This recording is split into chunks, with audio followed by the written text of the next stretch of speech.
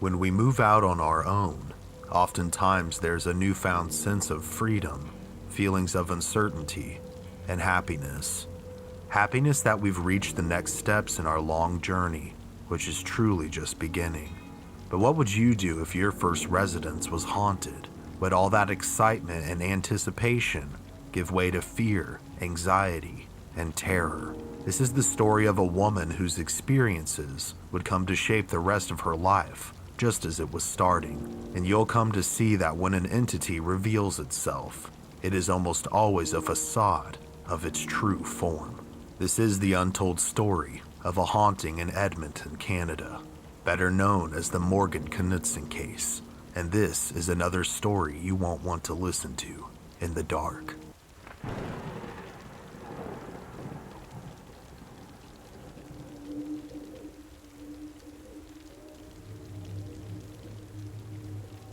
Edmonton, Canada, once a trading post, now turned modern-day metropolis, known as the gateway to the north. But among the traffic, skyscrapers, and bustling civilians, there lies other gateways within the city, gateways to dark and unholy realms. Our story begins in February of 2003 in Edmonton. 20-year-old Morgan Knudsen has finally found a home of her own. 6 months earlier, her parents had divorced and had both left the province, leaving Morgan on her own. She's never really felt like she's belonged. Surfing couches and temporary arrangements falling through were beginning to take their toll. After applying in multiple places during this time, she's finally landed a job at a computer tech support center located within the city. After a short time there, she met someone who would become one of her best friends, a man named Bob Levesque. His outgoing and friendly personality just clicked with Morgan, and from the moment they met on the floor of their job, the two almost instantly became friends. As they began to get to know each other, they would confide in one another, and it just so happened that their circumstances meant that they could help each other out. Morgan was sick of surfing couches and relying on her friends, feeling like she was a burden. And Bob, unfortunately, was going through a divorce and a custody battle during this time, and needed a new place to live. Alone, neither of them could afford to live on their own, but together, they could make the best of their circumstances.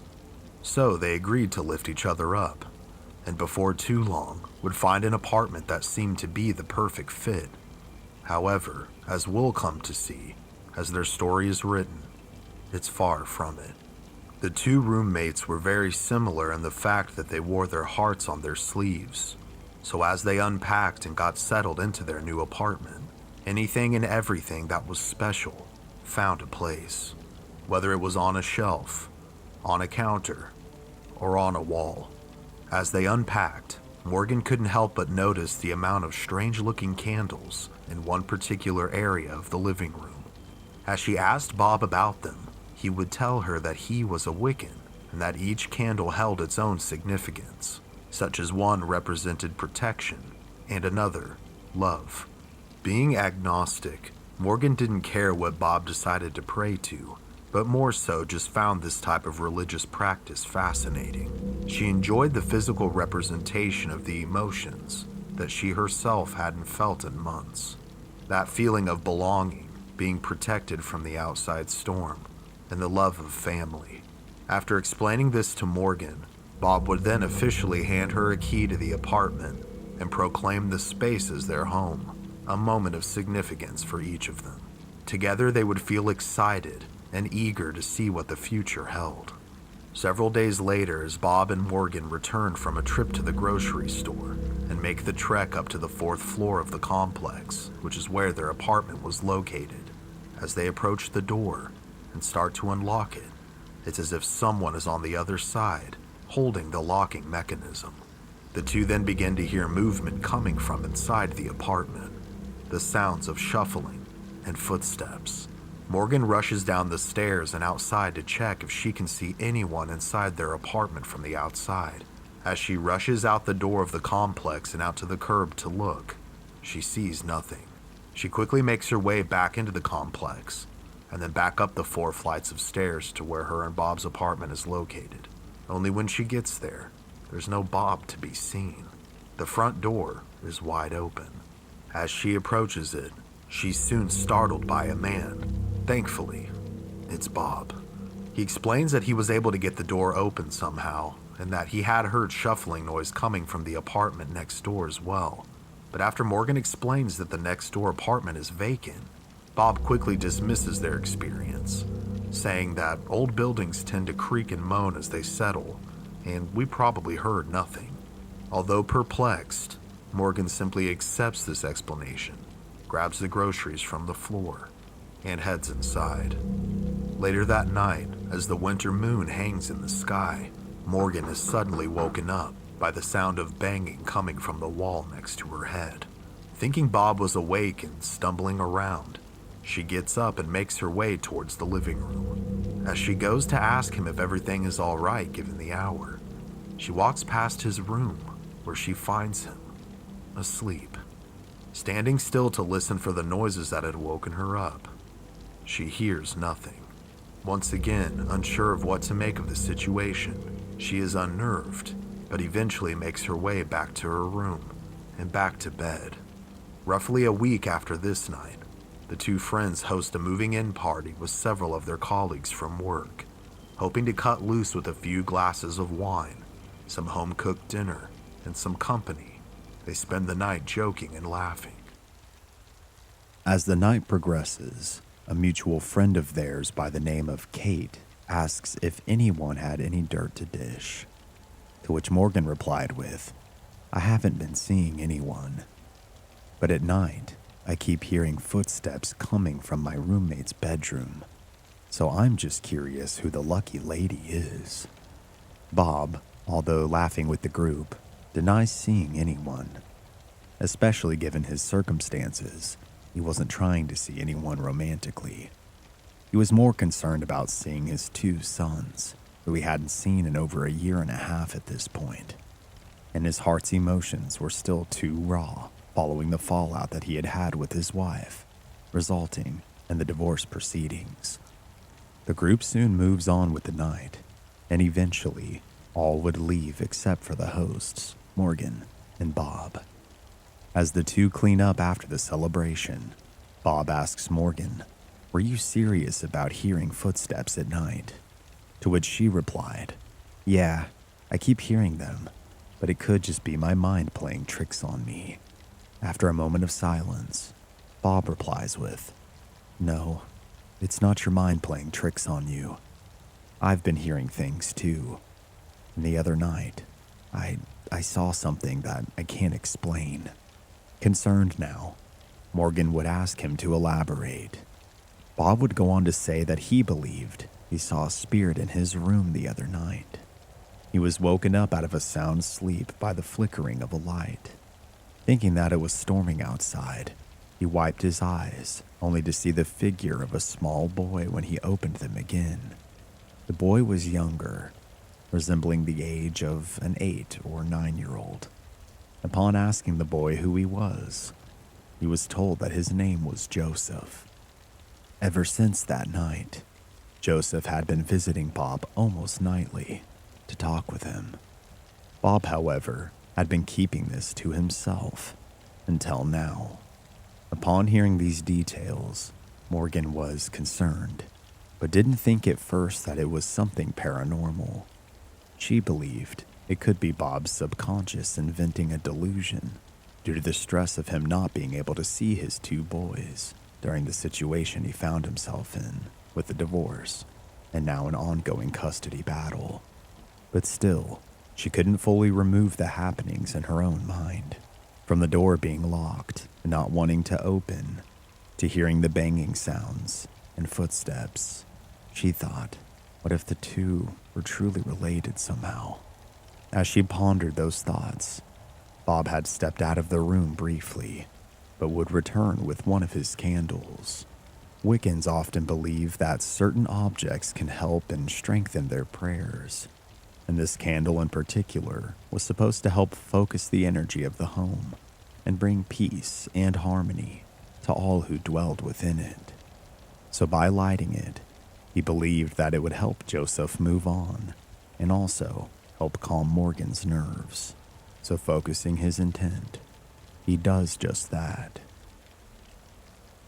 The following morning, as the two wake up and begin to get ready for the day, Bob heads out early since he has a doctor's appointment, while Morgan prepares to head into the office.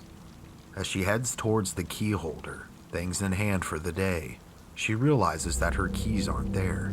As she sets her items down and begins to search, she feels the hair on the back of her neck start to raise up. She glances up from the couch she had been rummaging through to see the slightest glimpse of a small boy out of the corner of her eye. But as she realizes his existence, as she fully focuses on his image, he is gone. However, glancing back over to the key rack, there in their usual spot are her keys, which were not there previously. Up until this point, always having been more of a skeptic than a believer, Morgan has no way of explaining this strangeness. She knows what she saw, and she knows for a fact that her keys were indeed not there previously, but just who or what had taken them and put them back, and just who or what was this Joseph. The day would come and go, and Bob wouldn't show up for work.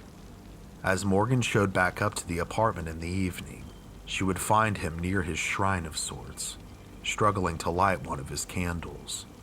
It was in fact the same one that he had lit previously to bring harmony to the home. Morgan would also notice that almost all of his candles were lit, but this one in particular, the wick simply would not ignite. Bob, however, seemed unfazed. He kept trying to light it over and over again. As he did this, he would tell Morgan that he was diagnosed with cancer that day, blood cancer, and that's why he didn't go into work. Devastated by this news, Morgan tries to comfort her friend, but is unexpectedly rejected. Her easygoing and friendly roommate seems angry and bitter. Hurt by this development but not wanting to make this about her, Morgan simply swallows her feelings and tries to be as supportive as she can, but Bob simply just wants to be left alone. So after failing to light the last candle, he would leave the living room and head into his room and shut the door behind him, perhaps to continue to come to terms with this devastating news. After hours apart, as Morgan prepares for bed, she passes by Bob's room, door still closed, and oddly, she hears what sounds like two people whispering inside. But despite this, she talks through the door to Bob, telling him that she's sorry, that she wants to be there for him. She is only met with rage. Bob screams at her through the door to leave him alone, and a banging noise emanates from behind the door, startling Morgan. As she backs up, she sees a black figure in the living room. As she apprehensively approaches it, it darts through a wall with incredible quickness.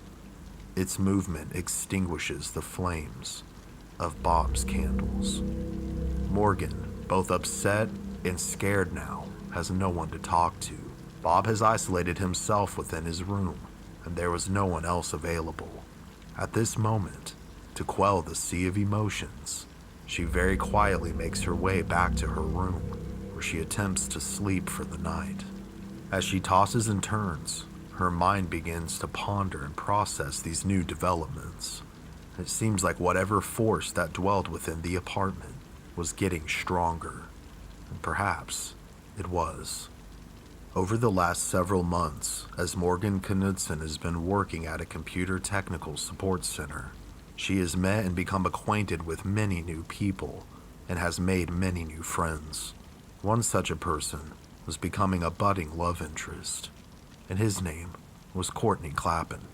Following the night of the apparition revealing itself to Morgan, and Morgan also becoming aware of Bob's cancer diagnosis, she finally decided to take Courtney up on his date proposal, something that she had been turning down for quite some time. The two would go out for dinner and drinks that evening after work, and as they enjoyed each other's company, Morgan began to confide in Courtney about some of the strange things that had been happening in her and Bob's apartment. Courtney believed Morgan thought she was experiencing something, but figured that there had to be a scientific explanation, that the paranormal was nothing more than old superstitions and ignorance.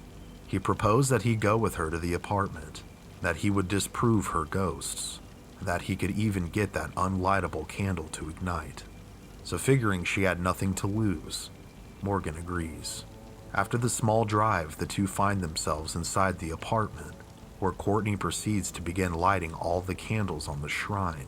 He is successful lighting all of them, until he reaches the one that Morgan had mentioned would not light, although she didn't tell him which one it had been. He tries for several seconds, until suddenly it does manage to light. But what happens next shocks them both. The candle suddenly begins to spark, and the flame itself shoots out from the top of the candle several feet, something which should be impossible. It then goes out. The two sit there in disbelief when the silence is broken by Bob walking into the living room. However, he doesn't say anything. He just glares at them and simply walks away. In the months to come, Morgan and Courtney would begin dating. And although Morgan tries to be there for her friend, Bob seems to be losing himself. He no longer speaks to her. She barely sees him, and he just spends all of his time inside his room, talking to Joseph. And more disturbingly, she can hear both of them. It is not just Bob talking to himself. One night, she distinctly hears him say, "You always know just what to say when I need to hear it." This sad trend would continue for quite some time, until one morning, when Morgan wakes up to get ready for work, she is greeted by Bob, who's already dressed and cooking breakfast. Shocked but excited to see an inkling of her old friend back to his normal self, she hugs and greets him. But Bob not only seems normal again, but he seems elated. The legal proceedings have finally allowed him to be able to see his boys again, so he tells her that after work, he's headed to Saskatchewan for the weekend for some much-needed family time. Being both happy for her friend and for their relationship hopefully returning to what it used to be, Morgan wishes him a safe trip. As Bob leaves the apartment, she makes her way to the restroom to take her morning shower. As she draws the water, undresses, and begins to bathe herself, unbeknownst to her, the door to the bathroom slowly begins to creak open. As she massages her scalp with shampoo, she hears what sounds like whispering coming from behind the shower curtain. As her eyes dart towards the direction of the sound, she begins to hear dark and sinister laughing emanating from behind the curtain. Then as she begins to panic, she sees gnarled and grotesque-looking hands press onto the curtain and rush towards her. She is reduced to a soaking pile of terror in the corner of the tub. And then, whatever the horrific presence was, disappeared.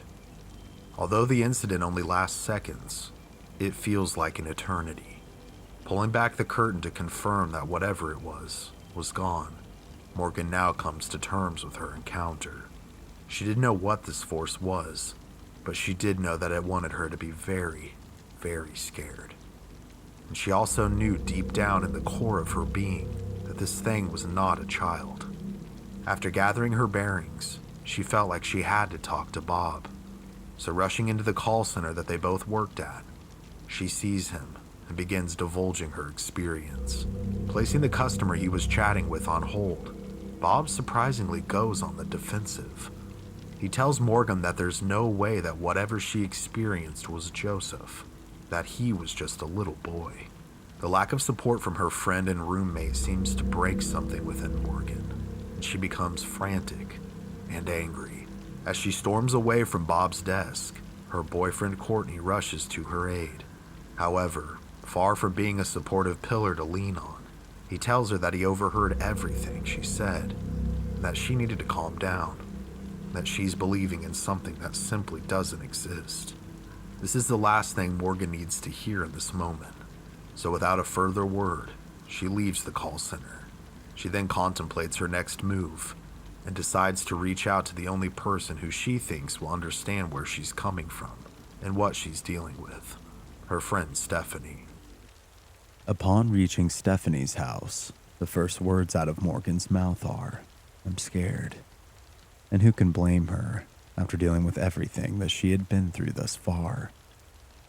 Knowing that Morgan felt as if her home was being invaded by something that she couldn't fight, and what having a home in the first place finally meant to her, Stephanie comforts her friend and then suggests something.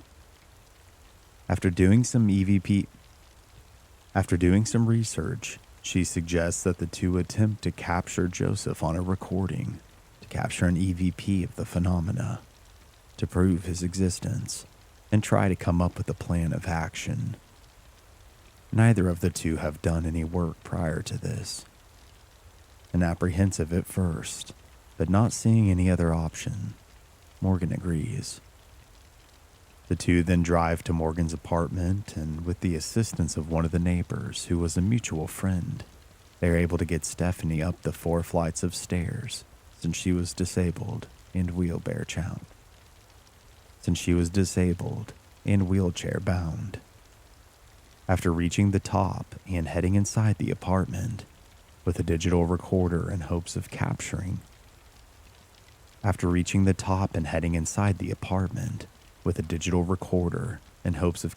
something useful to possibly show someone who could have the expertise to assist them further, they make their way towards Morgan's room. Within a few minutes of being inside, they hear something shatter in the living room. Walking to see what it could have been, they come across a statue that Morgan had first put up when her and Bob had moved in. A statue that symbolized just how much having a home really meant to her. It now laid in pieces on the floor. Morgan believed this to be some kind of a challenge from the entity, almost a provocation of sorts. So instead of starting in her room, she decided to begin their recording there in the living room. And as the recorder did its job, Morgan began to ask her questions. These questions ranged from, how old are you? What are you? Where did you come from? Why are you here? And why are you targeting me? Among many, the process of trying to make contact and record a response is painstaking. And after hours of attempts, after playing the recording back, they received no responses. At this point, it was very late, and although nervous about sleeping in the apartment, Morgan had the company of her friend, so the two decided to turn in for the night. This decision was also made since the mutual friend who had helped carry Stephanie up the stairs earlier in the day was also long since asleep for the night. After settling into Morgan's bed, the women drift off to dreamland, and something spectral was watching them sleep. Around 3 a.m., both Morgan and Stephanie are woken up by the sounds of footsteps in the living room. At first they thought it was Bob, but Morgan knew that Bob had been looking forward to seeing his sons more than anything, and unless something catastrophic had taken place, there would be no reason for him to be home, let alone at 3 a.m. As Morgan turned towards the door to go and figure out just what was happening, the door to her room opened by itself. The atmosphere now grew tense. Morgan was then suddenly thrown backwards, and the door, which had creaked open on its own, now slammed shut. Stephanie frantically called out in the darkness, asking what was happening. Due to her disability, she was unable to move and was facing away from the door. Morgan could barely eke out a sentence as the door opened and slammed, and a dark, sinister laugh could be heard throughout the room, as well as the sound of heavy footsteps stomping around. Not knowing what else to do, Morgan asked Stephanie to call Courtney, since she was the closest to the phone. However, upon calling, no one answered. The two of them were now isolated, and Morgan knew that if she left her friend there to go and get outside help, that this force, could lock doors and was feeding upon their fear It would be hard telling what it would do to Stephanie. So together, they seemingly had no choice other than to brave the storm. Terrified, for the rest of the night until daybreak, around 6 a.m., the two sat in Morgan's room and were held captive by this force, which continued to open and slam doors and what sounded like cabinets, as well as ransacking the living room. At dawn, a call breaks the silence of the apartment. It's Courtney. After a brief explanation, he heads over with his help, and the three of them are able to leave. After dropping Stephanie back off at her house, the couple begins to talk. Courtney is still not convinced that the two of them really experienced anything, but regardless, he suggests that Morgan leave the apartment for several days to clear her head. However, conveniently, even after finding out that she had no other options besides him and Stephanie to stay with, he doesn't initially offer her solace at his place. Morgan, despite this and the unfolding situation of dealing with the paranormal force that was now plaguing her life, refused to give up her home, her sanctuary, to anyone, spirit or flesh and bone. She decides to go back. Upon arriving at the apartment with Courtney, the two walk in and are greeted by Bob in the living room. He seems upbeat and certainly more at peace. The trip to see his boys must have gone well. He explains that on his trip, he picked up a blessed candle that should help with things. Morgan, who had kept the digital recorder, remembered reading that changes in temperatures, even the striking of a match, could potentially trigger spiritual activity, so she decides to begin recording the interaction. Bob, then before the two of them, lights the blessed candle and then takes its flame and puts it to the wick of the candle that was to help focus the energy of the home and bring peace and harmony. The very same candle that Morgan and Courtney had attempted to light and whose flame had surged and left them with unanswered questions. It lit normally. This interaction made Courtney question just what was taking place. As Morgan began to explain to Bob what had happened the night before, he seemed completely uninterested. He simply kept smiling at his blessed candle as he carried it throughout the apartment. Courtney would later say that the Bob I knew from the workplace had a completely different personality. The Bob I encountered that day at the apartment was very odd and honestly creepy. The whole thing was strange. As Bob makes his way back into the living room and closes his door, the couple sits down at a table. Morgan explains that she had recorded the interaction and wanted to see if she had captured anything. Playing back the audio at first, they don't hear anything out of the ordinary. But as Bob ignited the original candle with the new one, a horrific and unearthly scream came through the speakers. This scream not only scared Morgan, but it also bewildered Courtney, because he was there, and he knew that there was no way of faking that. The scream also served as a confirmation to Morgan that she most certainly was not dealing with the spirit of a little boy. Assessing her options, she begins to research who she could reach out to. Having seen a program a while back on TV, she remembers the name, Lorraine Warren. It takes some time, but she is able to get in contact with Lorraine. Upon explaining the situation to her, the descriptions send alarm bells ringing for Lorraine. She knows immediately that this spirit is indeed not the one of a little boy, but rather that it has put this up as a facade in order to gain entry into the apartment and into their lives, and that Morgan is not the primary target, but Bob. She believes that Bob's major shift in personality and obsession with the entity indicates that he is under demonic possession. She also believes that this took place due to the entity exploiting Bob's vulnerability, and it took the form of a child, since Bob was so desperate to spend time with his own children. She also tells Morgan that her only hope at this point is to spiritually fortify herself for protection and try and convince Bob, the real Bob, that he has to renounce Joseph and fight, and that if he refuses to renounce this entity, that ultimately there would be a tragedy within the home. The call would last for several hours. Courtney, finally convinced that something spiritual was indeed taking place, finally offers Morgan the opportunity to come and stay at his home. to get away from it all. But she didn't want to give up on Bob. So upon Courtney departing for the night, Morgan turns around to face the horror within. As she slowly walks back into the apartment and towards Bob's room, she realizes that his door is now open, and Bob is within a circle of candles upon the floor, seemingly within a trance. She tells him, "I know how I can make things right again, but we have to get a priest." As the words leave her lips, they're met with an angry no from Bob. And for a split second, although Bob is seething, she sees a glimpse of her old friend, but just for that small sliver of time. Although reluctant, no doubt, Bob agrees to accept her help.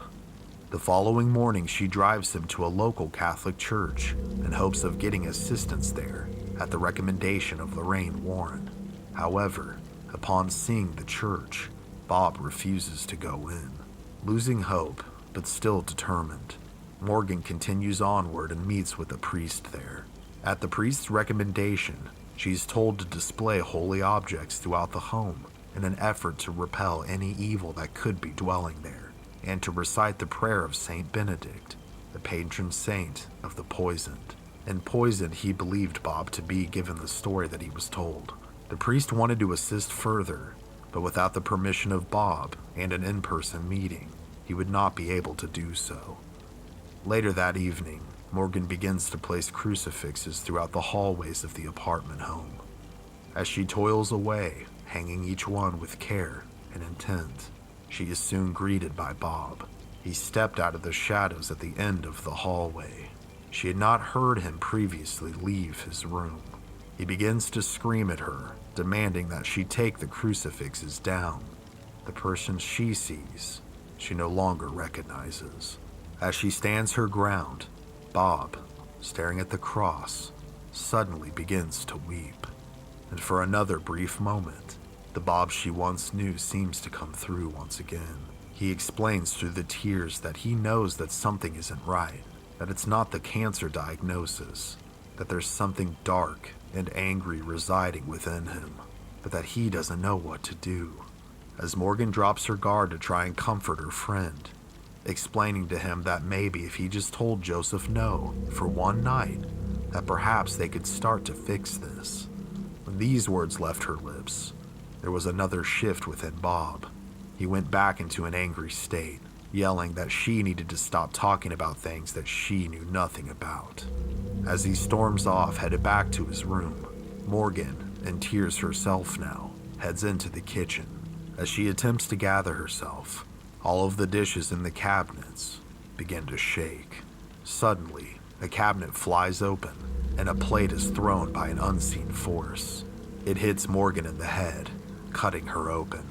Screaming, she flees the apartment. She would find solace with Courtney that night. As she tosses and turns trying to sleep, she can't help but feel obligated to Bob, as she wants to try and follow through what she had discussed with the priest and Lorraine Warren in hopes of freeing him from whatever this entity was. Several nights later, she finally convinces Court to help her by reciting the prayer of Saint Benedict within the apartment. As the two sit down at a table in the living room and begin praying, the table itself begins to shake. As they deepen in their efforts, almost everything around them is in motion. Objects are shaking and floating, moving of their own accord. They repeat the prayer multiple times and soon become too frightened to continue, given the escalation and activity taking place. Morgan runs to Bob's door and pleads for him to leave the apartment, but there's no answer. Following the events of this night, Morgan would stay the next 2 weeks with Courtney at his home. During this time, the two of them would decide that it was for the best for her to move in with him permanently. She, however, would need to retrieve her belongings from the apartment. When the day comes, not wanting to have Bob present due to his rising instability and hostility alongside the paranormal force, Morgan waits for a phone call from Courtney, who is on the floor at their job. Once Bob arrives at work for the day, he gives her the call, which is the signal she's been waiting for to head to the apartment to move out. Upon arriving, Morgan opens the door to the apartment and is greeted with a bone-chilling cold rush of air as she steps inside. Quickly getting to work, she begins to round up her things. Although there's an eerie feeling in the air, nothing is manifesting.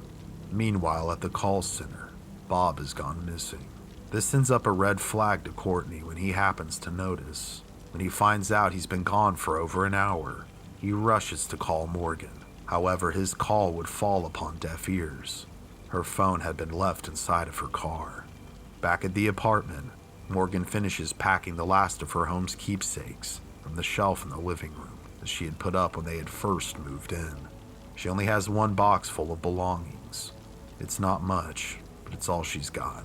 As she takes one last look at the apartment, savoring the situation as a whole, she turns around to approach the door to make her final exit. The door opens. It's Bob. He's pale, sweating, and looks like a shadow of his former self. He immediately goes on the defensive. He gets in her face and starts grilling her on what she's doing, but Morgan refuses to cower.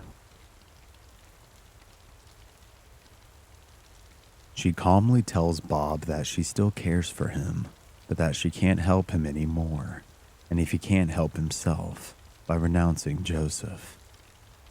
Bob throws back a seething reply. He doesn't need me. I need him. Take your trinkets with you.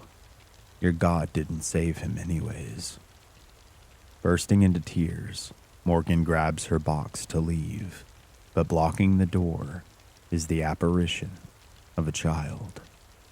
It's Joseph. However, he begins to morph into something grotesque. A mangled monstrosity, inhuman and abhorrent. Morgan later described the creature as having black eyes, gnarled fangs, and gray, dead skin. When the creature dissipates, seemingly within seconds, Morgan leaves. The last sound she hears is the whispers of a little boy talking to Bob in his room. She leaves knowing there's nothing more she could have done. After this day, Bob never shows up to work again. He moves out of the apartment, but leaves no forwarding address. His whereabouts and fate are unknown. Morgan and Courtney continued to date for the next 4 years following the events mentioned in this video. However, I was unable to confirm if they are still together. Morgan and Stephanie would eventually combine their intrigue for the supernatural to found Entity Seeker, an agency that helps people find assistance who are in danger by the paranormal. They didn't want anyone to feel helpless like they did, ultimately using their experiences to bring positivity into the world. To this day, Morgan continues to run Entity Seeker and has been involved in numerous investigations and shows, as well as writing several books. If you're interested in her works, I'll leave links in the description below. This entire case to me is very intriguing.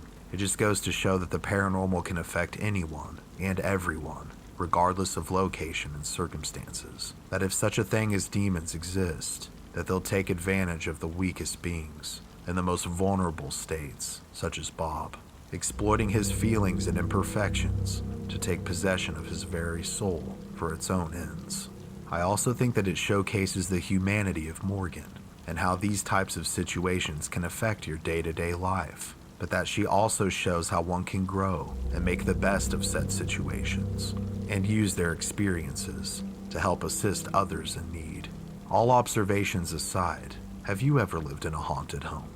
And what if that home was your first? How would that affect you the rest of your days?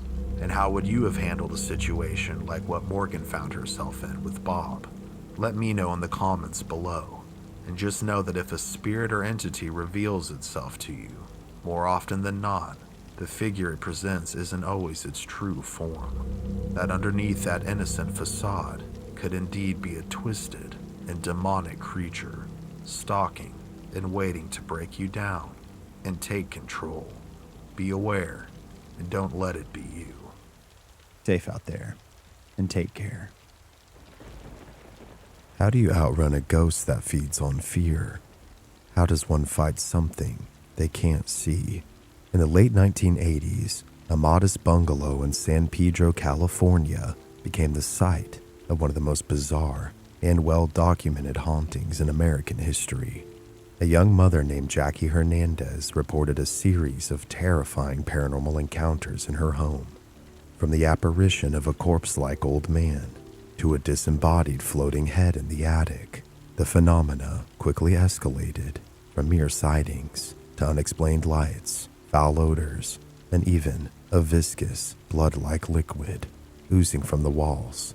As Jackie's pleas for help grew urgent, a team of investigators, led by veteran parapsychologist Dr. Barry Taff, arrived, only to find themselves under attack by unseen forces as well.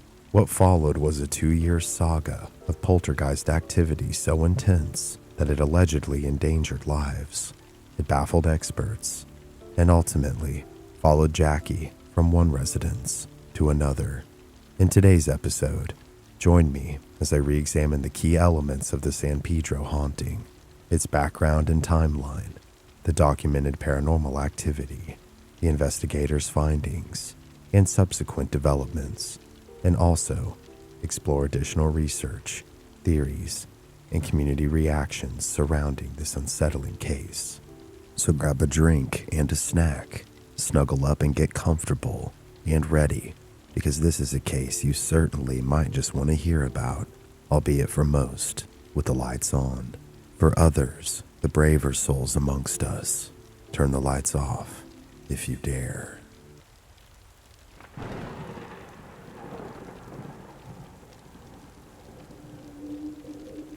Winter of 1988 in California. A woman by the name of Jackie Hernandez had just left her husband. Her marriage was rocky, to say the least. A domestic drama, a story which is all too common in this world. Working with a limited budget, she had a small amount of things, her 2-year-old son Jamie, and was pregnant with her second child. What should have been a happy development that was now bittersweet due to being overshadowed by the problems presented by an unhappy marriage. She soon found a small house located in San Pedro that seemed like it could be just what she needed to get back on her feet. Although it would take some time, she was willing to do what she needed to do to get out of the marriage and take care of her children.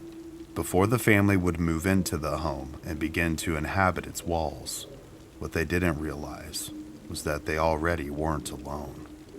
Jackie would later say that she always had a fear of someone breaking into her home, especially when she began to live alone, but that upon crossing the threshold of this new house, and although for a seasoned criminal it would have been all too easy to break into if they had so wished, that fear was somehow gone. At first, she said that she felt a presence, something that was not of this world, but that she felt almost protected and at ease, which was something she wasn't used to. This presence would begin to show itself in small but strange ways. The very first thing Jackie said she ever experienced was when she had friends over. One of her friends was sitting at a table near her in the kitchen, and the other on a couch in the living room. As she passed by another desk that held a cup full of pins, although several feet away, her and her friend in the kitchen were awestruck when the cup glided by itself across the table it was sat on and towards Jackie. It then collapsed to the floor, shattering the cup. Stricken with curiosity as to how that could have happened, they were confused and surprised, to say the least. But not having the answers, before too long, this seemingly innocent strangeness would become a distant memory. However, the presence that Jackie had been feeling would begin to show its true intentions. In February of 1989, the activity seemed to escalate. As she wakes up, Jackie heads to her children's room to see if they're still asleep. Upon walking into the room, she is stopped dead in her tracks. Sitting beside her sleeping son, on the lowest bunk bed, is a man in a red flannel shirt and jeans. His skin is gray. His face looks angry. A living, rotting corpse is staring at her son. She is so scared, she can't even scream, even if she wanted to. The man glances at her menacingly and then vanishes. She panics and calls several friends to help her, but after they arrive, they find nothing, and this would only mark the beginning of the frightening specter revealing itself. Multiple of Jackie's friends and even her neighbor would witness things they couldn't explain in the months to come. The neighbor's name was Susan Castaneda, and in her words, she would later say, "At first, when Jackie said that she felt something, I didn't really believe her. I thought it was her own confidence in herself. But that was until the manifestations began to show themselves to her, and then to me. I don't know what it is that I saw, but I saw it. I smelled it. I experienced it. It touched me and it talked to me. It even visited my house to let me know that it was real. One night, as it stormed outside and rain tapped the glass of the windows of her bedroom, Susan was sound asleep. But as she slept, something supernatural was churning, like the storm outside her house. She was suddenly startled awake when she heard a massive banging noise in her room. However, this wasn't thunder that she was hearing.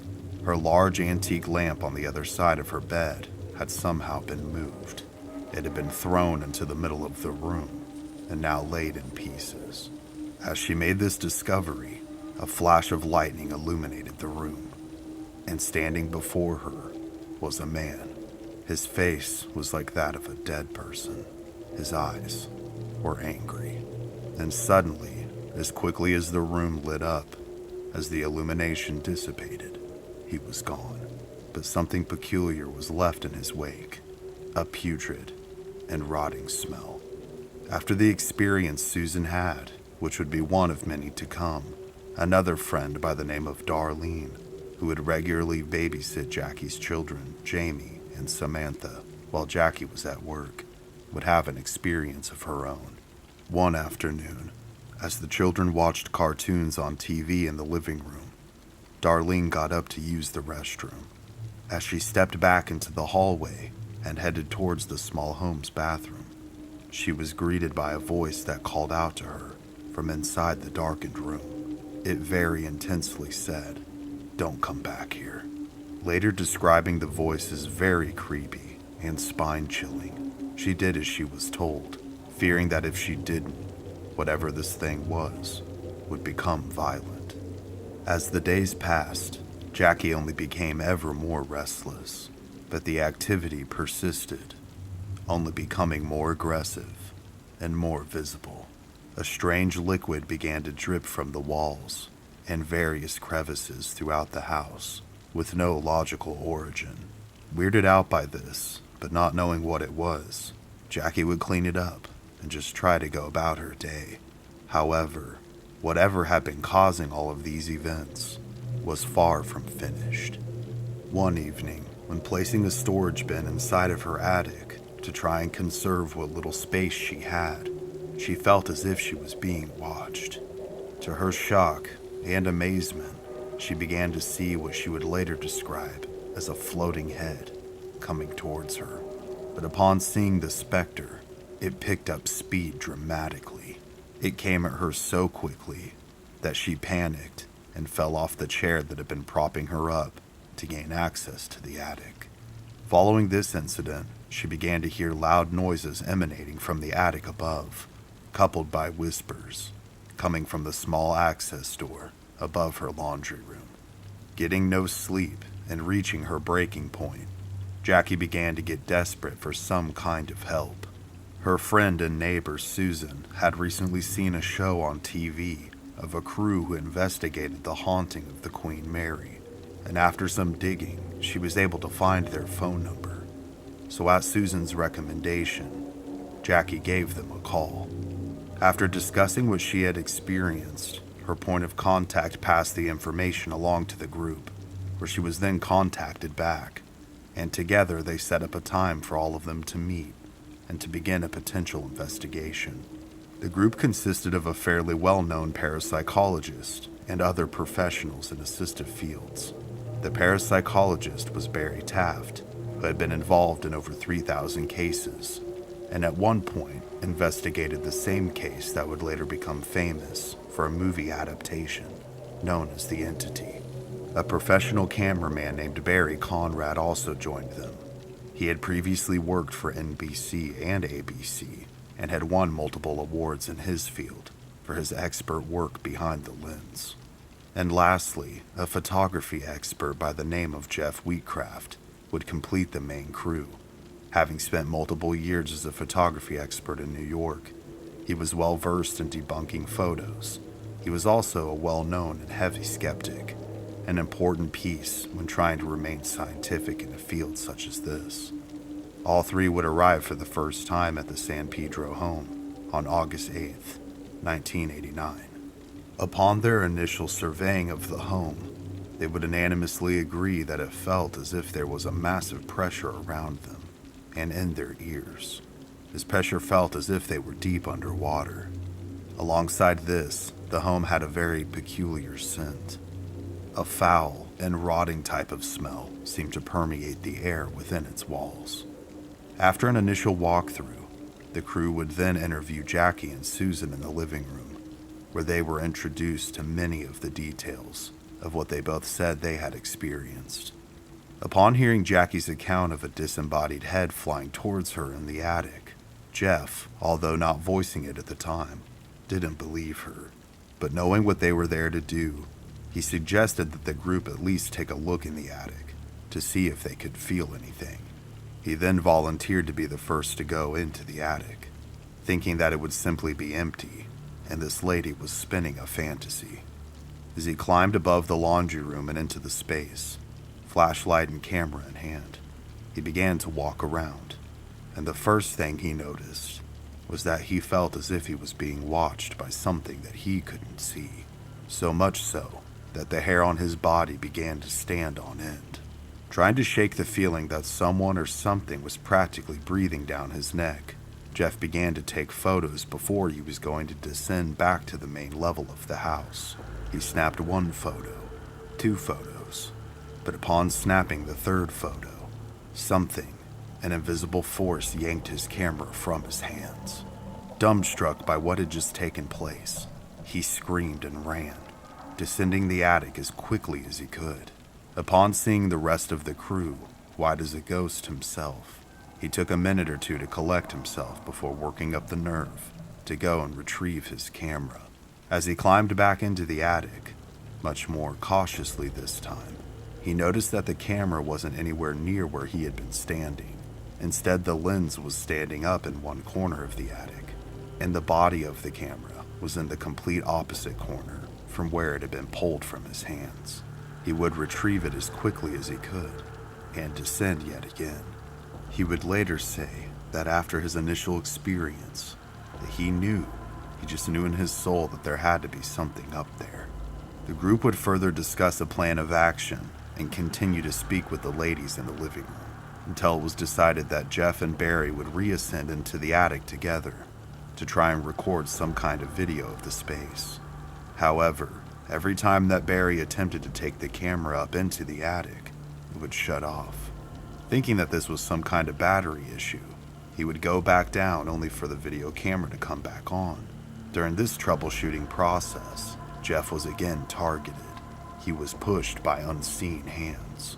He was pushed with so much force that he had to grab a hold of a wooden beam in the attic to keep from falling through the entrance. Upon making his way back down as well, thoroughly shocked by everything that he had experienced so far, the entire group was then startled into silence when a loud banging noise began to come from the far reaches of the attic itself. They hushed each other to listen. The following audio was taken at that very moment. Shh, quiet.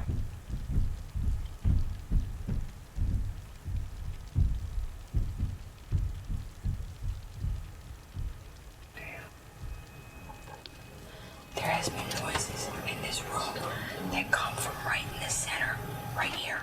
Once it finally stopped, the group knew they were experiencing something they couldn't explain, and they were convinced that this was the real deal. Attempting to photograph whatever could have been making the noise, Jeff would partially put himself up into the attic to snap additional photos. He would then see multiple flashes of light, followed by what he described as a massive black shadow or presence that was huge and moving from side to side. The crew would then leave for the night shortly after this interaction and would plan to return several weeks later. However, shaken by what he had experienced, Jeff did not want to further participate.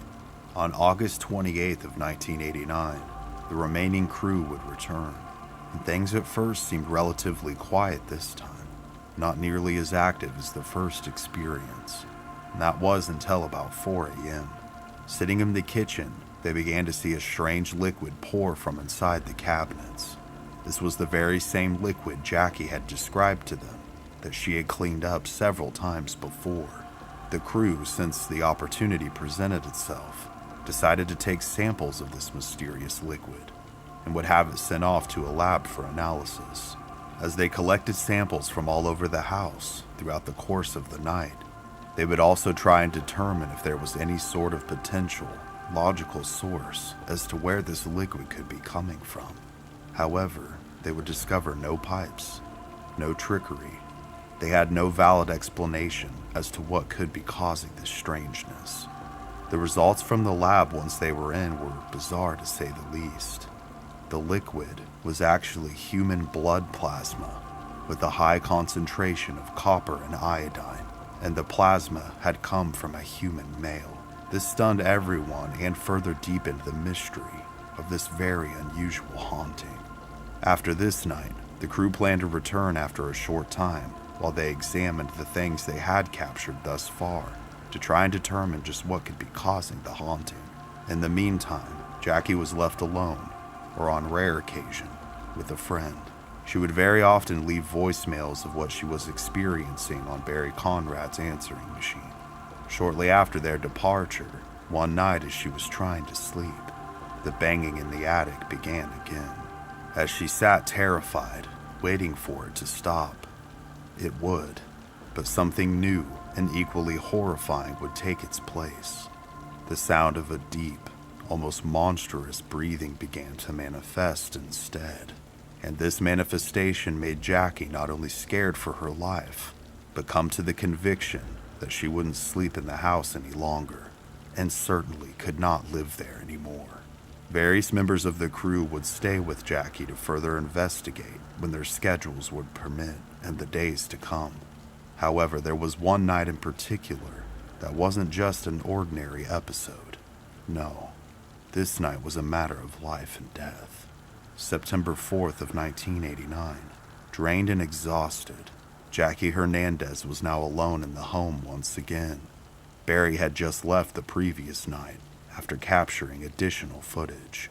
But upon his return, and after convening with his colleagues, he would soon have a frantic voicemail waiting for him. And this voicemail was from the woman who he had just left. It was from Jackie. Screaming as things broke in the background, she would describe what happened like this. Almost as soon as Barry left, things began to go crazy in the house. Items like dishes, knives, and other things were being thrown across the room. It was trying to hurt me. My kids' toys were being levitated and then being ripped apart before my very eyes. Even more frightening, as Jackie was leaving the frantic voicemail as the activity surrounded her, her phone line was cut mid-cry for help. The crew rushed down to San Pedro, but instead of picking her up and getting her as far away from the house as they possibly could, Jackie was surprised when the guys rushed inside the home with their equipment instead. At first glance, everything seemed to be calm, almost too calm. Jackie began telling the men that among the more chaotic activity she had been experiencing, she again had heard breathing and whispering coming from inside the attic. Jeff and a colleague named Gary of his decided that they would go up to investigate, with Jeff feeling not so great about being back in the home once again. It had been nearly a month since his initial visit and experiences. At 12:50 a.m., Jeff and Gary would crawl into the attic. Within minutes, Jackie and Barry would hear what sounded like 3 distinct snaps, like someone snapping their fingers. As Barry was holding his camera with both his hands, and Jackie was standing directly beside him. They would then yell to Jeff and Gary that the activity was on the surface level, and to come back down from the attic. Gary, who was closer to the exit, began to make his way towards it, and Jeff, who had been in the center of the attic holding his flashlight, began to take his steps towards the exit as well. However, little did Jeff know that these steps would be ones that he would never forget. Before Gary's very eyes and a camera lens, Jeff was hoisted into the air and against the ceiling by a support beam of the attic. He was being strangled by something that neither of them could see. As his legs kicked several feet off the ground, he dropped the flashlight. Unable to see, Gary snapped a series of photos to be able to see Jeff. He then ran to his aid to try and free him, before whatever this was took his friend's life. He found that it was some kind of cord that had been tied around Jeff's neck and pulled to the ceiling. The cord had been secured by a bent nail that he actually had to bend straight to free him. Once Jeff was freed, he was then dragged as quickly as possible towards the exit as he came to. Jeff would later describe what his experience was like this. I remember feeling myself being strangled, and then everything went black. That dark space of time that I lost, I felt so out of control. Once Jeff was out of the attic, the cord that was noosed around his neck, which had never previously been seen by anyone that had gone into the attic, was found and taken off him. These are photos moments after his exit.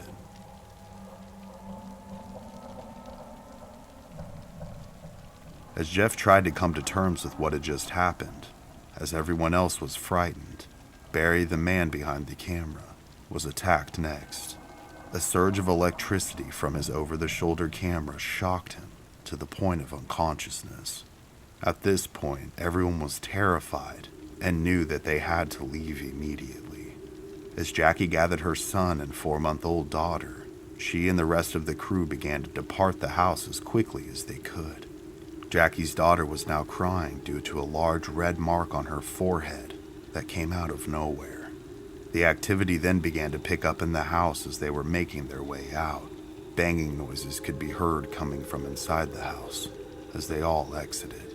They would all leave shortly after 3 a.m. this very night. In later interviews, Jackie Hernandez would say, "I wasn't away forced out by a ghost, but if I would have stayed, I would have been harmed or have had a nervous breakdown. I couldn't see a future staying there. I just knew that I couldn't stay there." It wasn't very long after that Jackie made her departure from the house, a permanent one. It would also be the last time that the crew and anyone else involved would step foot within the San Pedro home. However, this would not be the end. October of 1989. Wanting to get as far away as she possibly could, Jackie used what little resources she had to move to a modest trailer home over 300 miles north of San Pedro to Weldon, California. And although she still feared the nights, she felt as if whatever presence that dwelled within the San Pedro house had been left there. But she would be very wrong. The following year, in April of 1990, one moonlit night, Jackie was woken up by a series of strange scratching sounds coming from inside the small storage shed in her backyard. Thinking it was an animal, she grabbed a flashlight and approached it. As she got to the door and pulled it open, the scratching sound stopped, and an all too familiar sense of fear came flooding back. Although she didn't hear anything else going bump in the night, all the hair on her body stood on end, just like it had at the San Pedro house. Just weeks after this development, Jackie would see a large black mist float through the hallway and towards her daughter's room. Rushing to make sure her child was okay, she passed the threshold of the room and immediately panicked. The comforter in which her daughter was laying on was on fire.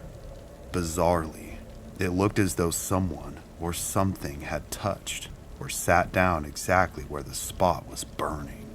Thankfully, her children were okay after she very quickly extinguished the flames and then snapped a series of photos as evidence afterwards, believing the presence to be back in their lives. The black mist, however, was nowhere to be found. As a result of the past dealings at the San Pedro house, as well as the resurgence in her new home, Jackie began to suffer horrific panic attacks and almost constant anxiety as a result of the trauma that she had endured. She wouldn't be able to breathe when the knocks would begin at night, and they were always in threes. Having kept in touch with the guys who had been documenting the San Pedro phenomenon, Jackie had kept them up to date on the new incarnation. Never having seen this type of haunting before, the crew wanted to come up and see for themselves if this thing, this entity, had indeed followed her to her new home.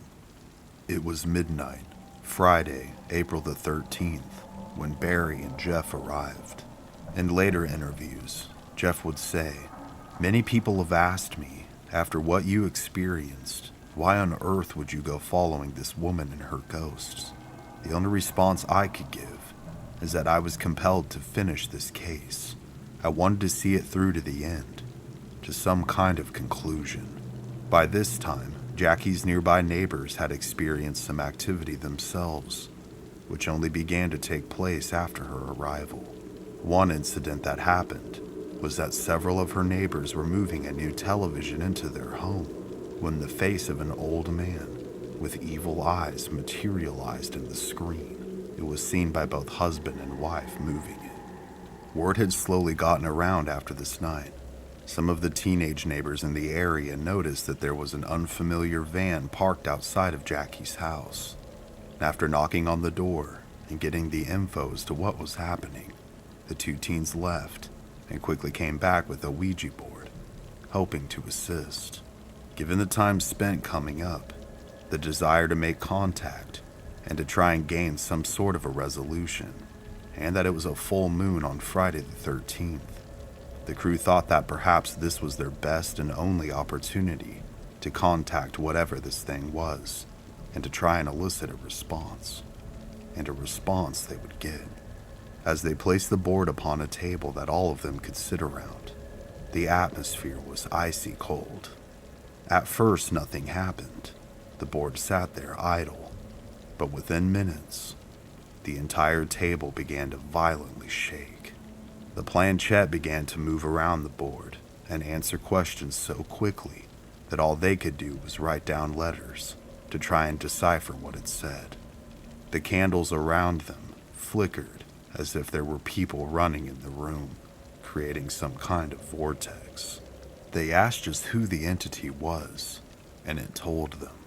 It said it was a man who had been murdered, held underwater, and drowned in San Francisco Bay in the year 1930. They asked how many spirits walk the earth. It replied with, "Phantoms fill the skies around you." Jeff then asked it, "Why are you targeting me? Why do you hate me?" It replied with, "You have the likeness of my killer." They then asked, "Who in this room do you harbor hatred for?" The board then spelled out, "Jeff." Within seconds, Jeff himself was picked up multiple feet into the air and thrown into the wall behind his chair. This violence concluded the session.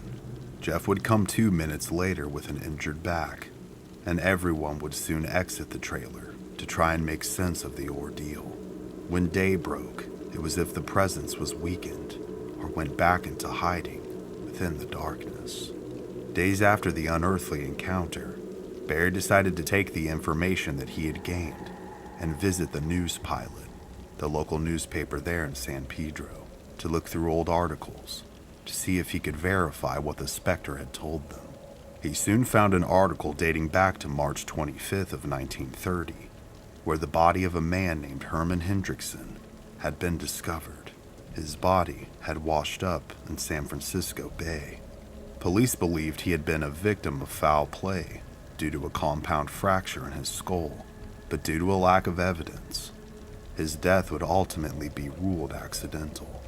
Herman Hendrickson was a seaman who worked upon a lumber company vessel known as the Astoria. Feeling compelled that he was onto something, Barry then took photos of the cord that had been tied around Jeff's neck in San Pedro to the local docks to ask around. Upon speaking to an elderly and career fisherman, he was told that the knot was a bowline knot, a very common knot that had been used on the seas for hundreds of years. It was as common now as it would have been in the 1930s and prior, and that whoever had tied it had been connected with the ocean in their profession. Given the resurgence of the supernatural in her new home, Jackie's patience was paper thin. She decided once again to move in June of 1990 in hopes of leaving the entity behind for good. She would relocate back to San Pedro and move into a small apartment home on 7th Street. Not wanting to take any chances, she had a local priest come in and bless her home before she and her family would live there. But again, horrifically, it had moved with her. From the very first night, the same phenomena began to rear its ugly head again. From lights flickering, objects moving on their own, and balls of light materializing and moving throughout the room, Jackie was once again plagued by an ethereal force. But she wasn't the only one. Every time the guys would return from a separate investigation, a photography shoot, or anything in between, they too were met with odd happenings. The first and one of the more worrisome things to happen was that their gas burners in their apartment began to turn themselves on and ignite. Following this continuous show of power, it began to rearrange and move objects such as photographs. It then began to scale in intensity in the weeks to come, as an unseen force broke multiple windows and began to place furniture upside down. It would eventually reach a crescendo, a blitz of violent and vulgar displays. About 50 different items were moved with Gary from the previous investigation also being present, alongside Jeff and Barry as witnesses. In the middle of the action, in an effort to communicate once again, a letter and pen was placed in the middle of the stove at approximately 3:58 a.m., only to have the burners be turned on by themselves, and the letter moved and ignited within 5 minutes. Whatever the entity was, wanted them to know that it was there and that no one's home was sacred, and whatever doubt that was once present had now been extinguished. When the case initially began in 1989, no one could have predicted the longevity and persistence of the paranormal phenomena that was to take place and just how many people it would affect. Today, Jackie Hernandez still experiences minor bouts of spirit activity, but things have long since calmed down from the days of 1989 and through the 1990s. Thankfully for her now, she's able to exhibit a relatively normal life, although her fear of what could be lurking in the darkness still sits in the back of her mind. But before we go, I do have some questions about the case, some that you may be asking yourself. But ultimately, although I will propose these questions, the conclusion is yours to make. Just what caused the spirit to haunt the home in which Jackie found herself in San Pedro? If it truly was a drowned and tormented soul who harbored hatred as it claimed to be, why would it find a residence over 400 miles away to haunt? And why would it pick Jackie of all people? Or could it have been anyone at that specific time and in that specific place? Could it have been the fact that she was vulnerable, or something else? She also claimed to have never opened any sort of doors, or dabbled in any sort of occult activity, although most of the time, that is the way these entities find their way into our world. But perhaps later on, when they asked and received their answers via a Ouija board in the Weldon home, maybe they allowed the spirit to become more present. Although it bothered other people like the friends and neighbors of Jackie, and followed Jackie to multiple residences, perhaps it was strengthened through this process, considering for a time the manifestations seemed to become stronger. Although many people consult a religious leader, like a priest, to try and cleanse a home or rid themselves of these kinds of entities, why didn't that work when Jackie moved into the final apartment on 7th Street? could the entity have perhaps attached itself to her? Or, and although there is no evidence to support this, could her husband or relative unhappy with the divorce have placed some kind of hex or curse upon her? Just some food for thought as to how she found herself in this position. One of the more uncommon traits of this haunting, and one that still baffles me and others alike, was how was human blood plasma able to seep from various areas within the house? And just whose plasma was it? I've yet to find another case where this has happened. To me, it's absolutely bizarre. But then again, these aren't normal things that we're dealing with. These events are supernatural, so therefore, what doesn't make sense to me perhaps makes sense in the grand scheme of things. And lastly, was it even a human spirit at all? Or could it have been something from the demonic realm? Considering the knocks, especially in the trailer home, came in threes, this is usually indicative of the demonic, not to mention the manifestations of power and the clear violent and malicious intent. Along with these many questions, we still find ourselves with even fewer answers than we'd like to when it comes to this now infamous case known as the San Pedro haunting. But a few things are for certain. These things do exist, and whether you believe based on what you've seen or learned, or you're a hardened skeptic, sometimes it takes the other world staring at you directly in the face to convince you otherwise. And your fear, your vulnerability, can attract and feed the things that go bump in the night. And perhaps fear of the unknown is a well-placed fear indeed.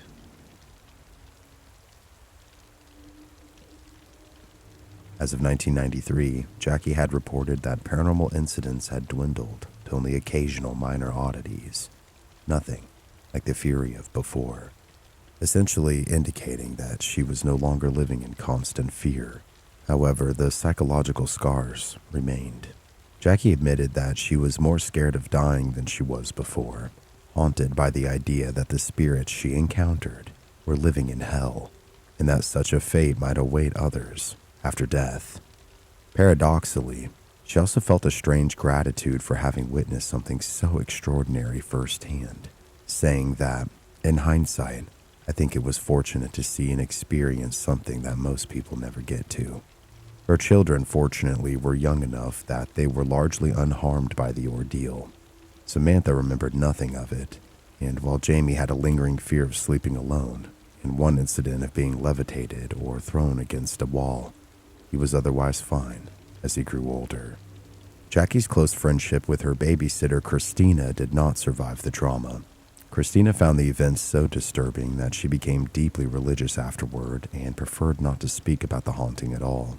She observed that Jackie was never truly the same following the events, describing her friend by 1993 as jumpy, overreactive to everything, and struggling with what sounded like chronic anxiety. The two women drifted apart once the daily battle with the supernatural was over. The haunting, it seemed, was the only true thing that they had in common. Meanwhile, the San Pedro bungalow itself did not quietly fade back into obscurity. In 1996 and 97, Jackie, Barry Conrad, and Dr. Taff returned with a TV crew from the program Strange Universe, a 90s paranormal investigation show, to film a retrospective. They interviewed the new property owners, who revealed that subsequent tenants also reported eerie phenomena in the house. In fact, the owners said that the longest any renter had stayed after Jackie was about 6 months. People kept moving out due to disturbances. Tenants had experienced flying objects, or objects moving on their own, the sound of disembodied voices, and unseen forces that sometimes pushed or attacked them, much like what Jackie had described. During the Strange Universe filming, the crew themselves heard loud knocks and thuds from the attic, and their modern audio and visual equipment repeatedly malfunctioned inside the house. However, the same equipment worked fine outside. This was striking confirmation that something unexplained still lingered at the old bungalow years later. Even late as 2008, there were reports among neighbors that the house was still haunted. suggesting that the legend had only grown with time. Today, the San Pedro haunting has cemented its place in local lore. The case is sometimes referred to as the Hernandez poltergeist house, and it's cited as one of the most intense hauntings ever recorded on the West Coast. The San Pedro haunting stands out not only for its high strangeness, but also because it sits at the crossroads of multiple theories in paranormal research. Was it a genuine ghostly infestation, or a case of reoccurrent spontaneous psychokinesis centered on Jackie herself? Investigators on the case were split on this question. Barry Conrad and Jackie favored the interpretation that external spirits were at work, specifically the ghost of Herman Hendrickson as the malevolent force, and possibly John Damon as the benign source.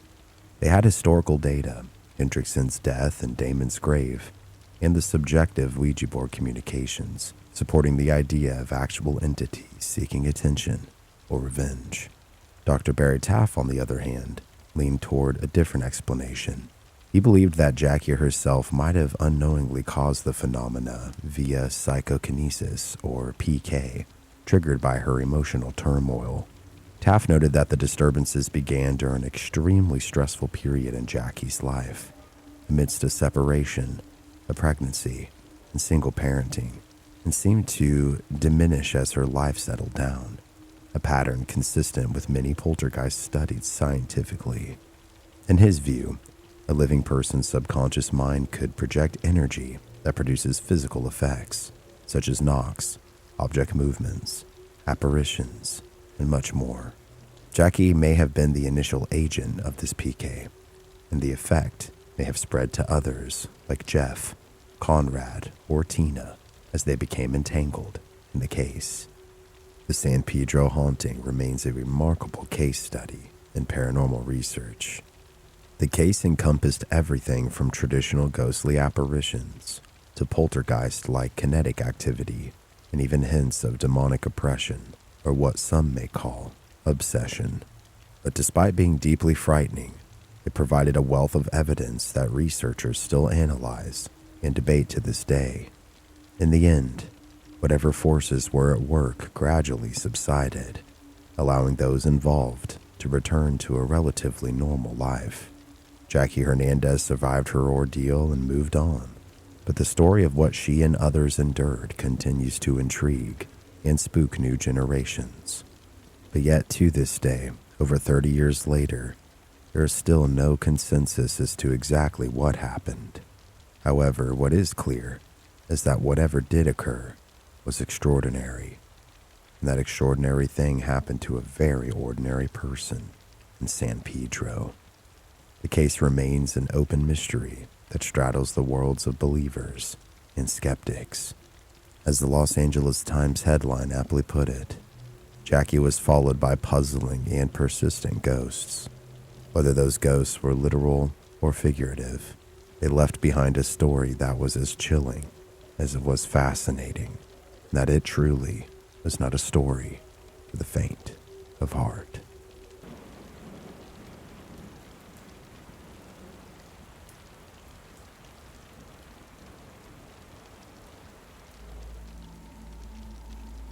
Oklahoma City, a small but growing city in the heartland of America, known for blue-collar work and brick-and-mortar shops, red dirt, and sports, would soon become known for something much darker. A teenager by the name of Darren Evans was growing up here, a normal boy by all accounts, doing things that any teenagers would enjoy, hanging out with friends, shenanigans here and there, and dating girls. He began dating a girl named Brandy who attended school with him, and the two often found themselves visiting each other as often as they could, whether that was walking to and from school, in between classes, or visiting each other's homes. One day, while Brandy's home was having some plumbing work done on some pipes located underneath the house, the plumber doing the work would soon make a strange discovery. Located below the foundation of the home, covered in dirt, was an old Ouija board. The front letters were partially buried, and the back of the board was solid black in color. Off to the side of where the board was found was an aged planchette. What made this finding even more bizarre was that 4 old jars sat on the corners of the board, speckled with dirt as well. Thinking perhaps the kids had stashed the board away and forgot about it, the worker told the young couple after his work was done about what he had found. And it's from here that things seemingly take a darker turn.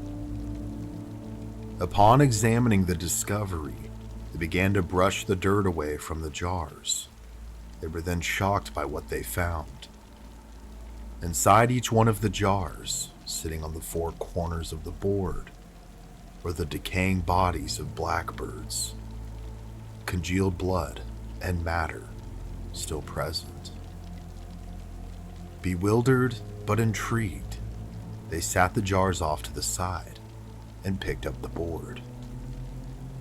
As soon as his fingers made contact with the board, Darren seemed to have an instant connection with it. And with this soon came a burning curiosity to examine it. And this curiosity would manifest into obsession. With this, the couple took the board inside the home, where they spoke with Brandy's mother. She actively practiced the Wiccan religion, but had no idea who could have put the board there. Several days later, curious as most teenagers are, Darren was an avid music fan, and one night, after building up the courage to do it, he decided he was going to contact the deceased singer of the popular band AC/DC, a man named Ronald Belford Scott, using the board. Scott had passed away from alcohol poisoning in 1980. After lighting several candles, laying the board with letters facing towards him, and placing the planchette upon the board, he began his session. At first, nothing seemed to happen, but Darren was still feeling this otherworldly connection to something within the board itself. After trying for half an hour, to his shock and amazement, the planchette began to move. Slowly at first, it then frantically began to move by itself, moving from Z to O, Z to O, over and over and over again, spelling out the name Zozo. Shocked and unsure of what or who he had contacted, Darren said goodbye in an attempt to end the session. Before his eyes, he saw the planchette spell out, "See you in hell," and then it threw itself across the room. A now terrified and bewildered Darren ran out of his room and tried to make sense of what had just taken place. But this was just the beginning of what was to come. It started with horrible night terrors. He would wake up unable to move or speak, and would hear whispering in his ears. These episodes at night were soon followed by banging and knocking throughout his house during the daytime, as well as a constant feeling as if he was being watched by something he couldn't see. But despite the presence he was feeling, Darren now sought answers to his ever-growing list of questions, just what exactly he had uncovered. So, he continued to hold sessions with the board, for better or for worse. Darren would later quote this: "The sessions now were as intense and paranormal as anything I have ever witnessed. A deep and terrible moaning could be heard emanating through the walls after these sessions. I developed sleep paralysis and became reclusive to society in general. I was once again messing with zozo and Ouija boards, despite the terrors of my earlier sessions, in which I had promised myself I would never do it again. But again and again, I did. When not in use, the board was kept in a purple silk cloth and stored in his bedroom closet. It would also often go missing, sometimes for days on end. When checking back where he had placed it in order to set up and initiate a new session, the board would seemingly vanish, only to reappear at random times, as if it was the one calling the shots of when it could be seen and used. The years came and went, and the sessions on the mystical Ouija board continued. Darren, by this time, started inviting his friends to partake in the sessions, and although their sessions with him would prove he's not insane, it's of little consolation considering the tragedy they would seemingly manifest later on. Darren's best friend was a man by the name of Randy. The two had bonded over their love for the band AC/DC in high school and had been inseparable ever since. Randy's idol also being the late Bon Scott, whose lifestyle seemingly imprinted upon the youthful teens once upon a time, and perhaps would ultimately lead to the downfall of one of them. By now, Darren was living in his own apartment and working construction. At a job site he was on, he would make a strange but familiar discovery. As he was digging down into the earth, he found what appeared to be a jar. Upon picking it up to discard it, he wiped away the dirt and debris, only to be shocked by its familiar contents. Lo and behold, within the jar was a congealed and rotting blackbird, extremely similar, if not identical, to the ones initially found alongside the Ouija board underneath his high school girlfriend's home all those years ago. It was particularly weird, not just because of this, but the fact that he had found it digging down deep into the earth. He wondered, what were the odds of this? And although he had no way of knowing for sure, his gut began to tell him that there was some kind of witchcraft or occult expertise at play here. Perhaps someone or a group of people were knowingly contacting this entity known as Zozo, but for what remained to be known. One evening in 1985, Darren and Randy were relaxing at Darren's apartment when they decided to host a session on the Ouija board. Randy, more than anything, wanted to try and make contact with his late idol, Bon Scott. While wearing a Highway to Hell AC/DC shirt, Randy's intent was clear. The two dimmed the lights, lit a couple of candles, and began the session upon the board. They made contact within a few minutes. Once the planchette was moving, Randy exclaimed, "We want to talk to Bon Scott of AC/DC." With this sentence, the planchette seemingly obliged. It moved in circles, eventually spelling out AYEMATE. The two looked at each other in amazement. The entity was using Australian dialects. And for anyone who doesn't know, Bon Scott was Australian. After several more questions, both of the young men were convinced they were speaking with their idol. The spirit seemed to know every little detail to any question they asked. And during the session, the entity then made a strange request from the men. It asked them to light a cigarette and place it in the hole in the planchette. What proceeded to make both of them laugh also made them quite spooked as well. So they lit a couple cigarettes, one for each of them, and one for this entity. They took a few drags to keep it lit, and then placed it cherry side up in the planchette hole. The planchette then spelled out thanks. and they then watched in utter amazement as the cherry of the cigarette lit up, as if Bond himself was taking puffs off of it. But this amusement was short-lived.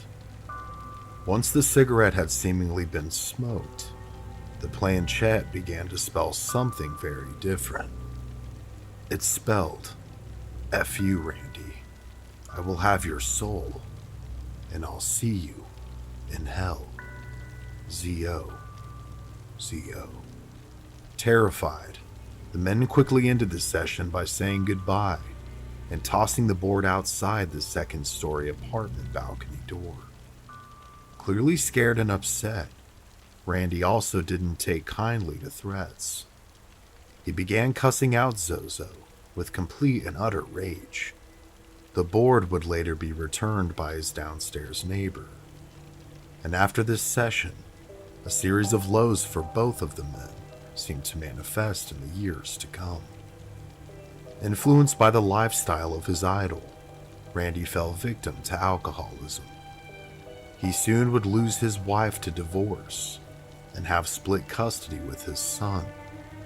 And although many opportunities presented themselves for Randy to better his life, for one reason or another, he was always just too far away to be able to grasp them. He often said to Darren, "I feel like I'm in a prison, and I can't escape." For old time's sake, the two did one last Ouija board session together in 2005, in which Randy asked the board how he would die. The board responded, in a car, at night, alone. In 2007, after spending the evening with Darren, the last words he would say to him were, "Darren, I will see you in hell." The next morning, Darren received a phone call from Randy's girlfriend, Alicia, saying that Randy never made it home after he left. Instead, he had passed away in a violent head-on collision, ultimately passing away in a car at night and alone. This devastating passing, along with the frequent contact with the entity known as Zozo over the years, led to a fascination and borderline obsession with a search for answers for Darren Evans. During the time before and after Randy's death, he had been living in a home in Oklahoma City, Oklahoma, that would become synonymous with the demon's name. It was here that the worst afflictions brought on by the entity would take place to him and his family. Darren's fascination with the occult led him to hanging on to and possessing multiple Ouija boards and other various occult objects. It was here that he began to study on a much more in-depth and organized basis, just trying to figure out who or what Zozo was. But this research would soon be interrupted. In this home lived himself, his wife Kathleen, and their young daughter at the time. During a session with his wife Kathleen one evening, while their daughter slept rooms away, Zozo would once again make itself present in their lives, but this time seemed to take possession of Darren. Kathleen trembled with fear and bated breath as something stared at her through Darren's eyes. Something that clearly wasn't human. He then turned violent, attempting to attack her. Fortunately for Kathleen, she was able to say goodbye and get away before any harm could be done to her. Several minutes later, Darren would come back to himself, with no memory of what had taken place. After this session, things seemed to escalate in intensity. Sounds began to wrap throughout the entire home, from knocking to hissing, footsteps and banging, all seemingly with no explainable origin. The family got so terrified that they sectioned off a particular bedroom upstairs, calling it their safe room. One night, however, not everyone was within the safe room. Suddenly, an overwhelming sense of terror creeped upon Darren as he was trying to sleep. He rushed to the safe room to attempt to stop what he was feeling, but quickly realizing he couldn't leave his family behind, he rushed back out of the room in an attempt to gather them and bring them to safety as well. As he was heading towards the stairs, his daughter had heard his cries and was now at the foot of the stairs. It was here that Darren saw her being lifted by invisible hands into the air and carried away from him. Screaming for his child as she screamed for her father, Darren ran down the stairs as fast as he possibly could, but couldn't see her anywhere in sight. He then heard her muffled screams coming from the basement. At first, the door was locked and wouldn't open, but after adrenaline and brute force, Darren thankfully was able to open it. He then retrieved his hysterical child and brought her to the safety of the safe room. Once inside the room, the family huddled together in fear as they continued to hear movement and noises all throughout the house. After this abhorrent nightmare of a situation, the family knew they had to get out of the house. This situation and the many other paranormal experiences had led to a lifelong fascination for Darren Ammons with the occult and finding out just exactly what zozo is. But was it worth jeopardizing his family's safety? It took some time, but the family would soon relocate to another home. And once his family was safe, Darren was able to continue his deep dive into the unknown to try and track down and decipher just what this entity could be and where it came from.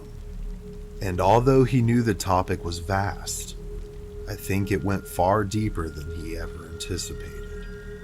Whilst trying to dig up more information, he posted his experiences to an old paranormal forum in 2009, and since then, many people have shared their experiences with a demonic force, many of which have been documented and compared by Darren himself on his website.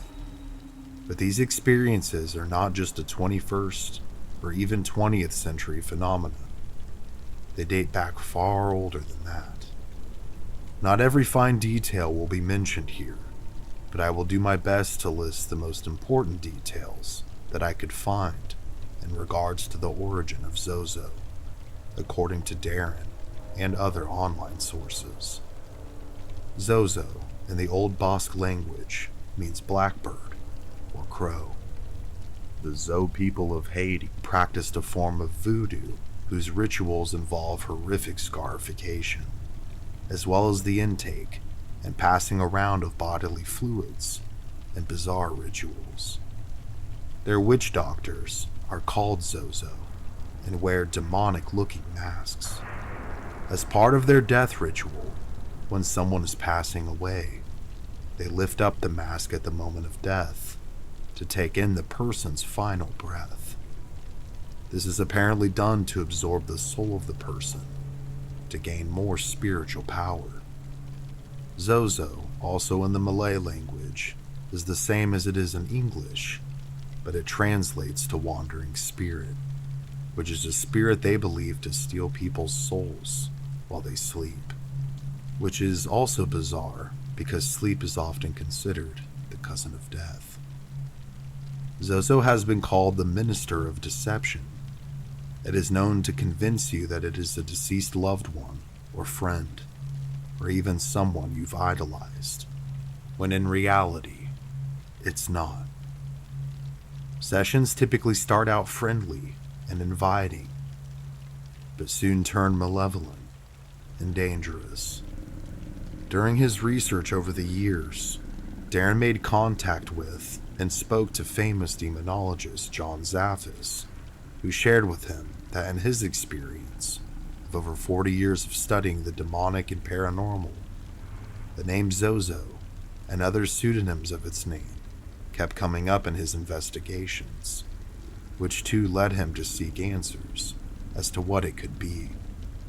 In some of those investigations, when questioned, the demon stated that it was the son of Satan himself.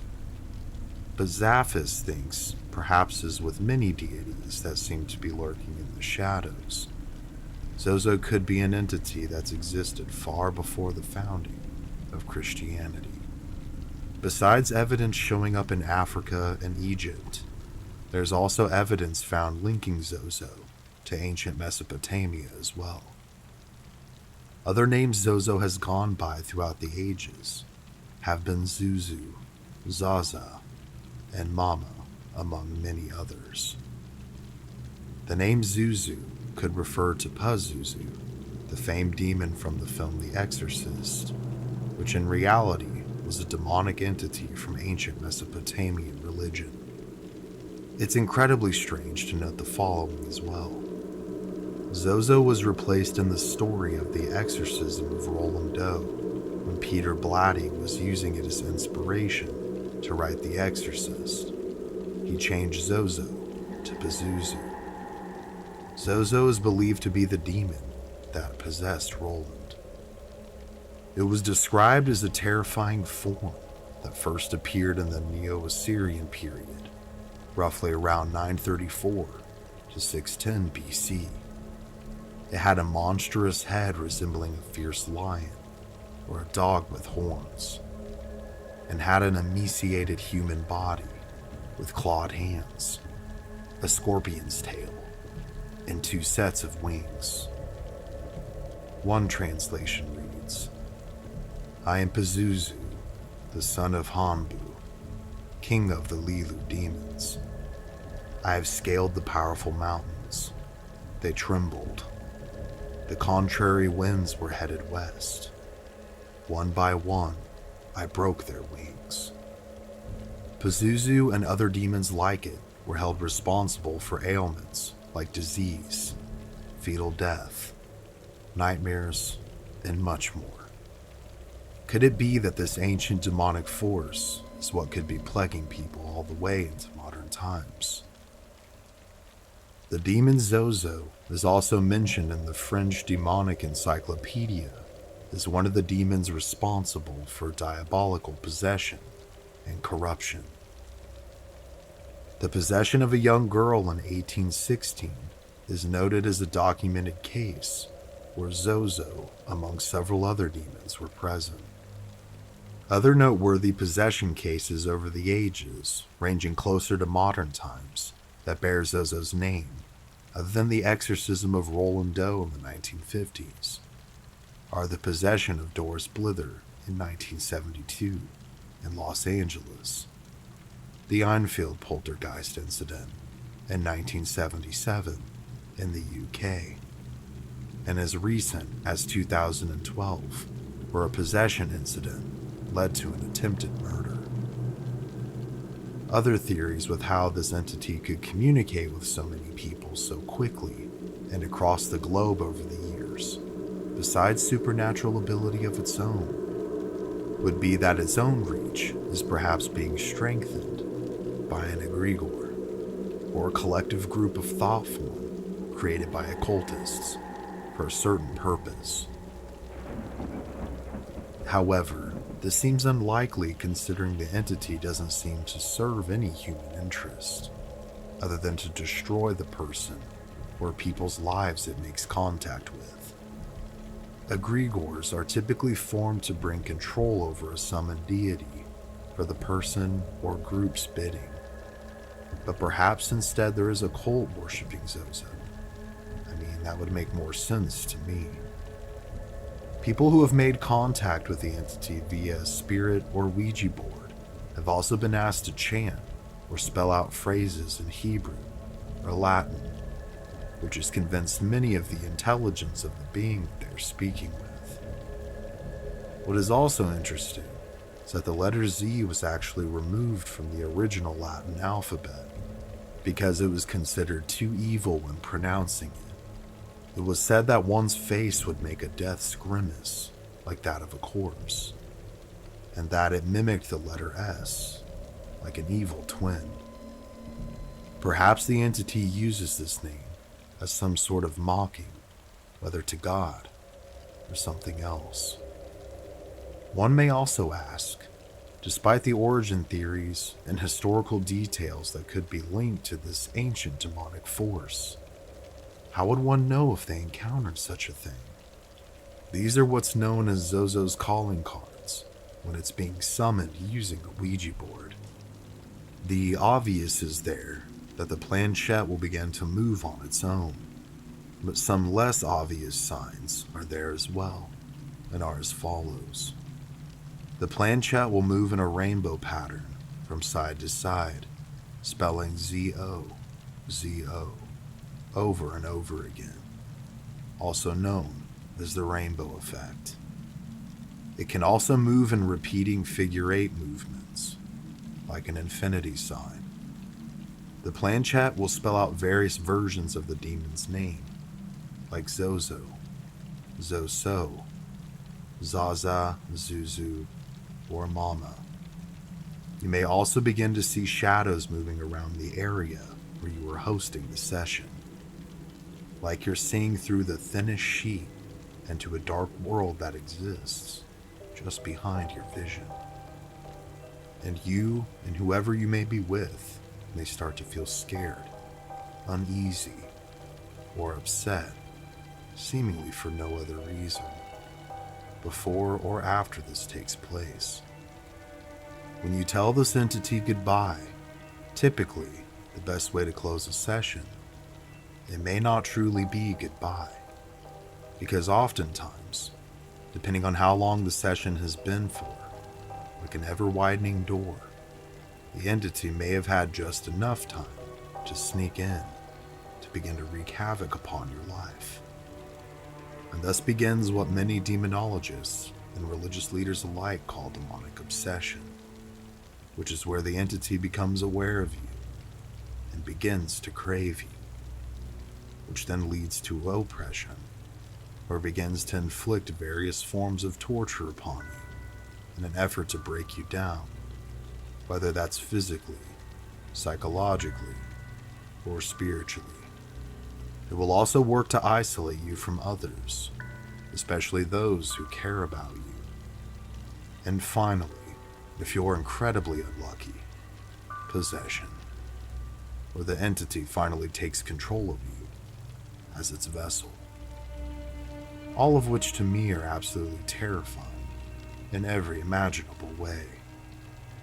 Darren Evans to this day continues to research the Zozo phenomenon, having been involved in a number of paranormal investigations, shows, and various other public and private events, as well as radio shows and podcasts, many of which he goes into various degrees of details regarding his encounters, other people's encounters, and other various historical details. He also in 2016 compiled his year's worth of research and experiences into a book, also titled The Zozo Phenomenon, which you can read and learn more about the entity and the topic as a whole if you're interested. I'll link it below. I also pulled a lot of this information from various interviews, which I'll also be linking below, as well as an older website he runs that doesn't seem to have been updated in a while, but supplied me with much information to get the story as cohesive as I possibly could. I also sourced the photos of the apparitions from this site, some of which were taken by Evans himself over the years. So does this demon or ancient force truly exist? Is it some kind of elder god, a pre-Christian deity or being, or manifestation of occult or Luciferian practices? Did Darren Evans just make it up? And did thousands of people find it interesting enough to make up their own stories and partake in a mass charade that has lasted years? All of these answers may never truly be known, but my opinion is this. I think, not only given the wide array of strange coincidences and details throughout history, from the origins to the stories of this creature existing in distant past to the present, to literally thousands of people, from casual interest in the occult to more hardcore fanatics, religious scholars, demonologists, and more, claiming to have had experiences with this thing. With all of these details in mind, I certainly think it very well could be real. I do think there are things that exist in the shadows, things we can't see or touch, but that are there, watching and waiting to strike when and if the opportunity presents itself. So my advice to all of you, to avoid any possibility of opening a door that you can't close and inviting evil into your life, is this: don't mess with Ouija boards. These things are not toys. Whether you believe it or not, these entities do exist, and they believe in you. So keep away from them, because you might just let something in that won't want to leave, even if you say goodbye.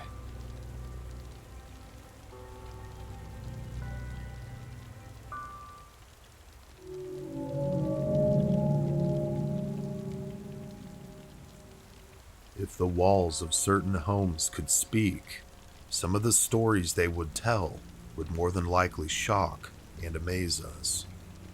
Or perhaps repulse and terrify us instead. This is one such story that if a house could tell its own tale, it would certainly be one we would never forget. A family moves to the country in search of peace, but those dreams are soon shattered by a supernatural terror. Something evil lurks within the woods outside of their home, and this evil begins to stalk and wreak havoc upon everyone that dwells within the home. Can they save themselves before it's too late? This is the untold story of the haunted Hinsdale house, also known as the Dandy House, and the entities that infested it.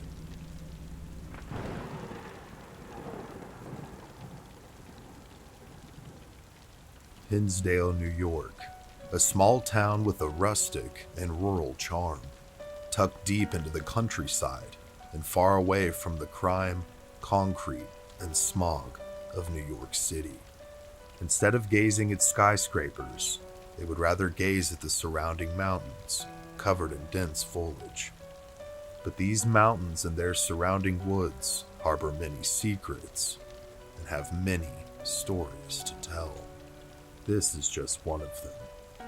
The year is 1970, and the Dandy family is in pursuit of their American dream. After years of vacationing to Hinsdale and the surrounding areas to catch a break from their fast-paced life in Buffalo, they've finally reached a point where they can turn their vacation into their daily life. Seeking their own rural paradise, they come across a listing for a home that seems idyllic for their family and its needs. Clara Dandy, the mother of the family, believed that they all got along so much better in the country, like it had some form of redemption qualities about it that seemed to rejuvenate their spirits and their relationships. As they wind their way through the countryside, they lay eyes on the home for the first time. They are not only taken aback by the beauty and the sheer size of the house, but that it sat upon 8 acres of land, surrounded by dense and breathtaking woods. Clara would describe her feelings about first seeing the house as being overcome with a deep sense of peace. It was like I had finally come home after years of being elsewhere. And the air was like breathing champagne. It was wonderful. The home is over 100 years old and still had most of the original and ornate woodwork intact. It just seemed to emanate charm and elegance. As the children explored the nearby woods, Mr. and Mrs. Dandy continued their tour. But when they were being shown the storage space underneath the stairs, the door was initially stuck. But after some elbow grease from Mr. Dandy, they were finally able to get it open. It revealed a dusty space of sorts with a fireplace, and one that didn't seem to fit the feeling of the house at all. Clara would describe her feelings towards the space like this. I wasn't sure why, but I felt very uneasy when we opened up the storage space. I couldn't put my finger on it, but it was dark and desolate, not at all like the rest of the house. But she quickly would dismiss these feelings, attributing the creepy factor to her city upbringing, and the fact that they didn't have storage rooms like that where she was from. After closing the space and continuing to evaluate their opportunity, the feelings of peace would return, and the dandies decide that they can't resist the charm of this rustic, 100-year-old home, so they decide to purchase it. Once things are squared away several months later, they move in to start their new, rural existence. On move-in day, Clara's brother decided to lend a helping hand and had begun to move things in hours before the family was able to arrive. When loading in a box of belongings, as he opened the door, he was greeted by a flurry of insects. Both bees and flies pelted him in his face. Rushing past them and then unloading the box onto the floor in the main room, he was startled to see hundreds of dead bees scattered all over the floor, and even more startled to see hundreds still alive and coating the windows. It was still cold during this time of year, and although he too wasn't from the country, he found it rather odd that there would be any kind of infestation at this time. When his sister and her family finally arrive, he greets her with the news, and in order to continue with the move-in, they have to call an exterminator. Upon his arrival, he too confirms the oddity of the situation. He said that he had never seen so many bees and flies in one spot in a home, and given this time of year, it was not normal for them to swarm or infest anything during this time. It takes some time, but after he finishes clearing them out, the family is finally able to get moved in. As time progresses, things seem to fit the dreams they had for moving there in the first place. The family finally seems at peace. They were getting along better and enjoying each other's company, a far departure from their city life in Buffalo. But as the old adage goes, if it seems too good to be true, it is. A few weeks into living in what they believed was going to be their rural paradise, their son Mike has met and made friends with a nearby neighbor. Together, they begin to explore the woods surrounding the dandy property. As the two navigate the forest, they're startled when they hear the crunching of leaves directly in front of them, stopping frozen in their tracks, and fearing that it could be a bear. They take refuge behind a large tree and sneak glimpses from around its sides to figure out just what it could be. To their shock, they spot a boy not much older than them, carrying a rifle and walking in the path ahead. Yelling at the boy that this is private property and wanting to know what he was doing there, they run towards him and try to catch up to him.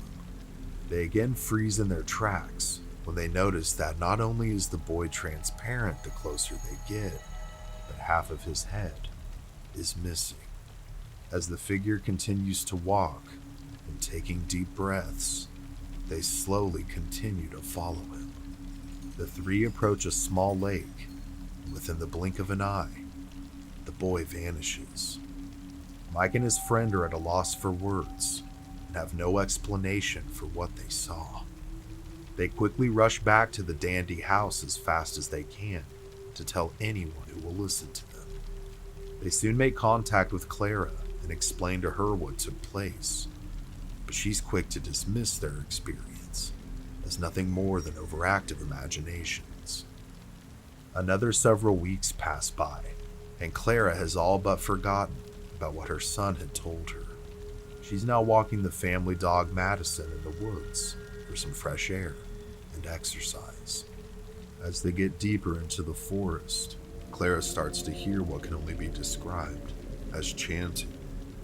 As she stops to listen, it sounds eerie and disembodied, as if the sound is all around her, but has no true origin. It's at this time that Madison begins growling and barking. The longer she seems to focus on the chanting, the louder it seems to become. Madison by this point is losing her mind and breaks free from a distracted Clara and bolts in the direction of their home. Clara chases her down, and she finally stops running when she makes it to the front door of their estate.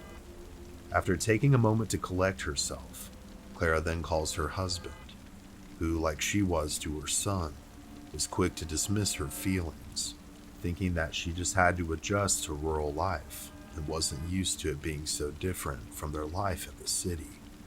Frustrated and worried now about what the chanting could have been, Clara talks with her son about her experience while she prepares dinner for the family. Mike thinks that it could have been some campers at a nearby campground, not too far from where their property line ends, that could have been the cause of the strange sounds. To try and put his mother at ease, he and his friend Matt once again take to the woods to explore this possibility. As they venture further into the woods to a lookout point towards the campsite, they see nothing. There are no signs of any campers that could be nearby enough to have caused such a noise. Even more perplexed now that there was no explanation, the boys start to make their way back to the house, when suddenly they hear what sounds like an axe thudding into a tree right next to them.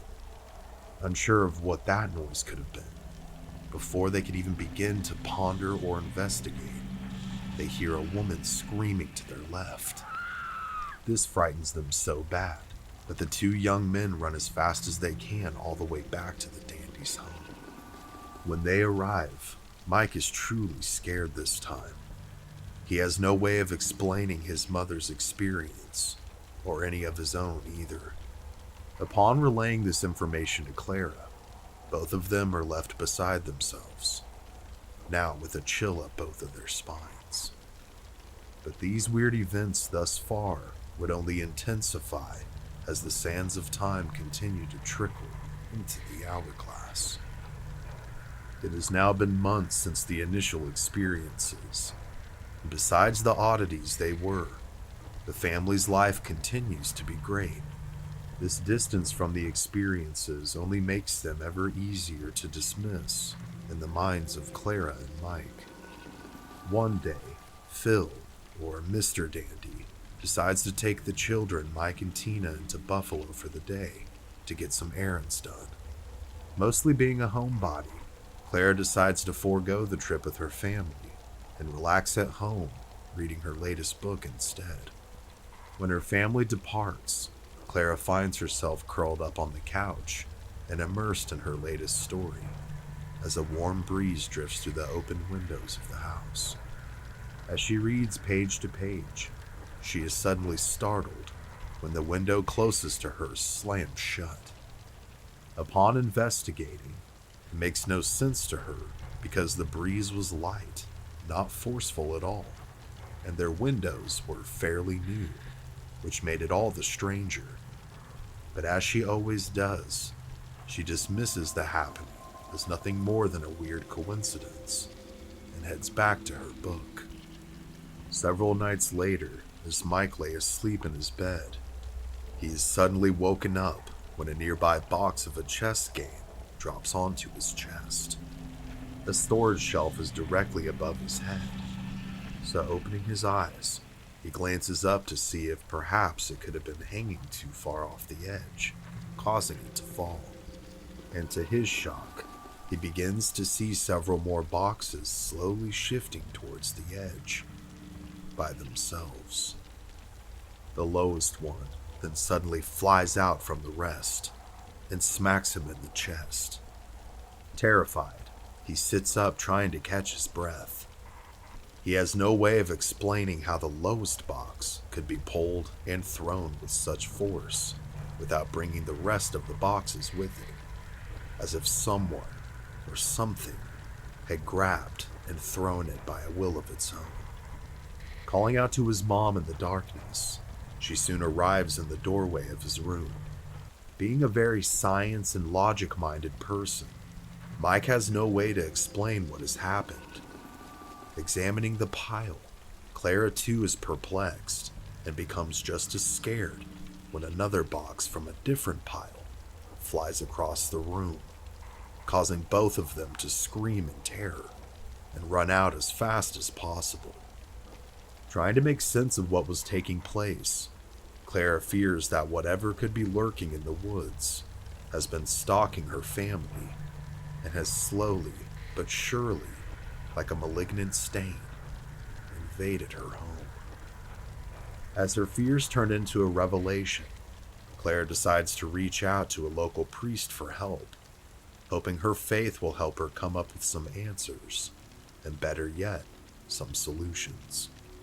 She speaks with a priest named Father Alphonsus at the University of St. Bonaventure.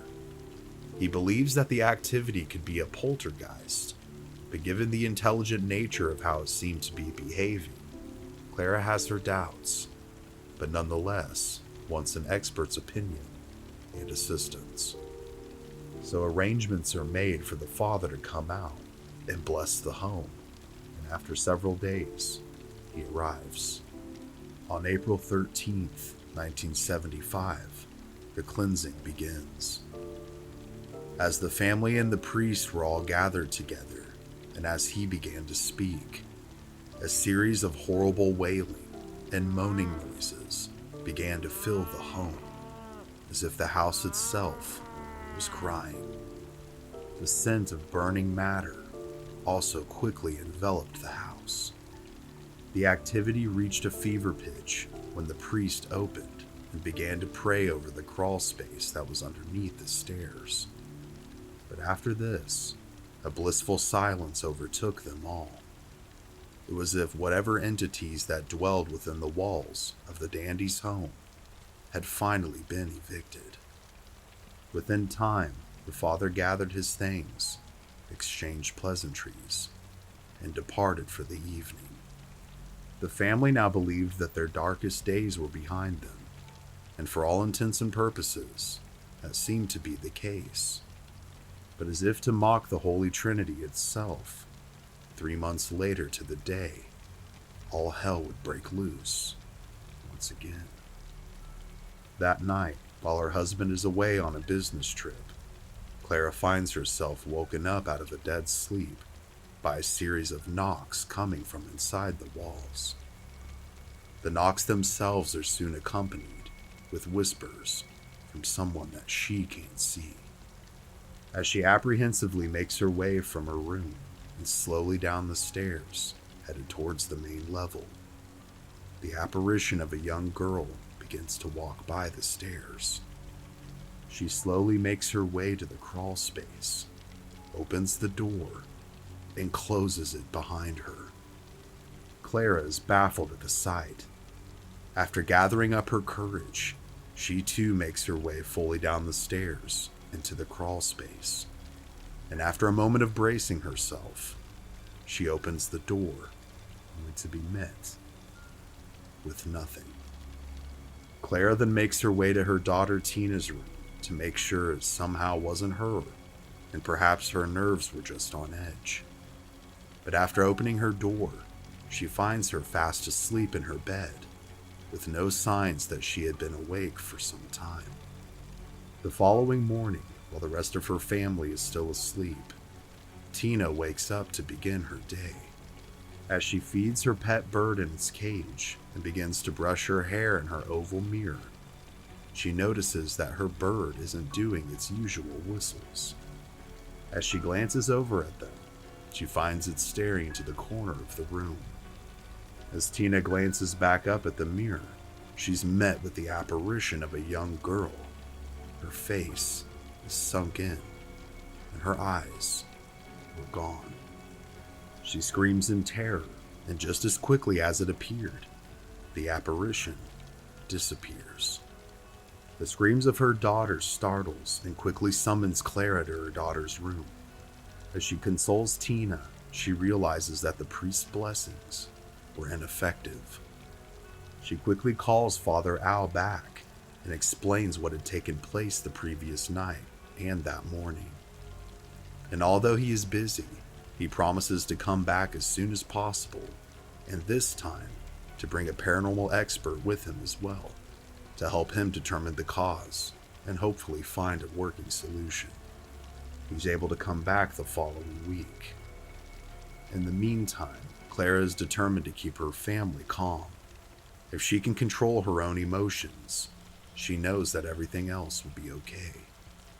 As they wait for the priest to return, Clara tries her best to keep her family calm and live some sort of a normal existence. That weekend, her and Phil are watching a movie while Mike and Tina are out with friends. As they enjoy their time together, their happiness is quickly shattered by a huge crashing noise coming from outside of their house.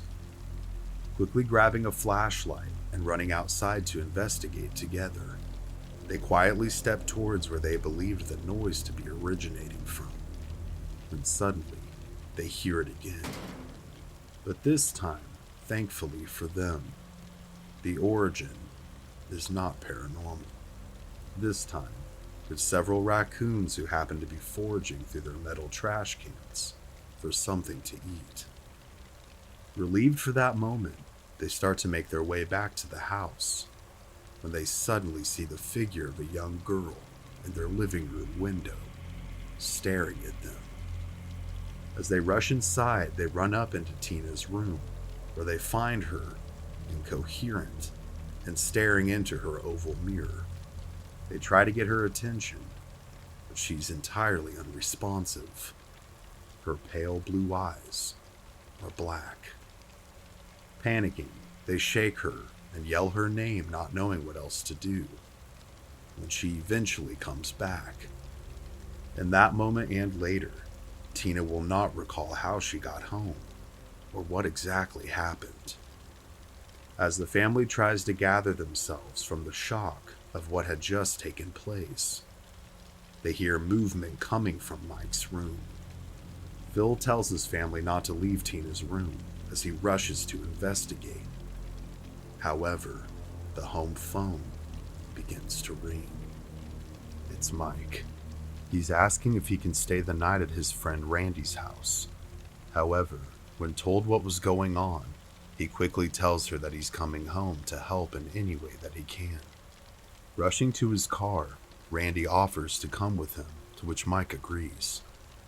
Randy would later recount that Mike's hands were sweating and he was shaking, gripping the steering wheel. He was pale. I asked him what was wrong, and he said that things were happening at the house that he couldn't explain. The boys quickly arrived to find the family in chaos. Phil is prepared to do battle with whatever force is within the house, and the girls are staying close to one another, attempting to comfort each other. As they try to determine a course of action, all the lights in the house go out. They then begin to hear banging and scratching coming from the crawl space. Flashlight still in hand, Phil, with the backup of his family, shines the light towards it and begins to make his way towards whatever this thing is. It seems like with each step he takes, the sounds become louder, and after a tense several seconds, he opens the door to the crawl space. Inside, they find that the fireplace that was once there has been completely disassembled. Its bricks have now been stacked in an elaborate pile directly in the middle of the small room. The amount of effort and strength required to perform such a task convinces all of them that whatever they're dealing with is strong, persistent, and perhaps uncleansable. Nonetheless, with their spirits waning, Clara makes a desperate call to Father Al, who agrees to come earlier than originally planned and makes emergency arrangements for himself and his paranormal expert of a friend to come out that night. They arrive as soon as possible. The paranormal expert is a man by the name of Alex Tennis, a well-respected paranormal researcher and psychic whose abilities were studied at the American Society of Psychic Research. Together, they make their way to the door of the Dandy House, hoping to help rid this family of whatever seems to be stalking them. After being let in, The family quickly leads the pair to the crawl space to show them just what they were talking about. Although he was aware that some sort of activity was taking place, Alex had not been given any additional details or information in regards to the home, its history, or happenings. As he steps into the crawlspace room, he begins to have a vision. In his vision, he sees multiple dead bodies stacked within the crawlspace itself. After the vision subsides, Alex begins to explain to the family what he saw. He believed that many had passed away within the home itself, some of natural causes, and some of murder. It was his conviction that based on what he saw, that the house used to be a stopping point for a stagecoach, or perhaps some kind of inn where people would stay the night before departing the following morning. It was also his belief that there was a nearby criminal or gang of criminals that would often rob and kill nearby travelers, and that perhaps these souls somehow became trapped here. When someone passed or was found dead nearby, being the only stopping point in the area, their bodies would be placed in the crawl space until they could receive a proper burial. It was also his belief that there were 7 different spirits that were trapped within the home altogether. With this revelation, the family, Alex, and the father pray that the trapped spirits within the home find peace and be released, so that they may go on to their final destination. Upon the pair's departure, Clara once again has renewed hope. The home, as it did the first time around, seemed to be cleansed and to be more peaceful. Meanwhile, Mike and his friend Randy were skeptical of Alex's conclusions. After he left, they used an old map of the area to trace where he had said the old stagecoach route was. They did indeed find what they believed to be an old trail that could have been used for such a thing, and the trail passed right by the dandy home. But during their search, as they were following the trail out and headed back to the house, they experienced strangeness of their own. As they began to trace the trail, they began to see what they described as orbs of light in the nearby trees, and these orbs began to come at them. Randy, having never seen or experienced anything supernatural before, began to have a panic attack. Upon arriving at the house, they were fortunately able to get him calmed down. By this point, it was late in the night, and the entire family needed to try and get some form of sleep in order to function the following day. Randy ended up staying the night since he had rode with Mike. Once everyone else was settled down for the night and fast asleep, Clara sat by herself, weeping. She felt that her and her family were helpless in the situation, and that all efforts had been exhausted, and that they needed to move. The only problem was that all their money, every last dime, had been sunk into the house, leaving them stranded. She would continue to contemplate the future and would cry herself to sleep that night. The following morning, as the family began to wake up and start to try and resume some form of normalcy, Mike went ahead and departed with Randy to take him home. Several hours would go by, and Mike hadn't returned. Finally, there was a knock on the door. It was a police officer. He informed the family that there had been an accident, and that they needed to head to the hospital as soon as possible. Rushing into the car and to the hospital, the Dandy family wondered just what had happened. There had been no mention of Randy by the officer at the time. Upon arriving, they were briefed that Mike had lost control of his vehicle and crashed into a nearby ditch. He was now undergoing emergency surgery. He had extensive head injuries, a ruptured spleen that may have to be removed, and that he had lost a very significant amount of blood. As they waited for the outcome of their son's surgery, the Dandies were once again greeted by the officer who had knocked on their door. He explained to them that Randy had indeed been dropped off, and that Mike had wrecked on his way back to the Dandy residence. But as he was being loaded into the ambulance, he kept saying that there was another person in the car with him. And although they believed him to be confused on account of his injuries, they went ahead and searched the area nonetheless. but another person was never found. After 2 weeks of being in a coma, Mike finally wakes up, but unfortunately has no recollection as to what exactly happened to him to cause the accident. Clara, however, believes that whatever presence that's been plaguing their lives had to have been responsible for what happened to her son.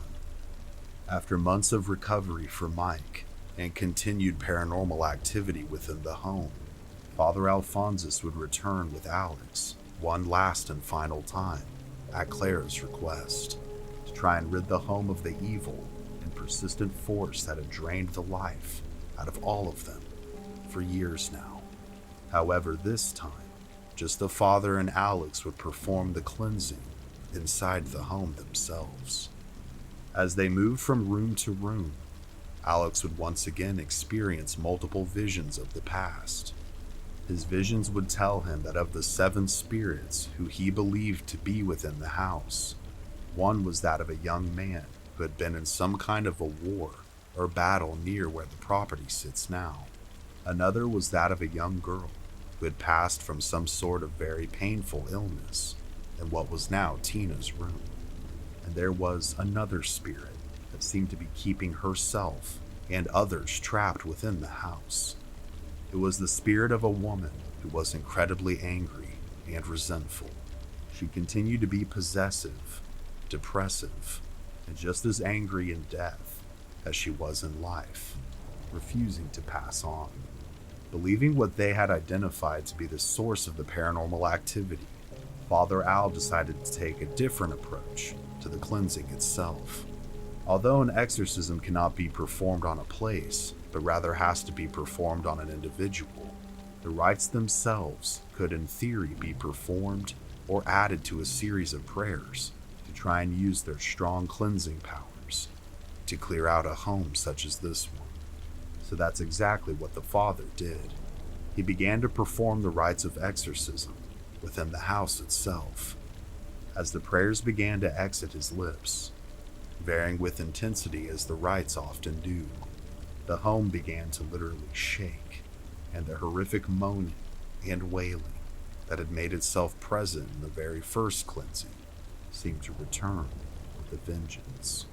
Every horrible feeling, banging, knocking, and scratching noise that the family had experienced thus far was present and seemed to be magnified. It takes hours, but eventually the rites are finished. As the dust settles, so to speak, the home seems peaceful and blissful, like it did when the family had first visited and decided to buy the home. And again, for 3 more months, the family lives in peace. But like the persistent force that has manifested itself to be, the haunting begins again. The Dandy family, despite their best efforts, simply cannot take it anymore, decide to cut their losses and move. Unable to find a buyer for their house, they eventually declare bankruptcy. Shortly after this, Phil and Clara would also divorce, bringing a sad and bitter end to what was supposed to be a rural redemption for the Dandy family. However, this wouldn't be the end of the story of the Hinsdale house. Eventually, the home would come into the possession of Daniel Klaus, who currently owns it. Daniel is a renowned paranormal investigator and has been involved with the likes of Nick Groff and has made appearances on tons of national TV programs centered around the paranormal over the years. Having been raised in a haunted house, this led to a lifelong fascination with the paranormal for him. After years of restoration, it is now available for both investigations and tours, and is still considered a very active paranormal portal, and is kept open as a paranormal research location. It's even staged in the 1970s period to maintain the integrity of when the hauntings were initially known to have began. But now that we know the backstory of the 20th and into the 21st century of the Hinsdale house, just who owned it, what happened to them, and who owns it now, I would like to shift your attention to some of the plausible theories as to what could have caused the haunting. Many theories of what could have caused the haunting have been formed over the years by the many people who have researched and have been interested in the case. One theory is that the home was built on top of an Indian burial mound. This, of course, could have disturbed the spirits of the natives that rested within the land. And although tribes who used this method of burial were present in the area back in history, there is little to no evidence to support this claim. But perhaps any evidence by this point could have long since been lost to the sands of time, or could have been removed when the home was initially built. Another theory is that the home was at one point used as a stagecoach inn, and passerbys were murdered either near or within the home itself, leading to their spirits being trapped within the home or on its land. Although there is evidence that a stagecoach route did run very close to the home, there isn't direct evidence that the house itself was used as an inn, but it is possible. Murders also did take place in or around the area in which the home is now located, which could lend credence to the theories of criminals robbing and murdering people along the stagecoach route. An old family from the area that used to own the home, with the last name of McMahon, also lends credence to the home being used as an inn at some point. The now past grandfather of the family used to tell stories of a road that passed by the house where stagecoaches traveled. Another theory is that one or several of the spirits were trapped as a result of hangings that took place there. The now famous hanging tree that sits near the residence was indeed used for executions for a time. Most famously, it seems, was the execution of a woman named Elizabeth, and Elizabeth was pregnant. Could this perhaps be the spirit of the woman who was angry and refusing to leave? Other events, such as a homicide that took place in the year 2000 near the house, as well as a buzzsaw incident that led to a boy's death, have led many to believe that whatever haunts the area could indeed still be there and influencing our world.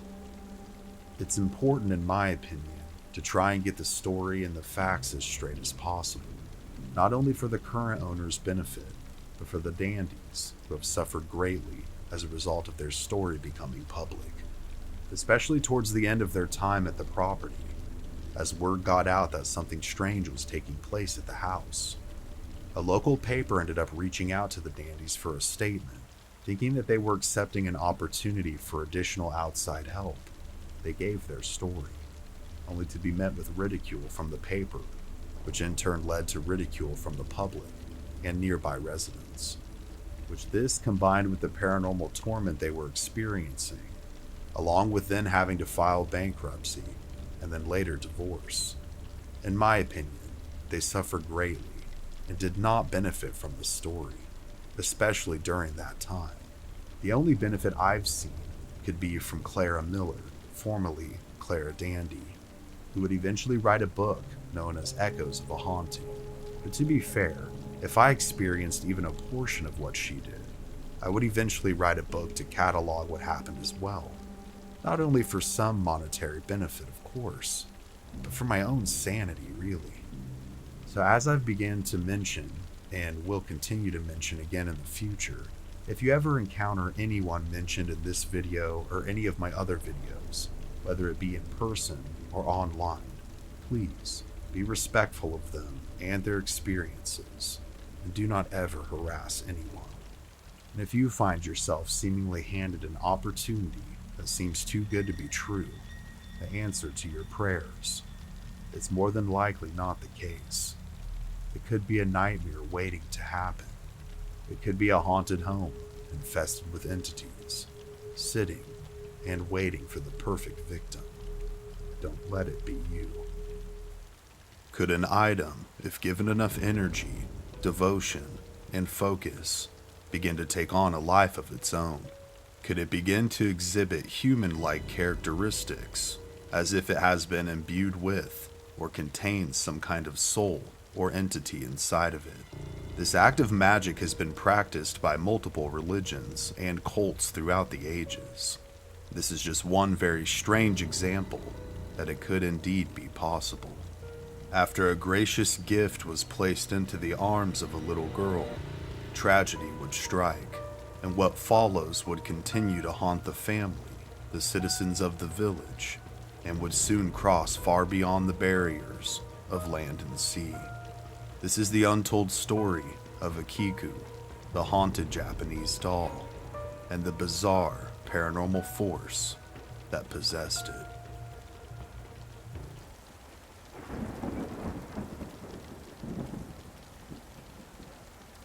Japan is a very mystical and spiritual place, a place where the souls of the past seem to interact with the living.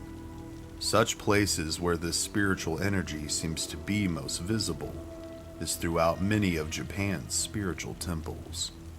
Home to many religions, the two main ones being Buddhism and Shintoism, thousands of temples exist all over the country.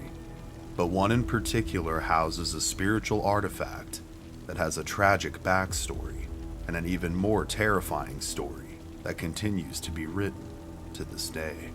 Located in Hokkaido, Japan, at the Meninji Buddhist Temple, is a doll with a bizarre and tragic backstory indeed. Although there are several origin stories of how the doll came to be and how the temple became its final living space, so to speak, all of them have most of the main details in common. Therefore, I'll be telling the most agreed upon origin story to try and be as true to the legend as I can. The year is 1918 in Hokkaido, Japan, and a 17-year-old boy by the name of Ikiki Suzuki is in search of a gift for his little sister's birthday. As he pursues the different vendors and small shops, something soon catches his attention. In one of the store windows, he spots a small, childlike doll wearing a traditional Japanese kimono. Knowing that he had finally found something his sister will love, Ikiki quickly purchases the doll and makes his way back home through the countryside. As the family celebrates their little girl's birthday, Okiku is presented with the doll, and almost immediately, as soon as her eyes meet hers, she falls in love with him. The two from this point become inseparable. Wherever Okiku is, her doll is right by her side. She combs her hair, bathes her, dresses her, and treats her as if she was her little sister. The two even share meals and sleep side by side. The joy that the doll brought Okiku must have filled Ekiki's heart with such happiness, but soon that happiness would change to tragedy. One hot day, as the little girl played outside with her doll, she was bitten by a mosquito. This benign insect bite would soon manifest itself into a horrible case of malaria. Although the family did everything they could possibly do, Okiku would pass away, scared and gasping for air as she clutched her special doll, all the way until the moment she took her last breath. Devastated, the Suzukis planned to have their little girl buried with the doll since she loved it so much, but unfortunately, due to either governmental or religious oversight at the time, this wasn't an option.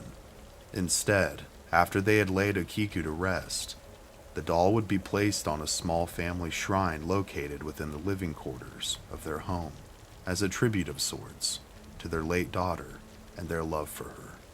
But shortly after the doll was placed on the shrine, very strange things began to happen. Ikiki, upon walking past the shrine one day, noticed that the doll's hair seemed significantly longer than what it had been when it was placed there. The hair, which was originally shoulder's length on the doll itself, and black, was now overgrown, with differing shades of brown hair also coming through and splitting at the ends. Finding this bizarre to say the least, he brought the discovery to his parents' attention, and unsure of what else to do, they trimmed the doll's hair. As the days came and went, the family began to have distressing dreams at night of their departed Okiku. Sometimes she would be scared and alone in the darkness, calling out to them, only being recognized by her voice. Other times, she would blame them for what happened to her. Each member of the family at differing times had these dreams, and they would soon lead all of them to believe that Okiku's soul wasn't peacefully resting. These disturbing dreams soon became all the stranger when the doll, which they began to refer to as Okiku in their daughter's honor, would appear by their bedsides, following these nightmares. One such incident involved the father of the family waking up in a cold sweat, only to be met face to face with the blank and lifeless stare of the doll. Unsure of what was taking place, the Suzukis turned to their faith. After contacting a local Buddhist priest and having a cleansing ritual be performed on their home and the doll, the activity seemed to grow and become stronger. Accompanying their ever-frequent nightmares and random movements of the doll, the chilling events grew into full-blown spiritual manifestations. During their waking life, they soon began to hear banging noises all throughout the house and the whispers of a little girl. Strange disembodied voices, varying from high-pitched, like those of a child, to the low groans of something unexplainable, began to be heard. Their lights began to flicker on and off, and the paranormal activity seemed to happen more frequently as the calendar ticked closer to the birth and death dates of Okiku. These strange and terrifying happenings would continue over the course of the next 20 years, with multiple religious priests and shamans being contacted, and all coming to the same conclusion that after the cleansings failed time and time again, that the restless spirit of Okiku now inhabited the doll she once loved so much. Finally, needing a major change and unable to deal with the ever-intensifying spiritual presence that seemed to haunt their home, the Suzukis relocated to a different district. Believing the doll to be the source of their various ailments and emotional torture that they had endured over the last 2 decades, they had no desire to take it with them. The family had reached the conclusion that if their daughter's soul wasn't at peace, what could perhaps be helping to fuel Okiku's power, or magic, was the close proximity of her grave to their home, where the doll resided. So in order to distance the doll from the grave, the family approached the Meninji Buddhist temple in Hokkaido, and over the years, the doll's reputation for being haunted had spread throughout the community, and indeed the majority of the country. This was more than likely due to the various interactions between the spiritual community and the Suzuki family. Finding the doll to be mesmerizing and possibly a unique opportunity to commute and interact with the dead if the stories were true, the leaders and priests of the Meninji temple agreed to home Okiku permanently. As with many legends, we find lots of details to be exaggerated over time, and perhaps some of the details to not be true at all.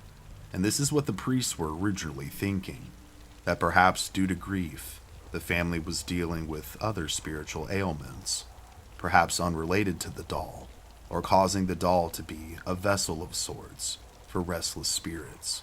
However, as the years came and went, as Okiku now called the temple her home, they began to slowly but surely experience the same strangeness the Suzukis had for all of those years. Okiku's hair continued to grow, and this baffled the priests. They would eventually have the hair trimmed and tested, and the hair was said to belong to a little girl.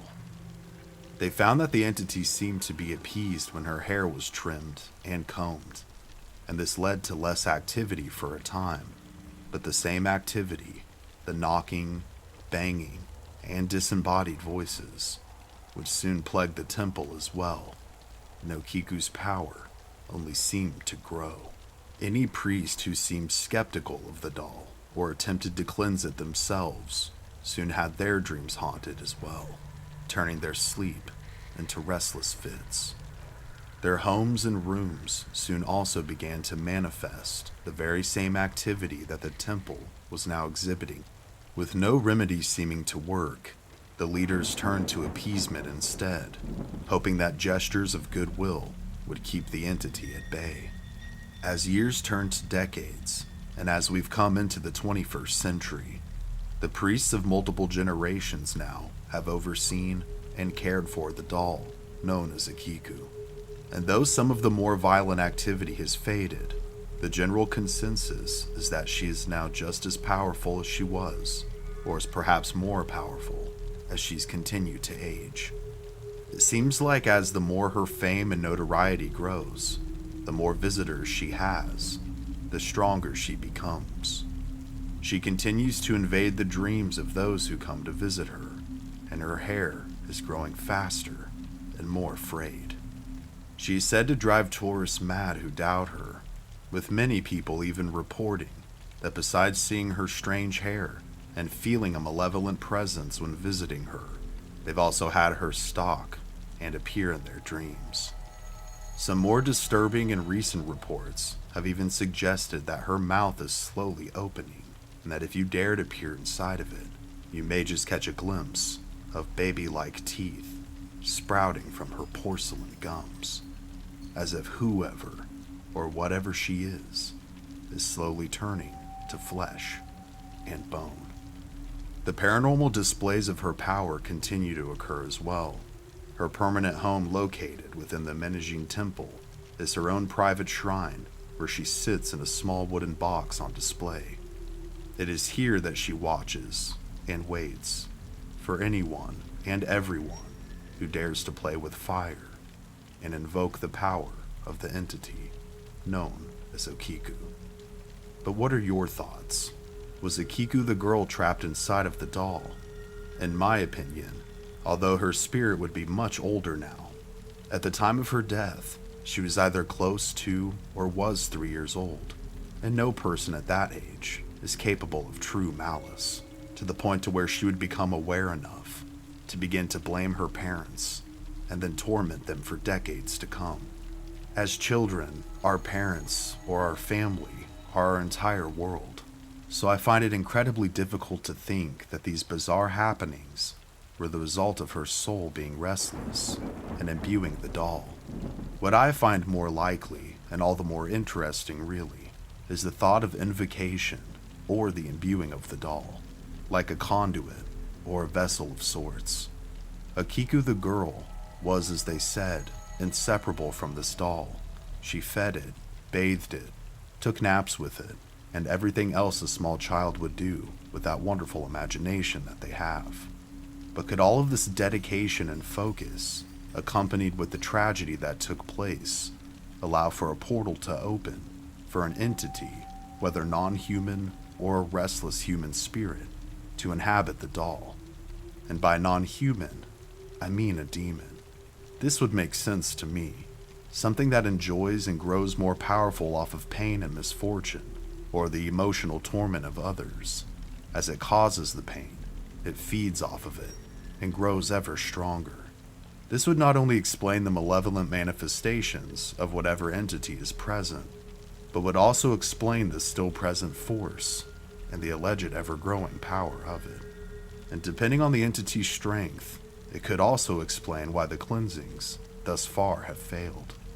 However, if you find yourself taking a trip to Japan anytime soon, or you happen to call Japan home, if you find yourself in Hokkaido, you may want to steer clear of the Menaging Temple, because if you don't, the entity that inhabits the doll, known as Okiku, may just use you as its next feeding source, where it'll begin to plague your dreams, making you twist and turn, sweat and fear, as it grows ever stronger and attempts to cross from its world into ours, making our plane of existence its permanent residence. An unsuspecting family finds what they believe to be the perfect home, but underneath the facade of this charming farmhouse, there is a sinister force, dark as the abyss. Lying underneath the heavy fog upon the land, there lies generations of graves. These graves could hold the key to solving their paranormal nightmare. This is the untold story of the old Arnold estate, also known as the Conjuring House, and the demonic forces that dwell within it.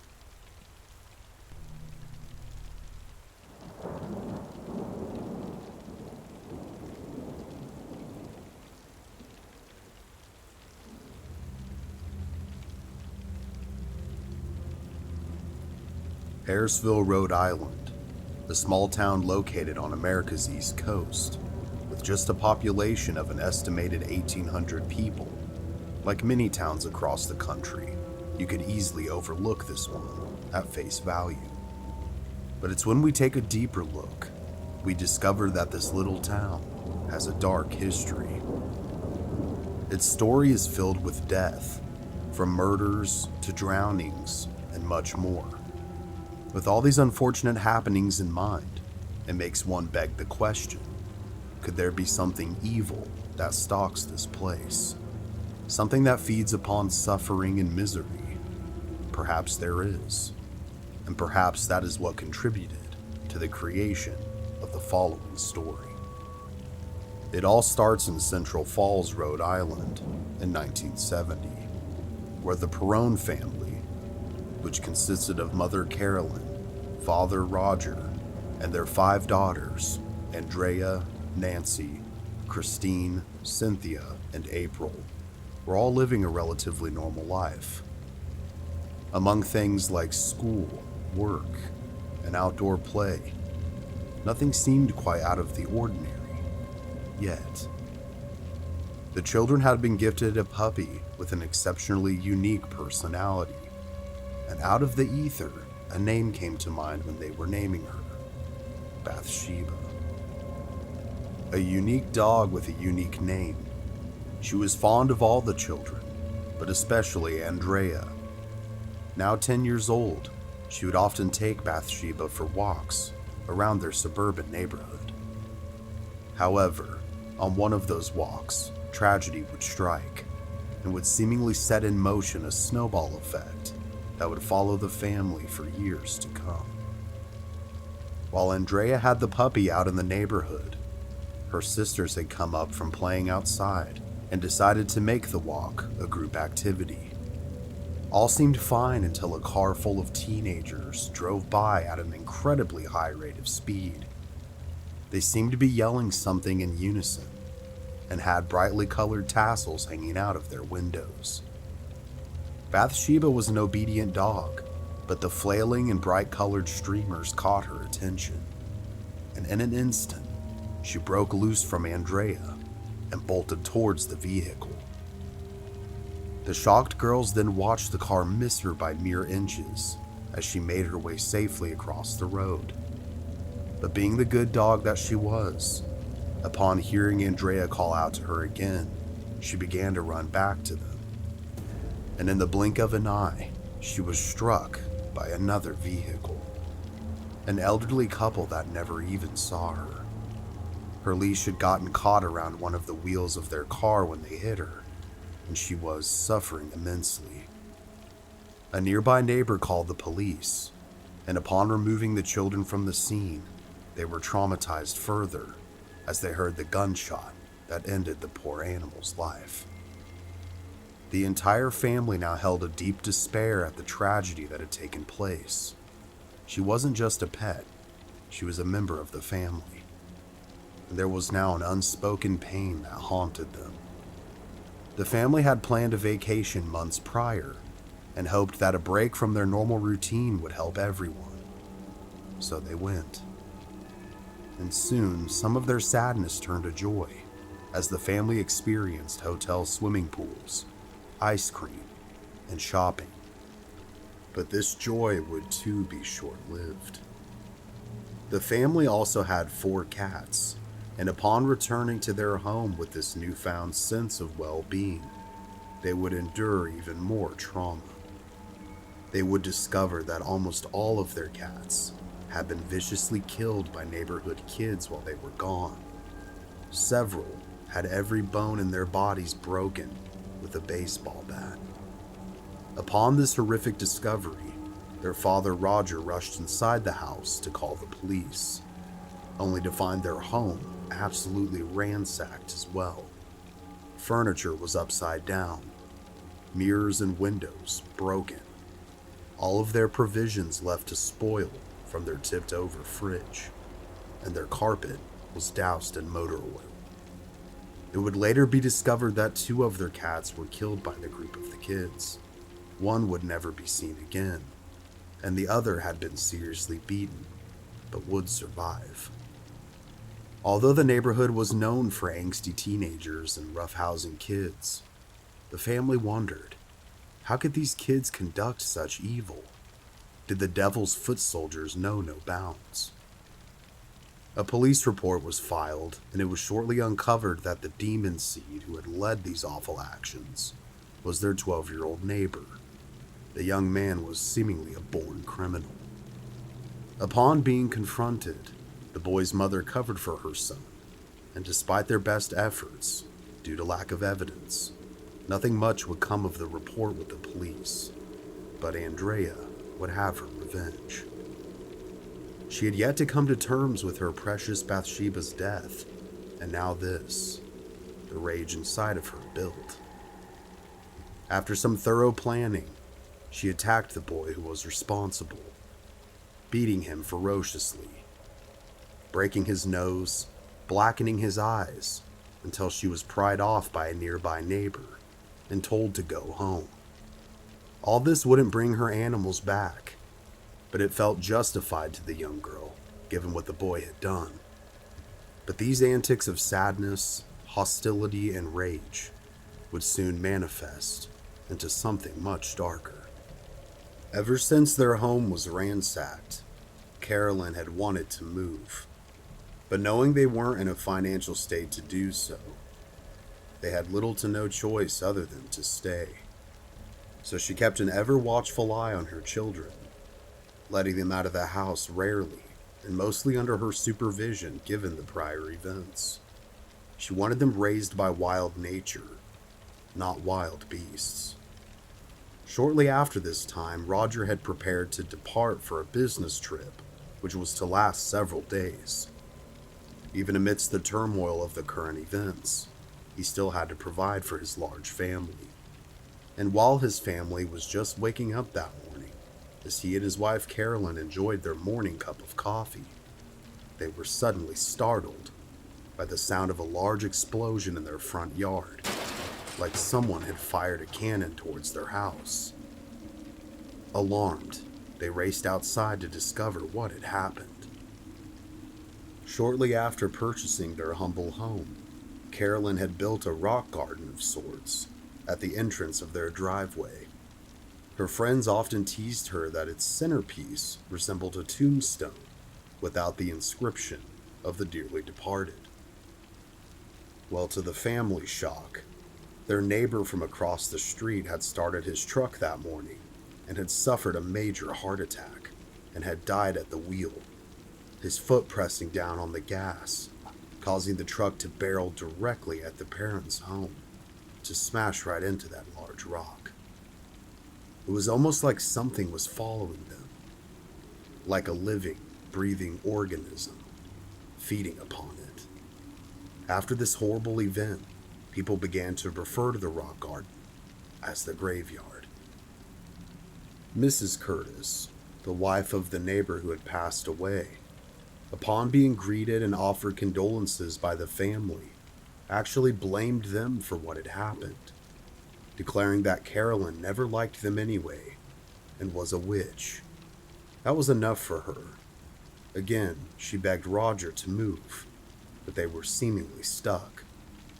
Given the awful circumstances, the man still had to work, so he departed for his business trip.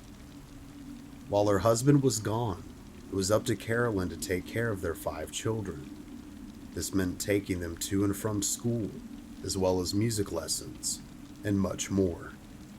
While attending her daughter Andrea's music lessons, she had forgotten to bring a book to help her pass the time, so Carolyn went and purchased a paper as a substitute.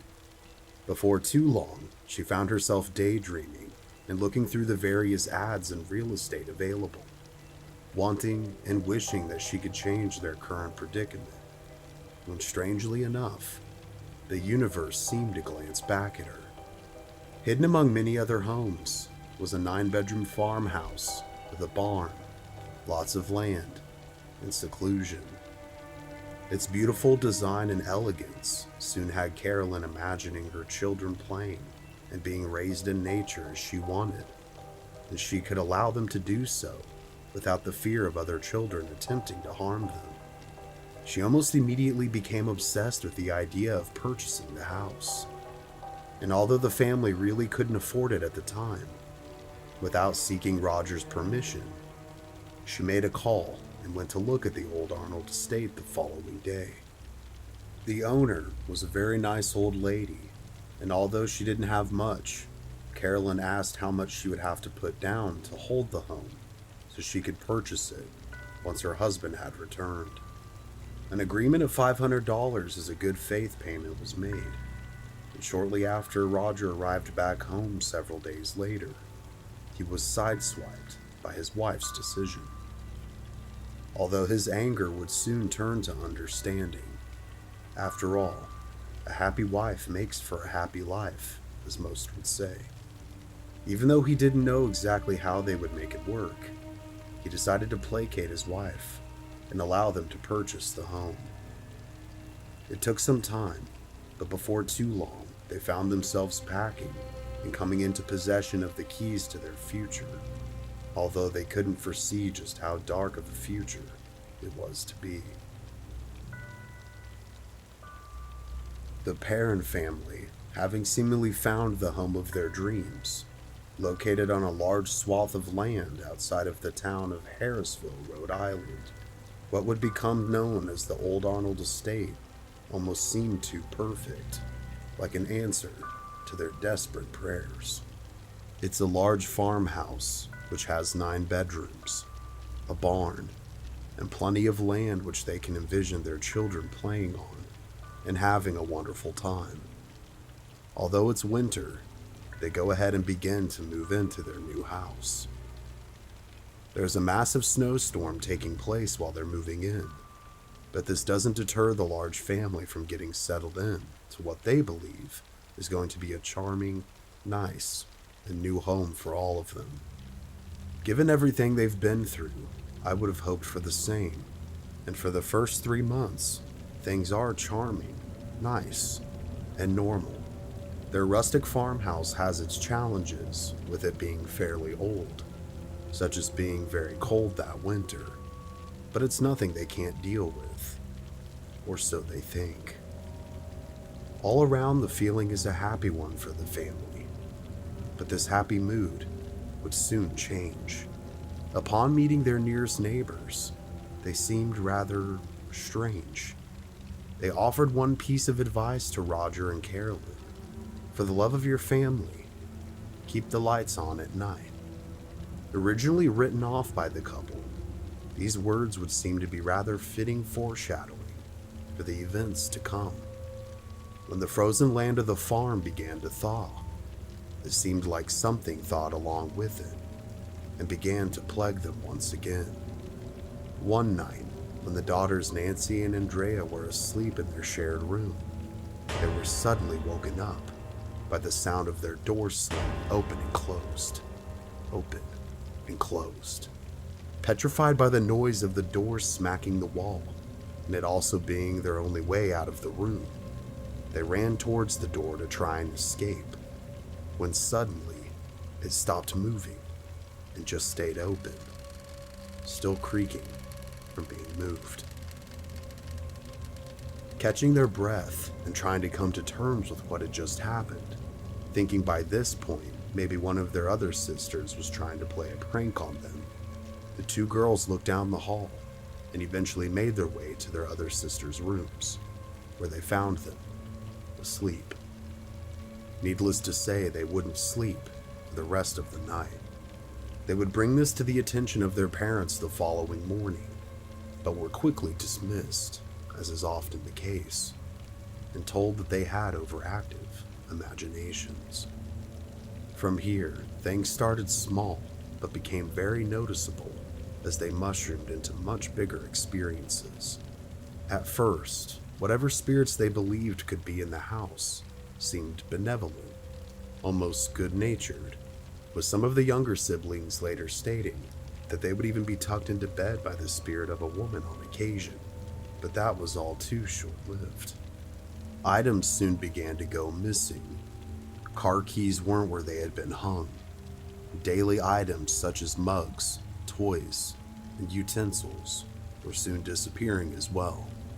Carolyn would hear the scraping of a broom upon the floor, or the knocking of a kettle in the kitchen when no one else was home but her. With this, upon cleaning the floors, she would also find piles of dirt that would appear out of nowhere, making her feel as if she was going crazy. But these small happenings, too, would soon become larger. The children would often play a game called hide and clap, a version of hide and go seek. This time, Andrea was the seeker, and her sisters went off hiding throughout the estate. Cindy made her way into the woodshed and found a small box just big enough for her to get inside.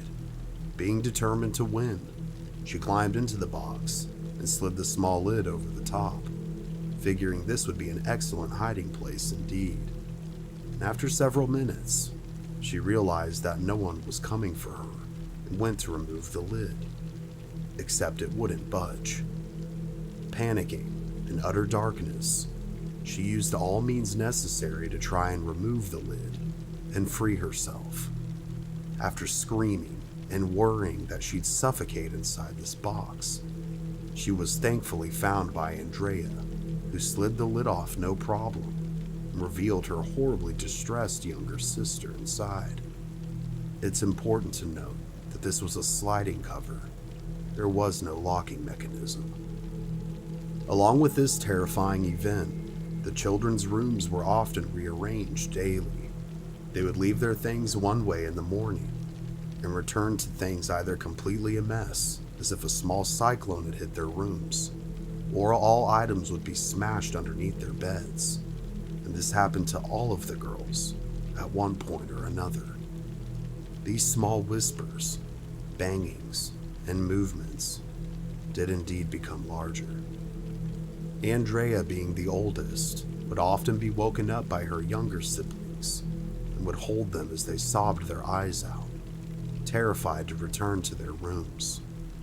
Cindy in particular began to hear a sinister voice call out to her almost every night. The voice would tell her that there were 7 dead soldiers in the walls and would repeat it over and over and over again. The children, now terrified, begged their parents to believe them. And although they too were beginning to experience things on their own, they didn't want to frighten the children, so they did what could be done to placate them. But soon, the entire family began to hear the wails of something inhuman calling out for its mother. This disturbing trend with no origin was followed by even more disturbing happenings. The beds of the girls would lift up and shake by an unseen force, almost always around 5:15 a.m., as if something was trying to send some kind of a message, although it was never clear just what that message was supposed to be. During the day, the apparitions of spirits began to manifest and stalk the halls of the old Arnold estate. These were soon coupled by the horrible stench of rotting flesh wafting throughout the house. Soon the girls weren't the only ones whose doors were slamming open and closed, and whose beds were lifting up on their own. Soon it was affecting their parents as well. One night, Carolyn woke up suddenly to the figure of an old woman over the foot of her bed. Her hair was like a sack of cobwebs, with little tendrils hanging off. The woman's head was also bent and hanging off to the side of her neck, as if it was horribly broken and mangled. Her gnarled mouth screaming at her with an echoing voice. "Get out," she shouted, over and over again, until she suddenly was no longer there. The Perrin family continued to endure a living nightmare as the traumatic paranormal activity persisted and continued to scale in intensity. How does one fight an enemy he can't see? Something he can't touch or feel, attack, or defend against? This question and more must have ran through the heads of Roger and Carolyn, as they not only feared for themselves, but especially their children now. As their offspring's natural protectors, how anxiety-inducing must it have been to know that they were powerless to stop what was terrorizing all of them each and every night. In an effort to try and understand what was happening to them, Carolyn began to research the history of their house and was shocked by what she found. Over 8 generations of the Arnold family had lived and died within the home, some by horrible means. According to the Black Book of Burrillville, the town's former public records book, these included 2 suicides by hanging, one within the family barn, one by poison, the assault and murder of a young girl named Prudence Arnold by a farmhand, 2 drownings in the nearby creek, and 4 men who froze to death, among some of the notable deaths. One death that caught her eye in particular was that of a woman named Bathsheba Sherman. Her name was spelled exactly like their dog that they had previously owned, and her story was as interesting as it was disturbing. Born Bathsheba Thayer in 1812, she married fellow Rhode Islander Judson Sherman in Thompson, Connecticut on March 10, 1844. According to available information from that time, the two had a son named Herbert, and for all intents and purposes, things seemed normal, but that couldn't be further from the truth. After losing 3 children before the age of 7, Bathsheba began to care for her neighbor's children, perhaps to fill the void that such sorrow could create. And it's here where things take a strange turn. While caring for the infant of a nearby family, the infant suddenly passed away within Bathsheba's care.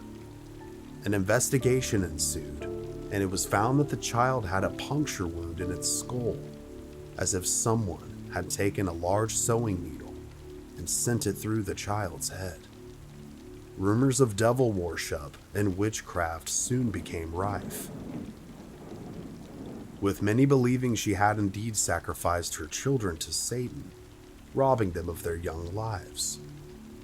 Although Bathsheba was never punished for the child's death, since there was never a trial, that didn't stop her behavior from becoming increasingly bizarre.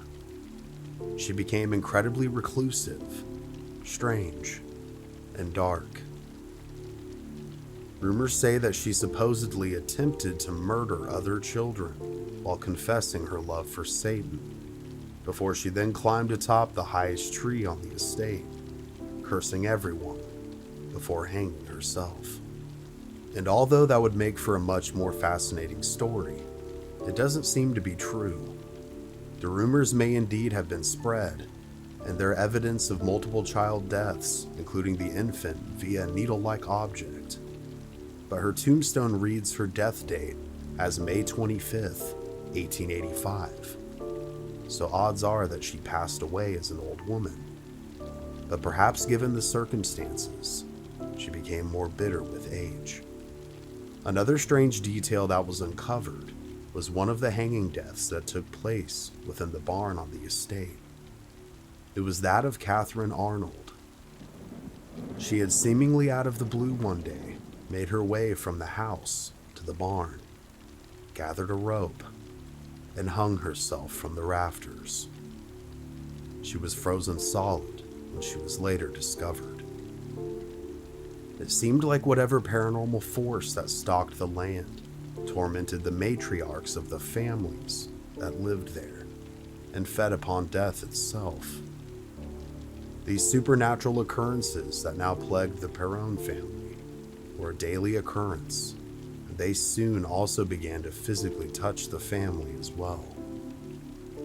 Poking soon turned to pushing. A hand on the shoulder soon turned to slapping, scratching, and more. One day, when Carolyn was reading a book in the living room, she felt a piercing pain in her calf. Upon further examination, she saw what appeared to be a puncture wound, like that of a needle, with a small dribble of blood now coming out of her leg.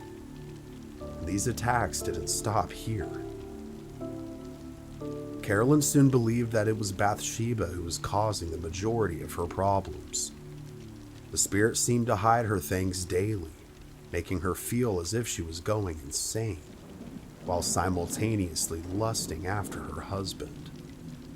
In later interviews, Roger would state that he never felt threatened by her spirit, and that he only ever saw her sweeter side, such as comforting touches and the feeling of an embrace.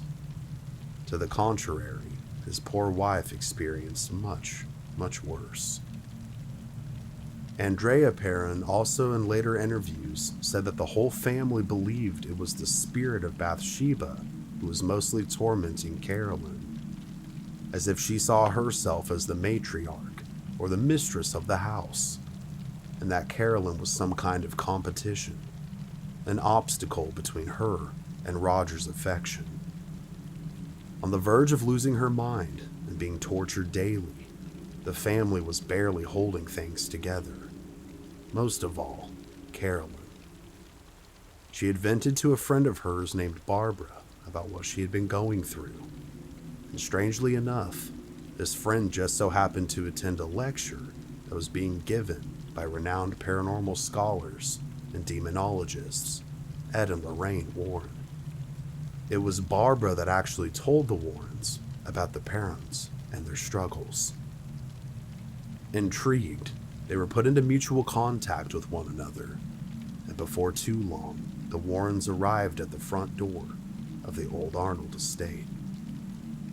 Upon stepping into the home for the first time, Lorraine Warren noticed a heavy and malevolent presence. Upon further convening over the course of several weeks, the couple told the family that they indeed were being haunted by the spirit of Bathsheba, and that she had made a pact with Satan himself after sacrificing one of her children to him. She then hung herself on the property in order to haunt it forever. This is why the family was often seeing the mangled-necked apparition of the woman with wispy hair. This was apparently her.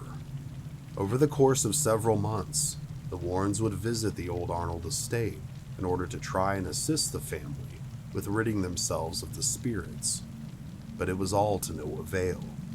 All of these events seemed to culminate with a seance one stormy night.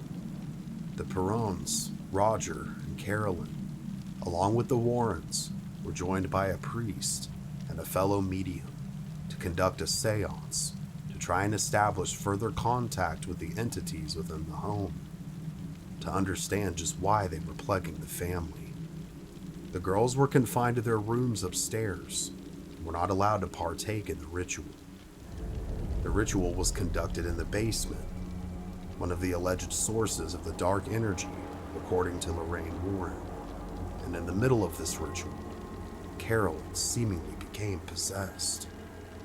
As she exhibited violent behavior, she was restrained to a chair in order to prevent her from hurting herself and others. The entity that now inhabited her body claimed to be that of Bathsheba. And before everyone's eyes that was present, Carolyn began to not only speak a language that was unrecognizable, but in a voice that wasn't her own. She then began to levitate in the chair and flew across the room. Although they were forbid to witness the event, as curious children often do, Andrea, along with her sister Cindy, snuck open the basement door and watched the events unfold for themselves. Their testimonies are also where some of these details are sourced from. Carolyn was now mangled and distorted, her body twisted in an unnatural position. After several hours of attempting to cast the spirit out, she finally went limp and lay catatonic on the floor. After his wife had seemingly been freed, Roger called the entire thing off. He was not only concerned for his wife's well-being, but his children's as well. And although the Warrens were trying to help, things just seemed to get so much worse when they were there. So disregarding their advice, he threw them out and forbid them and their associates from ever investigating the hauntings at the Old Arnold estate ever again. Later in life, a 77-year-old Roger would recall she was possessed. Her entire body was distorted, and it lasted several hours until they de-demonized her. Then I threw them out. I couldn't take it anymore. The family's torment would continue with varying intensity until 1980, when they were finally able to sell the Old Arnold estate and move to Georgia in a bid to rebuild their lives.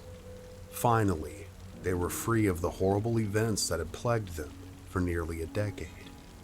But all those happenings, all those traumatic moments, would never be forgotten by any of them. They all realized that they were truly lucky to have escaped with their lives, as well as their sanity. Going back and not only reading various interviews, Andrea Perron's books, and watching interviews with the family, they not only seemed genuine, but really had nothing to gain by claiming to have experienced these things. They truly seemed like they had suffered. I mean, they threw out the Warrens, which is interesting in and of itself. But if I saw my wife twisted and exhibiting demonic behavior, I probably would be pretty freaked out as well. The story of the haunting of the Old Arnold estate and the Perron family was used as the basis for the Conjuring movie, in which they were also used as consultants for accuracy's sake. And the film does, of course, take liberties, as most Hollywood films do, but it's a good one for sure. But having watched this video, you're now probably aware of what really happened. Since the selling of the home, reviews have been mixed by other residents, with one lady claiming that the home wasn't haunted at all, and even condemning and suing the Conjuring filmmakers for causing her distress through trespassers, and others stating that the home is still very well haunted indeed. More current owners, who we'll call Corey and Jennifer, welcomed the spirits and the history of the home when they moved in. Claiming to have only slept in the smaller wing of the estate for the first 4 months that they lived there, they didn't want to overstep their boundaries with whatever was haunting the property. When they finally opened up the door to the wing of the larger part of the house, the very same night, they both claimed to be woken up by a shadowy figure. Their couple would say that it was pitch black in color and peeking at them from behind the door frame. Although most people would be terrified at the prospect of dealing with a shadow figure of any sort, the couple understood that they were guests in this home, even though they had purchased it, and were just excited to have experienced anything. But they also admit that although they do continue to experience strange things from time to time, it's nothing like what the Perrons say they experienced. Nothing quite as malevolent or evil by any means. Despite criticism and support, the Perrons to this day remain adamant that their story is true, with Andrea saying in an interview with USA Today, "Both my mother and I would soon swallow our tongue than tell a lie. People are free to believe whatever they want, but we know what we've experienced." Prior to her death, when asked about the events of the haunting, Lorraine Warren claimed that she still felt traumatized all these years later about what had taken place that stormy night during the seance at the Old Arnold estate, saying that the things that happened there were so incredibly frightening that it still affects me to talk about it to this day.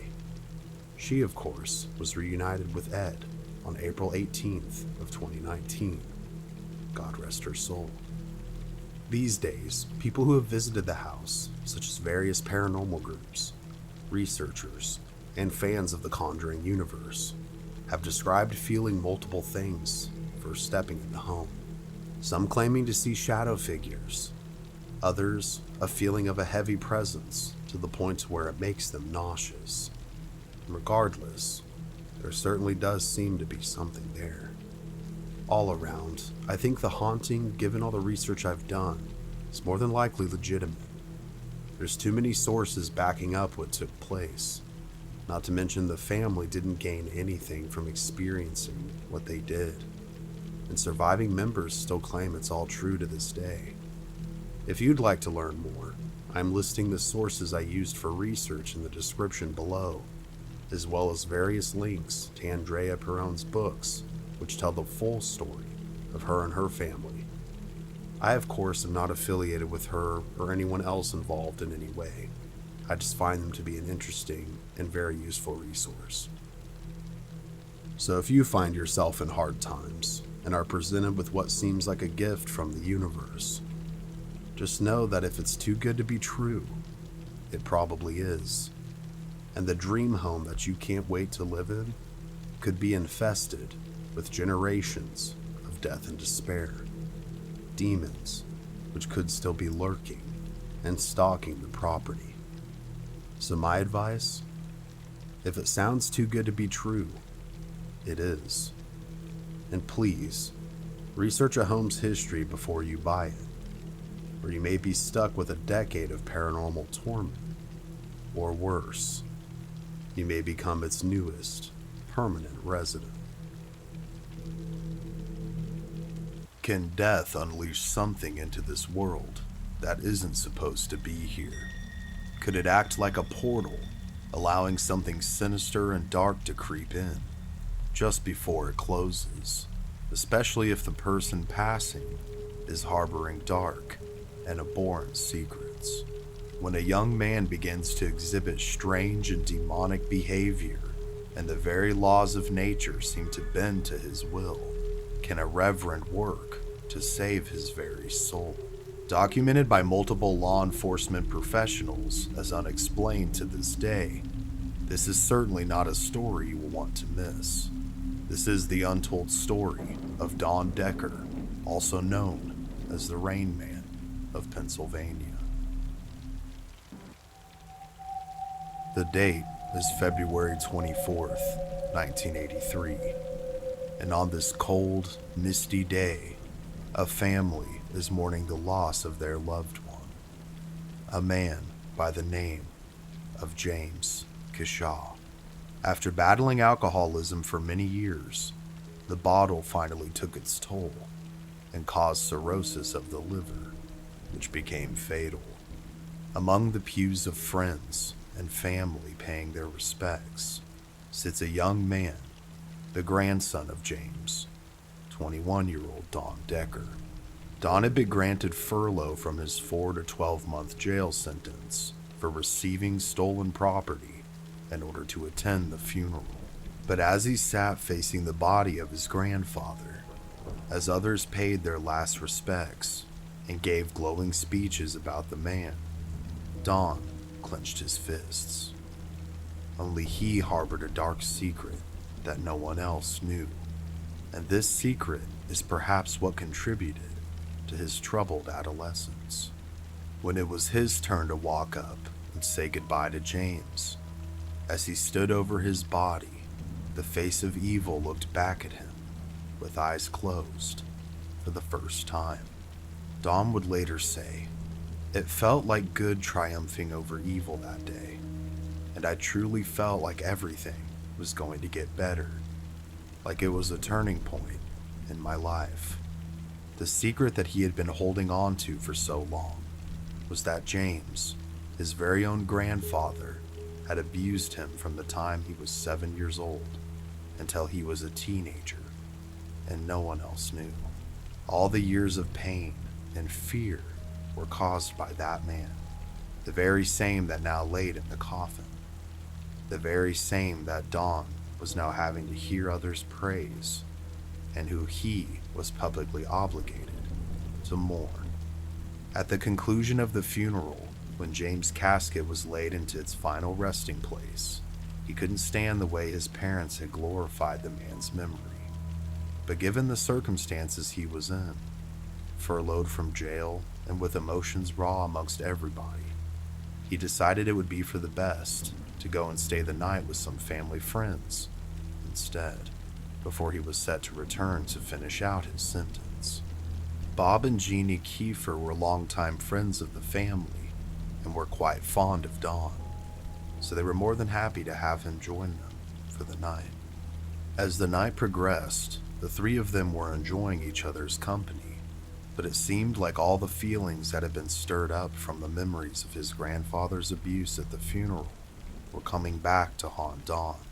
He felt on edge and uneasy when suddenly the air around him vibrated with a bone-deep chill. Almost simultaneously after this occurred, water began to drip from the ceiling and down the living room walls. Don then fell into an eerie, trance-like state, staring at nothing and yet everything at the same time. The Kiefers were perplexed at what was happening and tried examining all reasonable possibilities. Thinking they had a leak, they contacted their landlord, a man named Ron Van Wy. Upon arriving, Ron too quickly became perplexed. The leak, or so they thought, was obvious, but what was strange to him was that there was no piping that ran through the front part of the house, certainly none that could spring a leak from the ceiling or the walls, none at all. On top of this strangeness, when observing the water's direction, Ron noticed that there was indeed no sense of direction. The water was not only coming from the top down, from the ceiling and the walls, but it was going from the floor and up the walls, in direct contradiction to the laws of gravity and to anything that he had ever seen. Shocked and needing multiple witnesses to assure himself that he wasn't crazy, Ron phoned his wife Romaine to come and take a look as well. Upon her arrival, she was just as perplexed and became scared at what was happening, since it defied all logic, and the leak, or so they thought, only became worse. So the landlords did the only thing that they could do. They called the police. Shortly after that call, a patrol car arrived with Officer John Beaujean, who after briefly stepping inside the home, became drenched in water, and also witnessed the bizarre, otherworldly activity to which he had no explanation for either. So to prove his sanity and to back up a report, he called upon his partner, an officer named Richard Volbert. When Richard arrived, he wanted to be briefed on exactly what was going on, but Beaujean didn't want to give him any sort of a preconceived notion, and just told him to trust him on this one. After some back and forth, Richard finally conceded and followed John into the Kiefer residence. He would later describe the incident as so. I walked in the door. I couldn't have gotten 2 steps in the door, and I was pelted by water. As we were discussing a potential leak, and as we were being told that there were no pipes in that part of the house, as we stood just inside the house, a droplet of water was traveling horizontally and passed right between us and out into the next room. As I retell this story, I have a chill up my spine and the hair on my neck is standing up. John would go on to say, things were happening in this house that I couldn't have ever possibly dreamed of happening, and there was no way to explain what was going on. Shocked by what they were witnessing, the 2 officers asked the family to step outside of the house and out of the water while they left to report the incident to the chief himself. The Wise decided to stay at the property while the Kiefers and Don walked across the street to a local restaurant for something to eat. Within seconds of everyone departing, the water suddenly stopped within the house. And aside from the home being drenched, it was back to normal. No more dripping water and no more mist. This left Ron and his wife only to speculate that whatever was happening was coming from one of the 3, because when they left, so did it. Pam Scrofano, who owned the pizzeria opposite the Kiefer's house, where the three ended up in, was a friend of the Kiefers and knew Don as well. Upon greeting the three of them, she noticed that Don was distant, like he was looking at you, but looking through you. A deeply religious woman, she sensed something evil about him, like the devil was working through Don Decker, and recommended that they contact someone at the church for help.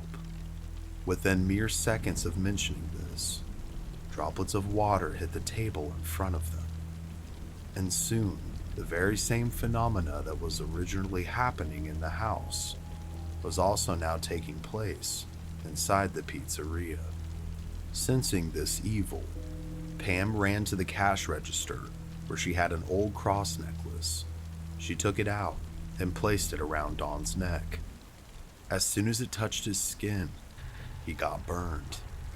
He began to scream and pull the necklace off of him. It was charred black. As the trio departed the pizzeria and headed back to their home, the strange activity inside once again ceased. It's important to note that nothing like this had ever happened at the Kiefer residence or Pam's pizzeria. No plumbing issues, nothing that could be considered even remotely similar. Convening inside the home once again, they met Ron and his wife. Ron suspected that Don had something to do with what was happening, and after some discussion, an argument erupted among the group. This led to Jeannie screaming at Don, telling him that they knew it was him, and that he had to make all of this stop. After the words left her mouth, the pots and pans above the stove began to shake, and the lights around them began to flicker. Don Decker was no longer in control of his body. Everyone watched in horror as Don levitated multiple feet into the air and rotated several times. He was then thrown out of the kitchen where they were and into an entirely different room. Don himself would later recount the event like this. It wasn't like someone grabbing your hand or picking you up. I felt this force over my entire body. I'm a big man and I've always been assertive, but this, whatever this was, made me feel like a newborn child. I'm scared right now just thinking about it. Don now laid unconscious on the floor, and the rain began again. The Wise and the Kiefers were in absolute shock and disbelief at what had just taken place. They knew it was tied to Don, but they had no idea just what it was. But they felt that it was evil. A few hours after the strange incident witnessed by the police officers, they arrived back at the residence alongside their very heated police chief. As he made his way into the home with the two officers behind him, he too was pelted with water just as they had been. And at first, probably feeling like he was on the spot and perhaps slightly embarrassed, he claimed that this wasn't even a police issue, but a plumbing issue, despite then being told that there were no pipes in that part of the house, and this was even confirmed by blueprints of the home. After taking a look around at the rest of the home, which was bone dry, the chief then angrily ordered the two officers to escort him back home. He would be the only officer that night to not admit to anything strange happening. He then directed officers John and Richard to not file a report and to not speak about the incident at all, but word would get out. The following morning, acting against the specific orders from their chief, the two officers returned to the residence, along with 3 veteran officers as well. They too would see and experience the bizarre rain inside the home, so they decided to try something to attempt to get to the bottom of what exactly was going on. They asked if they could place a paper bag over Don's head, to which Don agreed. This was so he would have no way of seeing anything. He'd have no preconceived notions of what could be placed on him or in his hands. They then placed a gold cross necklace from one of the officers into his hand. Lieutenant William Davies one of the officers present who placed the cross into his hand, described the incident like this. As soon as the necklace touched his palm, he said it burnt him. He would have had no idea what it was. I saw what I believed to be smoke of some sort coming from the necklace or his hand. As he dropped the necklace, I picked it up, and it was hot. Not burning hot, but hot enough to concern me. Then, suddenly, with the force as if a bus hit him, he lifted up and was thrown across the room, hitting the back wall. Upon removing the bag from him, he was clearly dazed and had 3 bloody and fresh claw marks across his neck. I've been a cop for 40 years, and I've never ran into anything like this, ever. Never before, and never again after. There's always an explanation, but in this case, there was no explanation. The police would later leave again with no answers as to what was taking place, believing it to be a spiritual matter. Dawn was placed on the couch in the living room, where the rain continued to go from mist to showers at random and varying times. After making multiple desperate calls to every Protestant and Catholic religious leader in Stroudsburg, only one didn't turn them down. Ron was able to convince an evangelical preacher who went by the name of Reverend Johnson to come over and pray with Dawn. As she arrived and began to pray, the rest of the group held hands in vigil and did what they could to support her. As the first words left her lips, Dawn began to convulse and shake. The rain intensified, and his body began to twist into unnatural positions. But as she continued, he slowly but surely began to relax, and the rain seemed to stop. Although those present believed that a miracle had been performed, the results of that prayer session would only prove temporary, perhaps placing into hibernation whatever was inside Don Decker. Once his furlough was over, Don Decker returned back to jail to finish his sentence, and within just a few days, the mysterious rain returned. Upon his return to jail, Don was placed in a cell with another inmate and had the thought enter his mind that if he could make it rain in the cell, perhaps he could get to be alone. Almost as soon as he thought that, the rain began. It was materializing out of the concrete floor and flowing upward. The other inmate was horrified and screamed for the guards to let him out. Thinking they had some kind of plumbing issue, the guards opened the cell and removed that inmate as well as Decker. At first, he was accused of throwing water onto the walls from the sink or from the toilet by the guards, but upon these accusations, Don rebutted with, "I can control it." This time, the feeling was different. This time, he felt powerful and in control. Upon hearing this, the guard laughed and said, "If you can control this rain, make it rain in the warden's office," an offer that Don couldn't refuse. The warden would then describe what happened, and these are the words of Lieutenant Warden David Keenhold. "I was in my office filling out paperwork with no one else around. It was approximately 8 p.m. in the evening. I didn't notice it at that time, but my shirt was dripping down. I heard a knock at the door, and little did I know that it was the same officer that was just with Don Decker. I wasn't aware of the situation at the time. He told me to look at my shirt, and there was no explanation as to where the water could have come from. The officer then became very frightened of what had happened, and after explaining the situation to me, I too became frightened.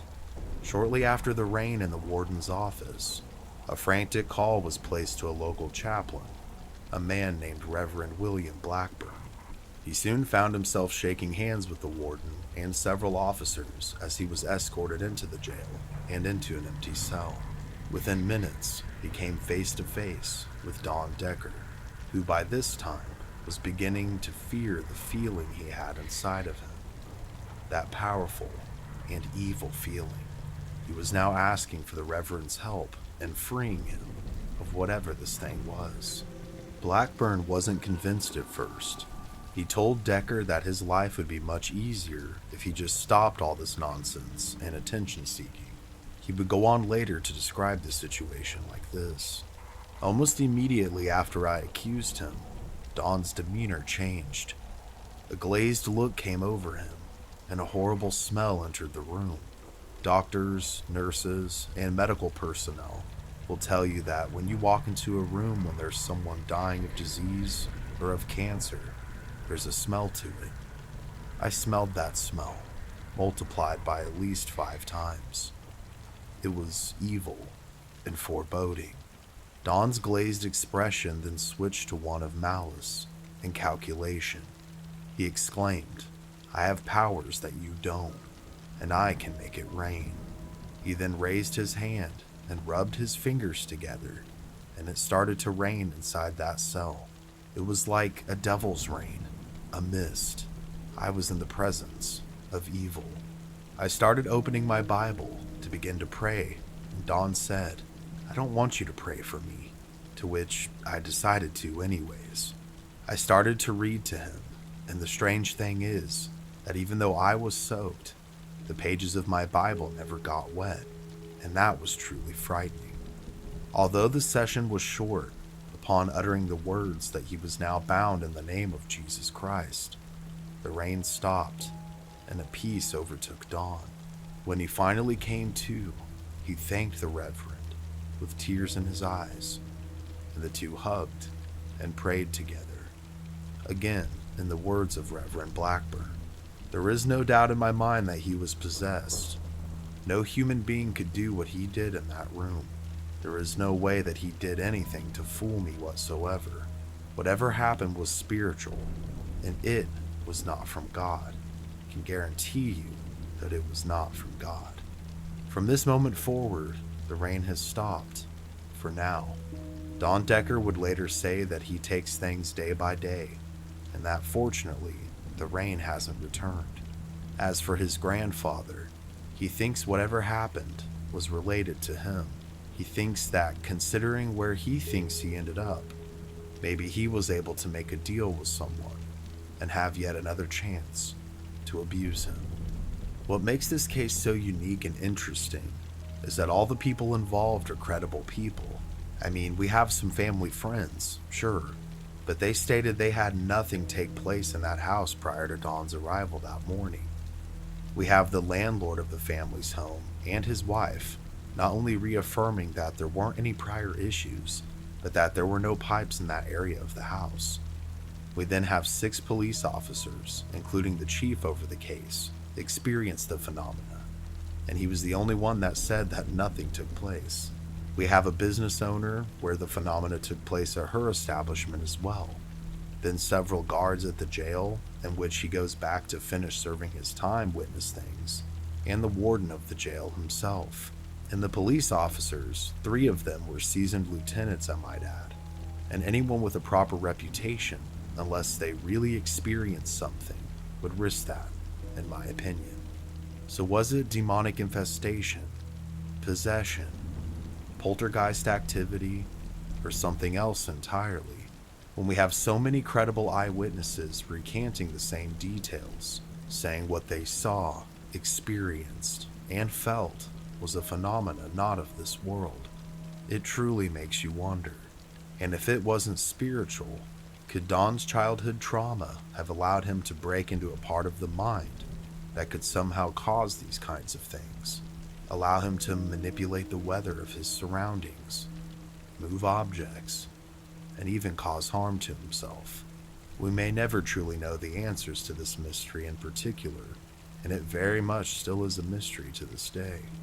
As far as an update on Don Decker, besides multiple show appearances and interviews to discuss his story over the years, the last known activity that I could find of him was that back in 2012, he was charged with arson of a local restaurant in the Poconos Mountains of Pennsylvania. It seems like perhaps he was paid to set fire to the establishment by the owner, maybe for insurance fraud. As far as the outcome of the case, I couldn't find additional details. Perhaps whatever evil that was inside Don got the best of him at this time. Or, we're all human. We do make mistakes without otherworldly influence as well. Just a thought. Wherever he is, I do have to say that his story is an amazing and intriguing one, and I wish him nothing but the best. I'd also like to say thank you guys for watching this video. Without you guys, this channel is just me making videos that I find interesting at home, at my computer. And I really can't hammer home how much your support means to me. It seems like YouTube doesn't always want to promote my content, and that's been a big uphill battle over the last 4 years. So when you choose to watch Mystery Archives, just know it helps me out much more than you could ever know.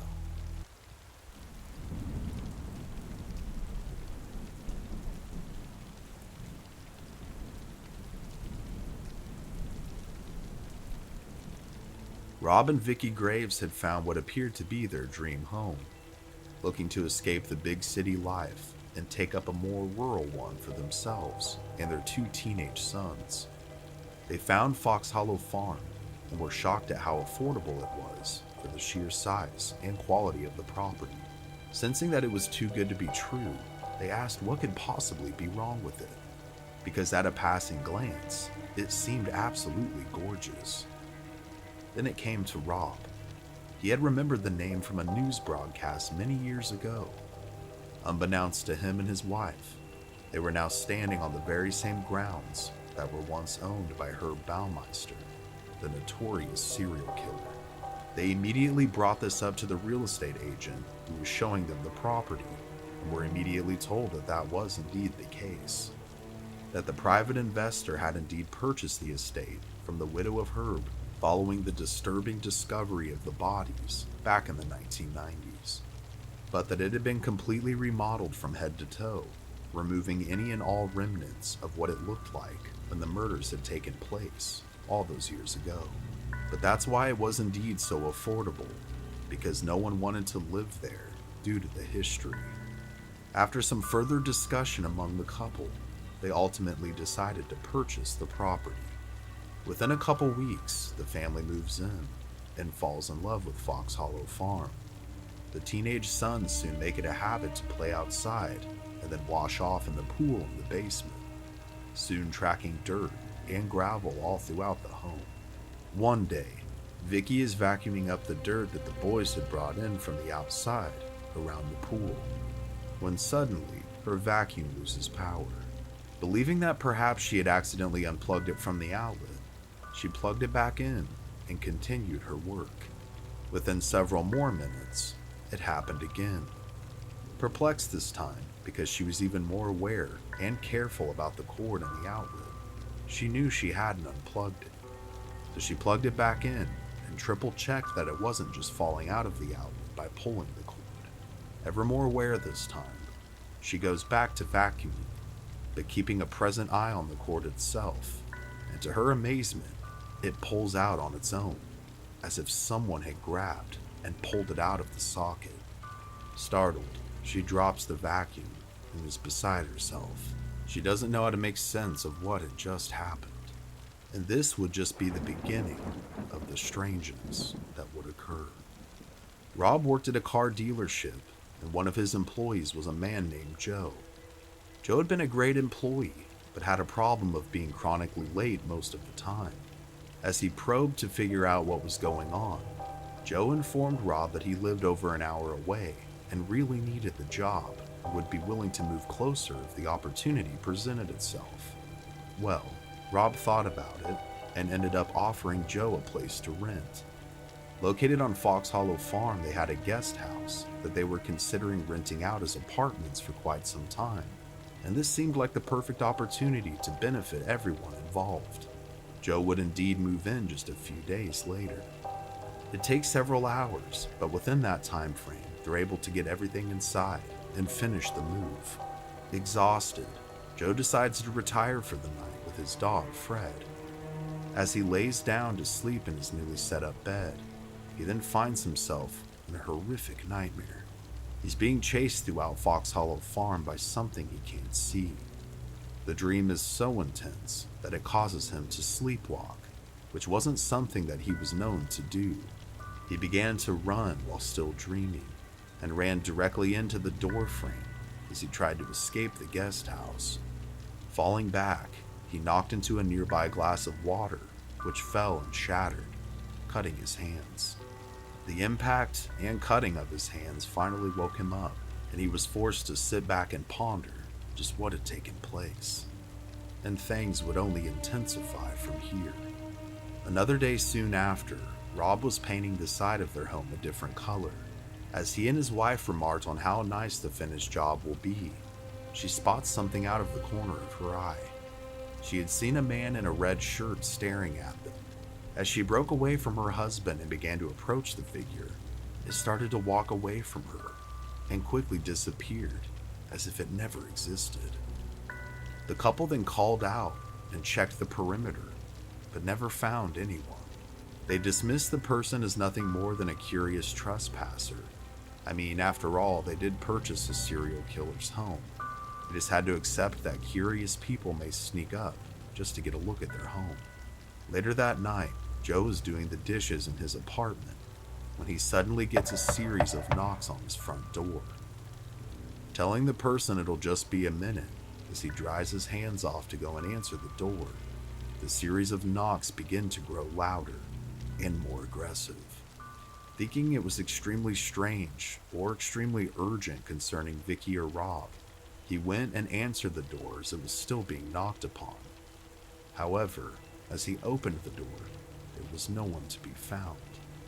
Automatically on guard, he peers outside. The knocking had been happening when he answered the door, so no person could have got very far while he answered mid-knock. He glanced around, and yet saw and heard nothing. He stepped outside and began to examine the roof and the nearby areas, and still there was nothing. Thoroughly weirded out at this point, he made his way back inside and bolted the door locked behind him. He started to make his way back to the kitchen to finish doing his dishes, when he spotted a man standing in his bedroom, staring at him. Upon spotting the figure, his dog begins to growl and make sounds that he's never heard him make before, staring directly in the direction of the bedroom. Already on edge, he ran into the bedroom and flicked the light on, only to discover that there was again no one there. Searching the entire apartment, he again found nothing. Trying to rationalize and clear his mind, he decided to take his dog Fred for a walk to calm down and unwind for the evening. While on his walk around the property, he thought to check on Rob and Vicky's house to see if the lights were on. This would indicate to him that perhaps they were the ones who had knocked on his door, and therefore he could rest easy and figure out what it was about the following morning. However, upon arriving at their house, he found it completely blacked out. They had already gone to bed for the night. Fred, who was always a loyal and obedient dog, always walked with him without a leash and would always follow his commands. However, tonight would be a different story. Deciding to head back to his apartment, he motioned for Fred to join him, but the dog would not budge. He suddenly began to growl and then bolted into the nearby tree line. Instinctively, Joe ran after his dog, but not before seeing what his dog was running after. Before his eyes and the very same tree line was a man in a red shirt. Although he was absolutely terrified, Joe couldn't let anything happen to his beloved dog, so he continued to run towards this man, when suddenly, whoever or whatever this was disappeared before his eyes. Although slightly behind, he would quickly catch up to Fred, and now noticed him not acting aggressive at all, but rather showing his belly in submission, staring in the direction of Joe. Joe, knowing his dog, knew that something very strange had to be up with him. He suddenly felt as if someone was staring directly at him. He slowly turned around to see the apparition of a man in a red shirt with a twisted face staring back at him just several feet away. Joe, as most of us would, ran out of there as fast as he could, his loyal companion following him. The two run as fast as they can back to the apartment, where they rush inside, lock and deadbolt the door, and nervously watch out of the blinds for the rest of the night.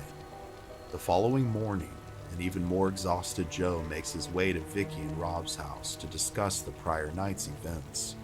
As he's telling both of them what happened, Vicky starts to become emotional. She too had seen the man in red just days earlier. She points to where she saw him, and lo and behold, it's the exact same spot that Joe had encountered the entity the night before. As the day progressed to night, Joe yet again found himself in his apartment, hoping to finally get some rest.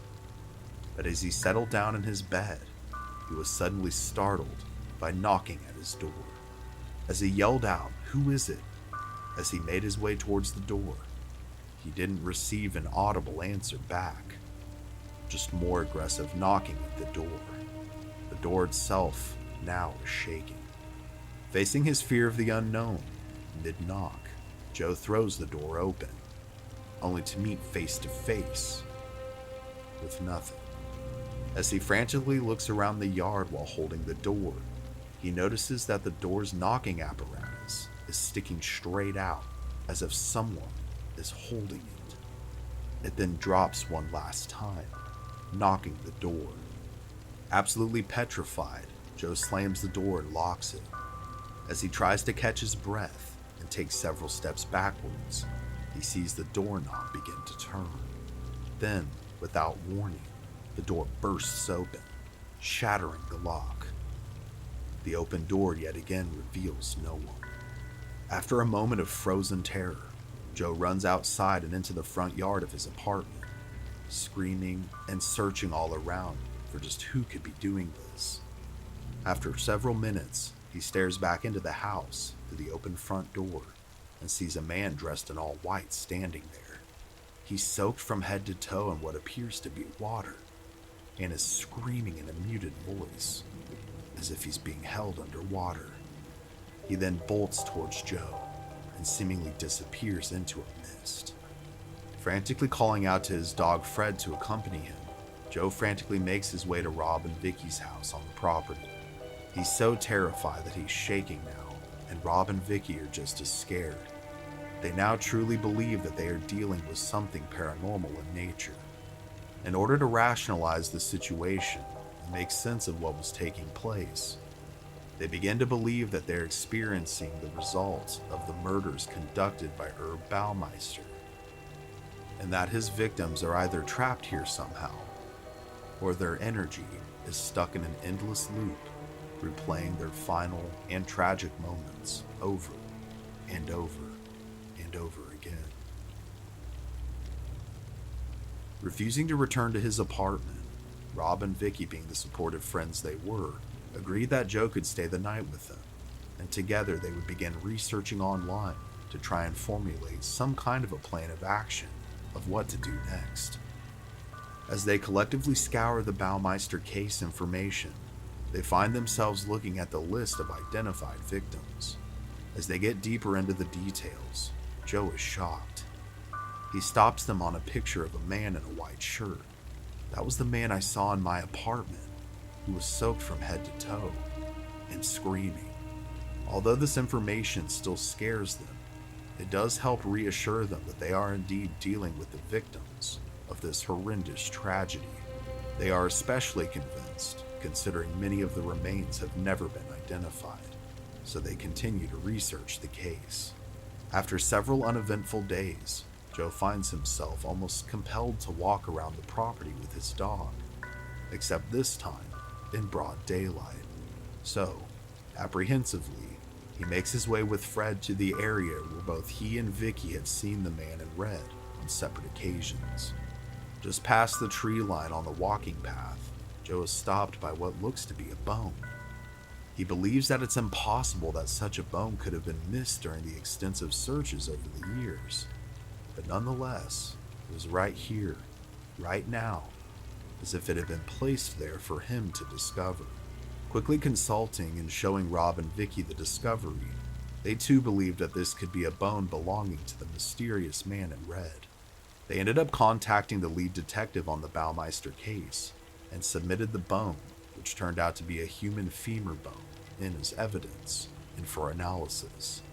They then requested if the investigator himself could come out to the property and explain to them just where things had taken place so they could have a better understanding of what had happened, to which he obliged.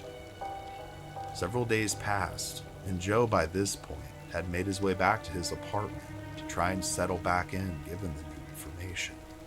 While on his computer checking his emails, he began to hear a scraping, almost metallic-like sound originating from the kitchen. Upon further examination, he sees that all of his butcher knives from his knife block have been neatly arranged in his sink, placed in a row, equally spaced from one another. Glancing around the room, he spots fresh, deep cuts in the wood of the nearby counter cabinet. He believes that this could be a sign for one of the victims crying for help. He starts to try and figure out the mystery. He takes out his phone and begins recording, asking probing questions to whoever or whatever could be there, in hopes of helping them in any way that he can. Prior to this, of course, he turned off any and all appliances that could interfere with the process. He begins by asking a series of questions and doesn't seem to get much of anything, at least not audibly. But then towards the end of his questions, Fred begins to growl, the same eerie growl he had any time they had experienced something previously. Taking this as confirmation that perhaps his companion could see or hear something that he couldn't, he quickly downloads the audio file and begins to listen to it on his computer. And to his shock, he did indeed receive a response. This is the clip of the actual EVP that was recorded. Who keeps walking in the kitchen? He believes he hears the married one.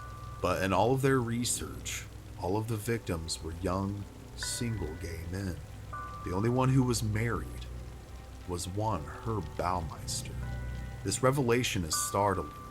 He not only believes that the victims were trapped within the grounds of Fox Hollow Farm, but that perhaps the serial killer himself could too be trapped here. What would follow would be dozens of paranormal investigations, and those investigations would lead the group to believe that they were not only dealing with the spirits of the victims haunting the grounds, but either a dark entity impersonating Baumeister or the killer himself. Several years after the events, the Graves family would end up selling Fox Hollow Farm, and it would continue to change hands over the years since then, leading to multiple new owners of the property. And although new information doesn't seem to be publicly available, it's still considered one of the most haunted places in Indiana, if not the world, given its unique and gruesome history. An independent film would go on to be made about it, called The Haunting of Fox Hollow Farm, and Robert Graves, along with another man named Richard Estep, who led many paranormal investigations at Fox Hollow Farm, would co-write a book detailing the family's creepy experiences and what they believed to be ultimately happening. So in conclusion, we know that Herb Baumeister was mentally ill ultimately, but what makes this case so strange and so compelling to me is that he was an outstanding member of his community. For the longest time, he was the smiling neighbor, the charitable businessman, the happy family man, and overall, a pillar of normalcy. But behind closed doors, his psyche, his soul, contained a darkness that most of us will never be able to comprehend, yet alone unravel and understand. So could the murderous deeds of a twisted individual trap souls on a property and perhaps open some kind of a portal? Could the unleashing of such energy like what is expressed in a violent death contribute to something like this? If it wasn't what's known as an intelligent haunting, where the spirits are aware of what has happened to them and are indeed trapped there, which very well could still be the case, then perhaps it could be a residual haunting, where the events are of such magnitude and strength that they play on a loop for all time, but the souls who were involved have long since moved on. These are questions that we may never have answers to, but all things that we should ponder. The one thing is for certain: the malicious calculation of Herb Baumeister and the horrendous things that he did to the suspected 25 victims at Fox Hollow Farms should never be forgotten. They are indeed still identifying and using updated technology to identify remains that are still being found on the grounds. This has happened as recent as November of 2022. So if you happen to be a family member of someone that you suspect could be connected to this case, just know that my heart truly does go out to you. And please, contact the Hamilton County Coroner's Office at 317-770-4415. Besides remembering what happened, I also urge you to please respect the victims and their families, as well as the family of Herb Baumeister, if you should ever have any. Lying dormant within the streets of suburbia, there is an unseen evil. Like a mouse falling into a pit of snakes, an unsuspecting family disturbed a slumbering force and became enshrouded in a fog of darkness. This is the untold story of the Bellaire house and the terrifying malevolent entities that dwell within its walls. Bellaire, Ohio, an area rich in history, was once known as Glass City, having once been a major glass production hub in the late 1800s. It is now known as the All-American Town, having been used in many Hollywood productions as a backdrop for lots of movies, some of which you've probably seen over the years. The town that epitomizes small America's daily life has long since moved past its industrial days and has become known for something else.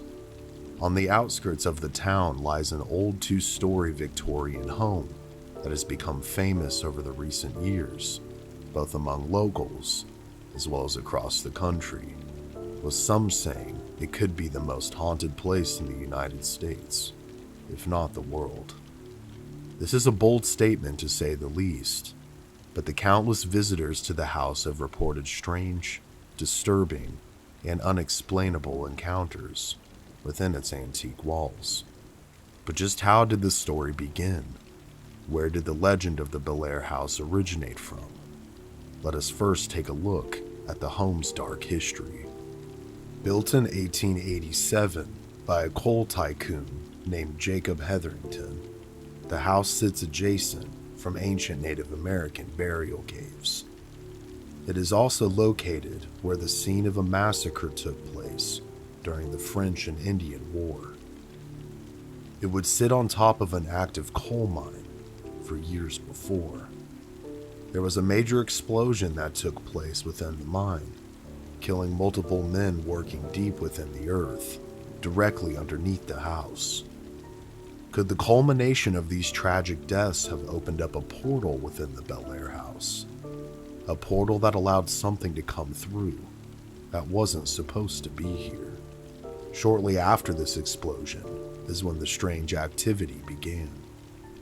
Jacob's son Alex moved into the home with his daughter Lyde, but was soon stricken with seizures and hallucinations. He would ultimately be committed to an insane asylum for the rest of his life, claiming that demons were trying to kill him. As time progressed, Lyde would take charge of the family business, being helped by her younger brother Edwin. Lyde would tragically and unexpectedly pass away one morning in the kitchen of the home. Edwin, now alone and grief-stricken, descended into mysticism and the occult in search of answers. He began to regularly host seances in the kitchen where his sister had passed away, to attempt to make contact with her on the other side, and it is believed that contact was indeed made, but with who or what is uncertain. In 2005, Kristen Lee and her family are desperate for a new home. Like a curse, For the second time in less than 2 years, a flash flood has destroyed their home and all of their possessions. Kristen, her 2 sons, Nicholas and Lane, along with their father, Hefe, have been fortunate enough to room with friends during this difficult time. Kristen has continued to try and get the family back on their feet and no longer wants to burden her friends with the boarding of her family. So she constantly checks the real estate listings, hoping to find a home that her and her family can finally settle down into. Given the circumstances, the family didn't have a big budget and would have to rebuild their lives from scratch. But soon, her determination seems to pay off. While at work, Kristen often browses real estate websites for new listings as well as foreclosures, and a new listing soon catches her eye. Recently foreclosed on, but now available for purchase, she lays eyes on the old Victorian home for the first time. Its 4 bedrooms and 2 bathrooms setup, along with plenty of room, would be perfect for her family. The price seems almost too good to be true for her budget as well. And although the listing lacks more details, it's like her prayers had finally been answered. But by what? Not wanting to lose the property, Kristen arranges a showing of the home as soon as possible, and before too long finds herself on the front steps of the Bellaire house. She is immediately taken in by the beautiful craftsmanship of the woodwork. The wraparound porch facing the Ohio River soon has her imagining peaceful evenings watching the water flow. Upon entering the home, she continues to be impressed. Old marble and cherry wood ordain the interior of the home, and it seems almost too perfect, like something straight out of her dreams. The family also has a dog named Bella, and the large fenced-in backyard is perfect for her to run in, and the boys to play in. Dumbfounded by her luck, Kristen puts in an offer on the house that evening, and it's accepted the following morning. After 2 years of chaos and uncertainty, the Lee family can finally breathe again and start living a normal life. But just as all seems quiet and settled, the family begins to discover that the house is anything but normal. At first, upon hearing odd noises in the night, the family wrote off the sounds as nothing more than anxiety in an old house. Being slightly scared or anxious upon moving into a new place, particularly following a very uncertain time in one's life, is not out of the ordinary. But these sounds soon become too much to dismiss. They soon begin to hear footsteps at all hours of the day and night. Kristen would later describe the activity as so. I would hear footsteps above and sometimes below me, even when there was no one else home but me. And I always felt as if there were thousands of eyes staring at me at all times, watching my every move. Along with the strange noises, items soon begin to go missing. From keys to towels to trinkets. One moment they would be there, and within seconds, they would vanish. And Kristen isn't the only one experiencing strange happenings within the Bellaire house. At the time, her 12-year-old son Nicholas begins to experience a malevolent force that seems to dwell within his bedroom. At first, he too begins to feel as if he's being watched at all times, and it seems to get exponentially worse at night. He begins to have night terrors, feeling someone or something covering his mouth and nose, forcing him to suffocate. One night, he wakes up in a cold sweat. It's storming outside. Flashes of lightning occasionally light up the room. What he sees disturbs him to his core. In the corner of his room, towards his closet, as a burst of light fills the room, he sees a blackened figure staring at him and shaking profusely. The young boy is utterly terrified. Rushing out of his room as fast as he possibly can, he wakes up his mother and refuses to sleep there any longer. The boy is so hysterical The only solution was to send him to his grandmother's house, located 30 minutes away. What makes this case all the more compelling is that Kristen has a master's degree in psychology and works as a mental health physician. With this, her professional opinion of what Nicholas had experienced was initially contributed to stress and fatigue, both common factors that tend to make the human mind see and experience things that aren't really there. And these probably could explain many similar situations, and most would agree. However, Kristen's view would soon undergo a radical change after one terrifying experience of her own. After months of strange happenings within the home, it was now winter, and the Lee family, still tight on finances, was sleeping in the basement near the fireplace to save money on the gas bill. Hefe was asleep in a recliner, and Lane as well as Kristen were asleep on the wraparound couch located in the corner of the room. All seemed normal until Kristen was woken up by the feeling of the couch cushion being pressed down near her legs. She then found herself face to face with a terrifying figure of a man staring directly at her. She would later describe the encounter as so. I woke up being face to face with this gray figure of a man. He was translucent, almost like a mist, but the mist had features, like a person. The face was completely emotionless and had dark, sunken-in eyes. Kristen asked, "Who are you? What are you doing here? What do you want?" But to no response, just a blank, lifeless stare. Within seconds, the apparition disappears. But before she can ponder what had just taken place, the silence is once again shattered. But by this time, it was the family dog, Bella, who was barking and running around the room. Kristen, attempting to keep her family asleep through the ordeal, tries to quiet the dog down and notices that she can see her breath in the air. And although it's cold outside, it's not nearly that cold near the fireplace.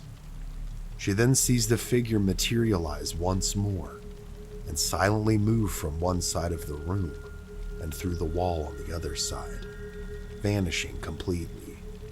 No longer wanting to face whatever this was alone, she woke up her husband and told him what had just taken place. His response, however, was that she was too tired and needed to go back to sleep.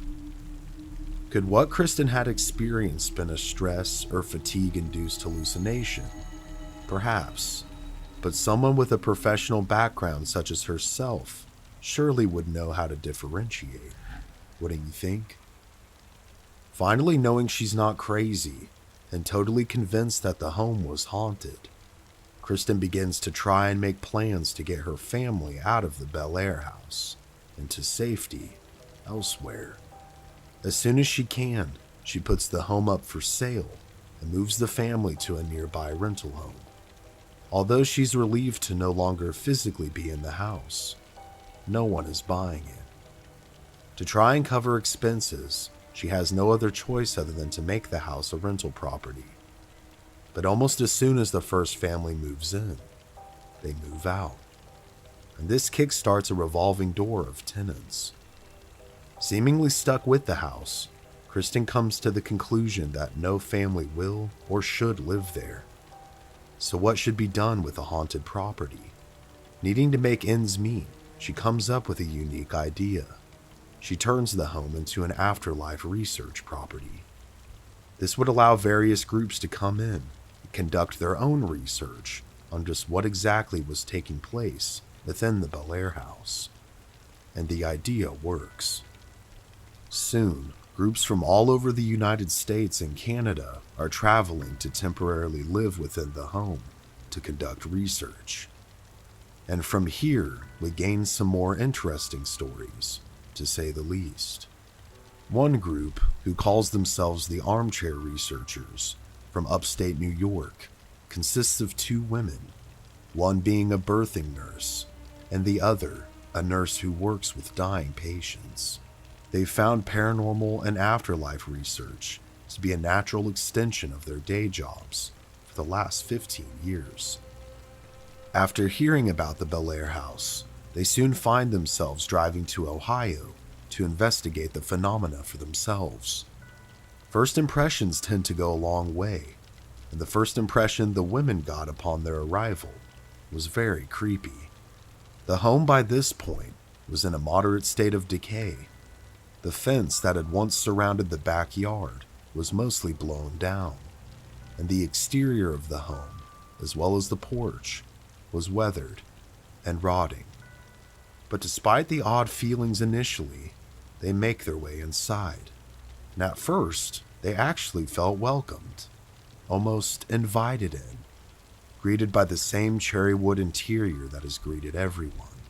But as soon as they set up their equipment and prepare for their stay, as day turns to night, there seems to be a shift in energy within the home.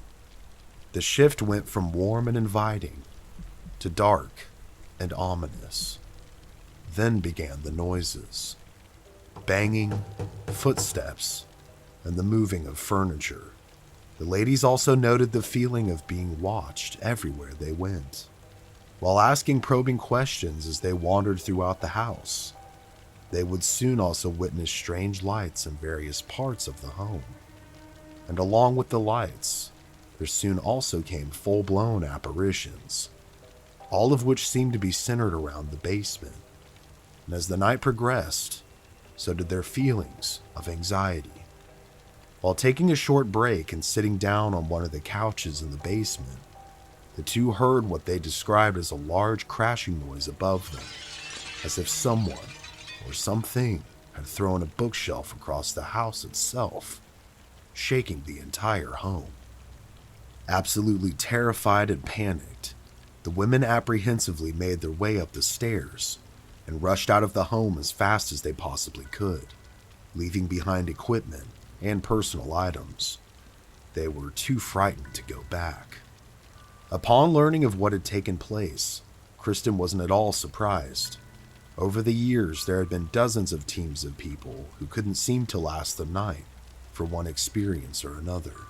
People have been scratched, pushed downstairs, punched, bitten, and even in one instance, thrown across the room by a violent and unseen force. Another noteworthy story comes from a team located locally there in Ohio. They have had the opportunity to visit the home and conduct investigations numerous times over the years. But their experience in particular one night truly makes me question just what exactly haunts the Bellaire house. There was 3 of them this time, and it was shortly after midnight when they made their way into the attic to continue their investigation. During their questioning, they seemed to be getting direct interaction with something through their spirit box. Then, towards the corner of the attic, a mist seemed to materialize, coming up from the attic floor, slowly enveloping the group. Glancing down, they were now too stunned to speak. They saw what appeared to be thousands of black snake-like creatures slithering over their feet and onto their legs. The creatures then began to form a figure standing in front of one of the attic windows, a creature of pure darkness that seemed to stare at them with thousands of tiny, beady eyes. The crew, which consisted of 2 men and a woman, ran for their lives, descending the attic stairs as quickly as possible, leaving behind anything and everything that they had brought with them that wasn't located on their person and out of the home for good. All of these stories and experiences have led many to believe that the Bellaire house is some kind of magnet for paranormal activity, a magnet or a host to a portal for spirits.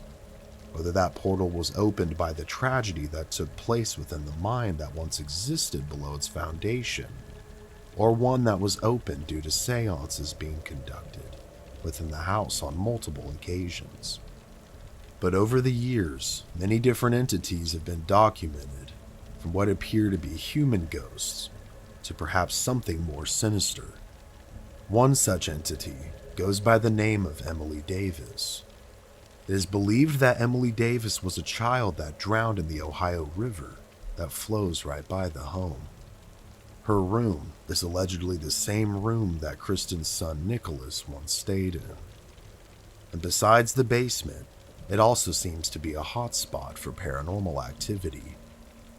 Through various investigations, once contact has been made and trust seems to be gained, people are often attacked, which have led many to believe that Emily isn't a child at all, but a demon.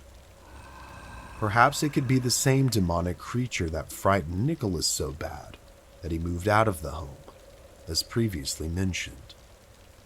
Many investigators also have claimed to have some activity follow them home, and even haunt their dreams, as if the house or the beings within the house are calling out to them to come back for one reason or another. Although many questions may never be answered surrounding the Bellaire house, one thing is for certain. It continues to be considered one of the most haunted places in America, if not the world. It also continues to serve as a place of study for those wanting to investigate the supernatural forces that dwell within its walls. But if you find yourself being drawn to the old Victorian, just know that if you're not careful, you too could find yourself being made a part of its history, whether you like it or not. Over the years, I've covered a wide array of mysteries, from the Mothman to UFOs, conspiracies to cold cases. And one topic that seemed to resonate more with all of you, and one that I've always found fascinating, is hauntings. Whether that's haunted places, haunted people, or experiences that people have had that they would consider paranormal in nature. So today, I'm trying something new. And don't worry, this is adding content here on Mystery Archives, so there will still be episodes of the untold story for you to enjoy. Those just take a good chunk of time to produce. So, in between those episodes, I'd really like to share stories from you guys, the community, to bring awareness that these kinds of experiences really do happen. And having grown up in a haunted home myself, I know that oftentimes people are hesitant to share their stories for fear of ridicule or for fear of whatever they've experienced flaring up again and reigniting their personal nightmare. This platform will hopefully give their stories justice, have them heard, and give you a glimpse into what people like yourselves have experienced. These are your paranormal encounters. When a young family encounters the devil in the flesh, told from the perspective of a young girl, this terrifying tale will have you questioning just what could be happening across the street from you, next door, or even in your very own home. I was almost 7 when these events took place, and I'll be 40 later this year. I lived in the Glendale Apartments in Rock Hill, South Carolina. My baby brother at the time wasn't quite even a year old. Now, my mom was young when she had me at 17, and my stepdad Keith was exactly 2 months to the day older than her. My mom has been gone for 14 years now, but I still remember this day like it was yesterday. We had left to get dinner that night, and by the time we had gotten back, Keith was passed out in the front seat of his little hatchback Mustang in the parking lot. This was the first of 2 that would find themselves wrapped around trees in my town. Keith was suffering from what would later be diagnosed as schizophrenia with bipolar tendencies, and had seemingly been self-medicating to alleviate his symptoms. Since he was asleep, my mom urged me not to wake him, as I helped her get my infant brother at the time out of the car and into our apartment. As we began to wind down for the evening, our phone began to ring, shattering the calm peace that was our lives. It was Keith's mom, Mary. She lived on the other side of the complex, which mostly housed old people and people with disabilities. She sounded panicked screaming that something was happening in her apartment and that she needed help immediately. My mom rushed to go wake Keith up out in the parking lot, but upon running up to the car, he was nowhere to be found. She rushed back into our apartment, saying that she couldn't find Keith, when he suddenly appeared in the hallway, and neither of us had seen him come into the apartment. He seemed completely out of it and was terrified, saying that something was taking him over and that he couldn't control himself. I saw his eyes. They were black.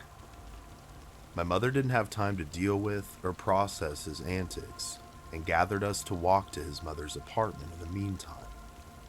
As we rushed over there as fast as we could, I remember getting a skin-crawling feeling every time Keith looked at me, like it was something completely foreign to this world, peering into my soul.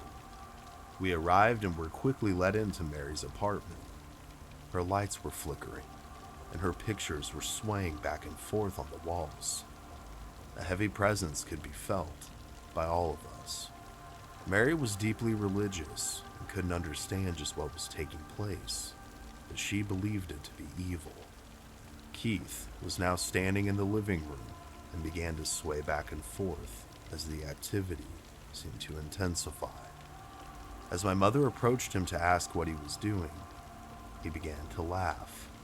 This was the deepest, most maniacal laugh I have ever heard, and I still get chills thinking about it. This voice was not his own.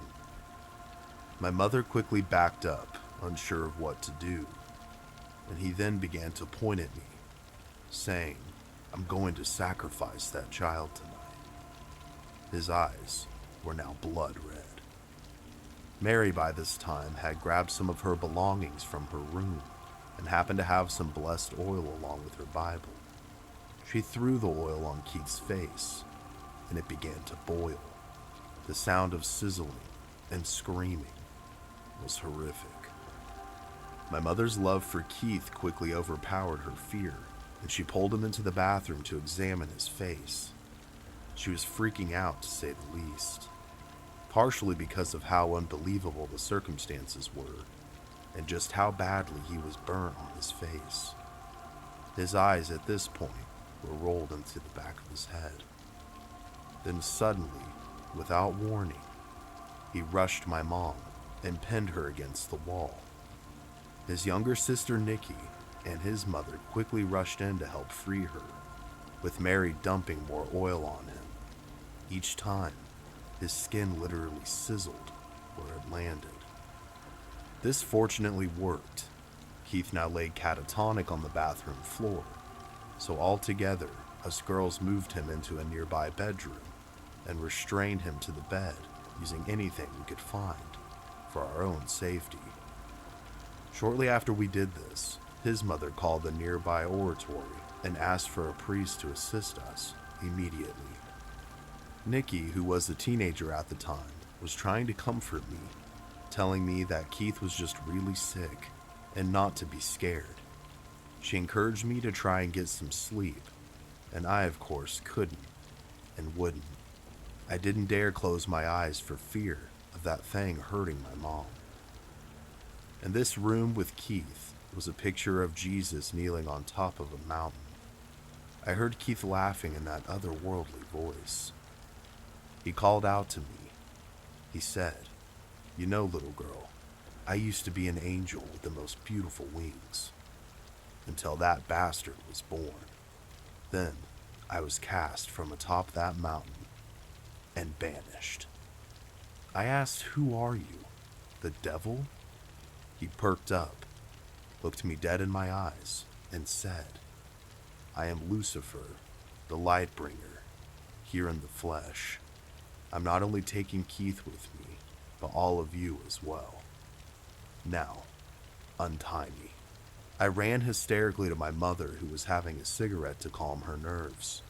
She ran into the room to comfort him, when he said, "Do you want to see proof?" And against her will, my mother then extinguished the cigarette into his arm, with Keith exclaiming, "It feels so good. You'll have to adjust to the searing flames." but in due time, you too will call it home. She then rushed out of the room and closed the door. We waited with bated breath for the priest to arrive. When shortly after 3 a.m., there was a knock on the door. Thank God, it was him. For the next several hours, they attempted to cast this thing out of Keith. Probably for the best, they kept me in the living room, away from the demonic terror that was inhabiting his body. But my God, the smells that wafted throughout the complex, like putrid meat and sulfur. I soon also heard moaning and growling from dogs that didn't exist. There was a strange fog that had enveloped the apartment itself, and a strange flickering light that now emanated from the room where the exorcism was taking place. I began to close my eyes and pray to God harder than I had ever prayed before, wanting and wishing for all of it to end. When suddenly, it did. Keith had seemingly been freed of these spiritual shackles, and although I was terrified, I was more than wanting to finally get some sleep. So after the priest departed and all seemed fine, we slowly made our way back home through the damp, misty morning that was now upon us. Upon arriving home and heading inside, we all began to make our way to our bedrooms to try and sleep. I found myself in my bed, comfy, and finally about to rest, when I felt my bed shake. I quickly opened my eyes to find my bed off the floor, and my bedpost balls screwed off, each one in the corner of each post, floating there. I screamed harder than I've ever screamed before, alerting my mother, who rushed to save me. Upon her running in, my bed suddenly slammed to the ground, and my bedpost balls all fell to the floor. The events of that night and the following morning can never be forgotten by me and my family. For the next year and a half, we dealt with similar smells wafting throughout our apartment, unseen snarls and growls, and a feeling of anxiety, as if our every move was being watched. But thank God, it all eventually faded. I had since asked Keith how he came to be in that state, but I could never really get a clear answer. He often drank moonshine and was in a bad state mentally and spiritually at the time. Perhaps this weakened him enough to let something in, somehow. I have since moved on from that place, but heard something very interesting that I'd also like to share in regards to it. This was the apartment we lived in, and a young boy mysteriously passed away within it not too long ago. The details of the case are hard to find, but I believe he was about as old as I was when everything had taken place to us.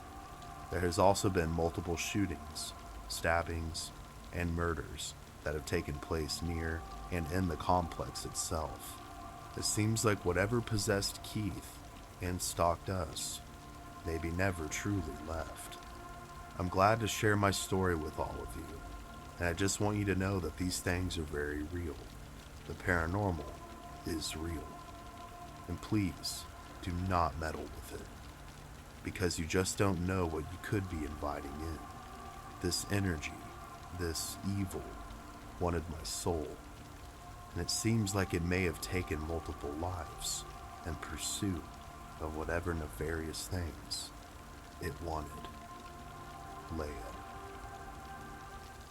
I would like to thank Leia for submitting this chilling story of an exorcism that took place to her stepfather when she was a child. The entire situation must have been terrifying to endure, to say the least, and I commend her for being willing to share this with us and warn others that these things are very real indeed. I also believe it's important to bring awareness to these kinds of topics, for a number of reasons. I am curious just how Keith became possessed, however, and if it was truly by Lucifer himself, or something pretending to be him. All around, a terrifying tale from Leia. Upon laying her head down to sleep, a young woman is seemingly transported to another time or place. where she interacts with malevolent spirits. This one may just make you wonder if the very same has ever happened to you. One hot Saturday morning in 2001, my ex-husband Dean and I went to the grocery store. By the time we returned home and put everything away, it was almost noon. I prepared some lunch for us, and by 2 p.m., I announced that the heat had made me feel so very tired and that I would need to lie down. Dean would go on to watch TV with the volume on low, and I closed the bedroom door. As soon as my head hit the pillow, I went out like a light. Then, in what seemed like only 5 minutes later, I was woken up by a lady speaking beside my bed. It was as if she was addressing another person, but yet in a crystal clear voice across the room. She said something along the lines of, "Don't disturb her, let her sleep." This startled me. I immediately sat up in my bed and I looked around, but saw nothing. I knew I wasn't dreaming, as the voice was real, and yet spoke at an audible enough level even to wake me up. Regardless, whether a dream or real, I was too exhausted and quickly fell asleep again. Now this is where things took a stranger turn.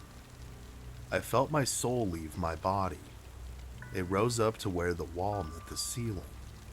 I crossed through the wall and into another place in time. I was no longer within my home, but found myself in a scene from the 18th century. It was similar to watching a black and white film, but in varying shades of gray. I saw a few people who were extravagantly dressed and wore coiffed and powdered wigs, sitting on a plush divan and some armchairs. They sat almost motionless by a small low-lying table. Only the woman slowly looked about, but nobody seemed to notice me. I looked to my left and saw a couple standing still, arms held in an arch above in the air, hands touching, poised, as if waiting for music to start for their dance. I looked past them and saw a few men, one at each small table just sitting quietly and motionless.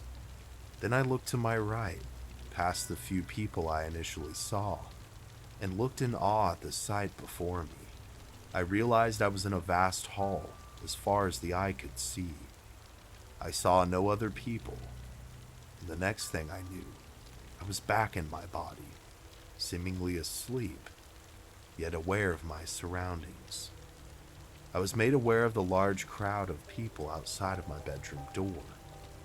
The sound was similar to what you would hear in a crowded bar, many people talking amongst themselves. However, there was one woman's voice that could be heard slightly above the rest of the crowd.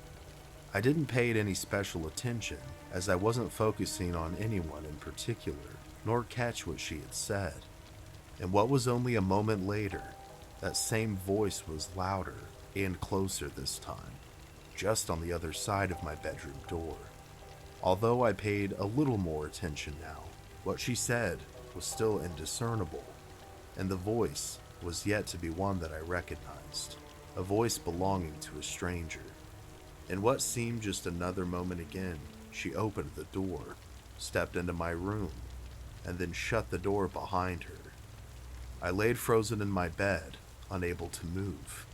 Yet, I felt real terror at this point. Although I couldn't move at all, my eyes were fixed atop the wall.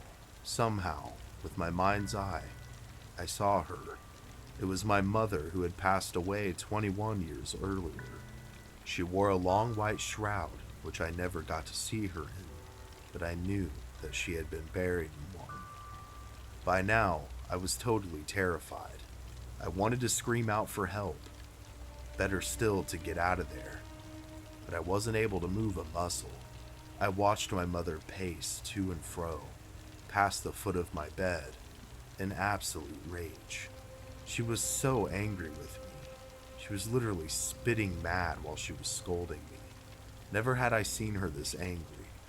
The one thing I did notice, once my mother's spirit had entered the room, was that while my eyes were fixed near the ceiling, it was within my range of sight that I'd seen a soft, white, gaseous ball of light appear to my right at the corner of the ceiling.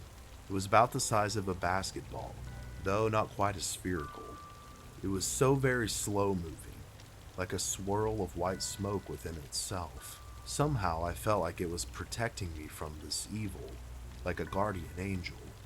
Once my mother was done raging at me, she faced the door and held the door slightly open. She paused and told me that I'd be dead by midnight tonight.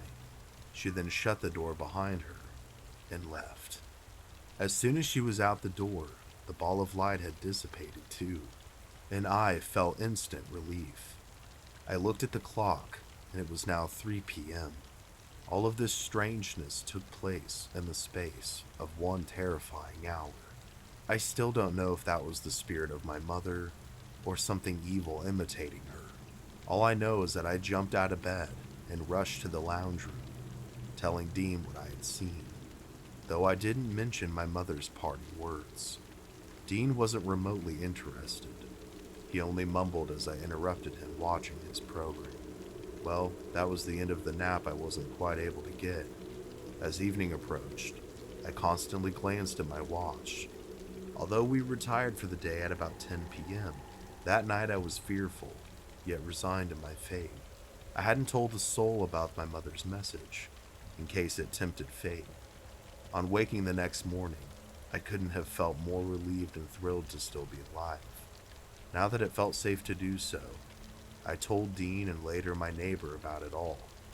They showed me the goosebumps on their arms and expressed fear as I recounted my experience. This was 22 years ago, and I still think of that day and the sheer terror that it brought me. It's a day that I can never forget. Johanna. That story was chilling, Johanna.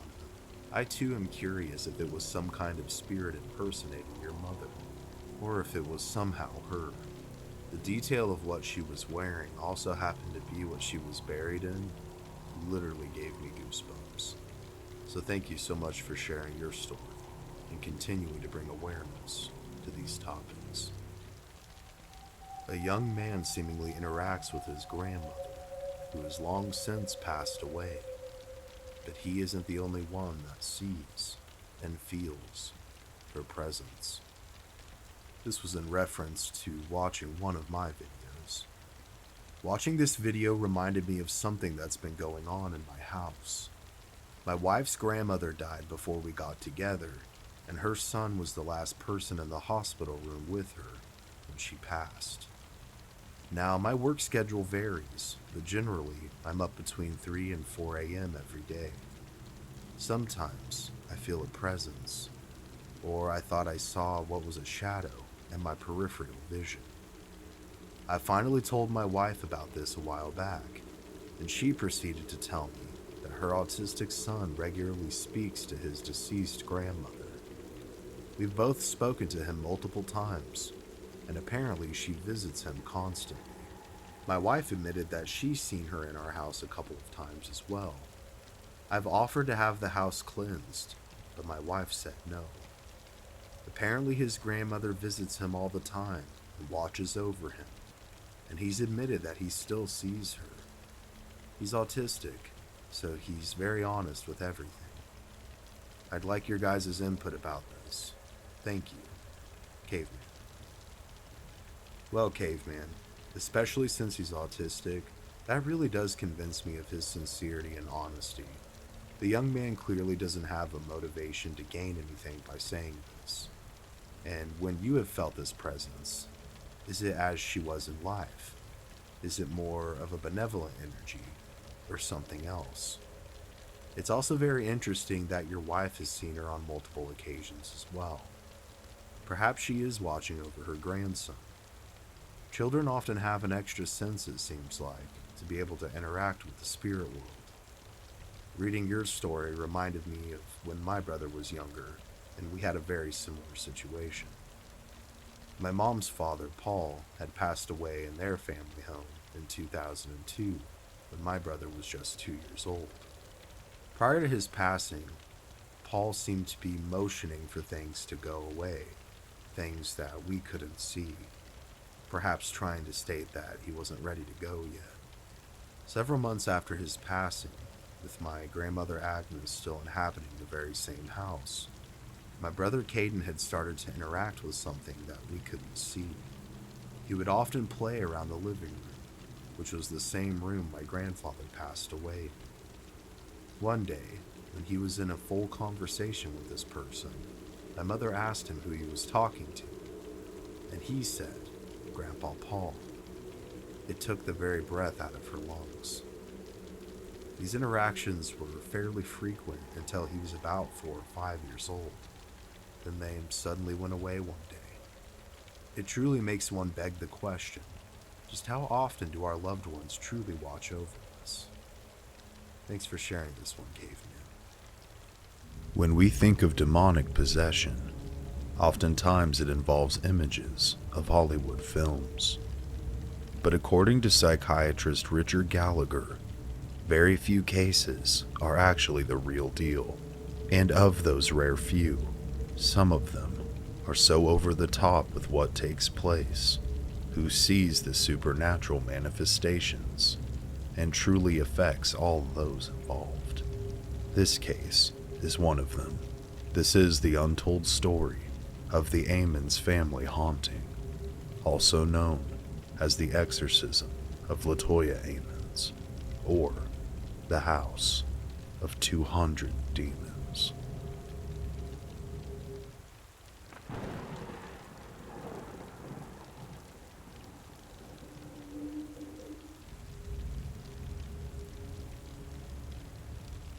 In November of 2011, Latoya Ammons moved her 3 small children and her mother, Rosa Campbell, into a new home in a seemingly quiet neighborhood on Carolina Street in Gary, Indiana.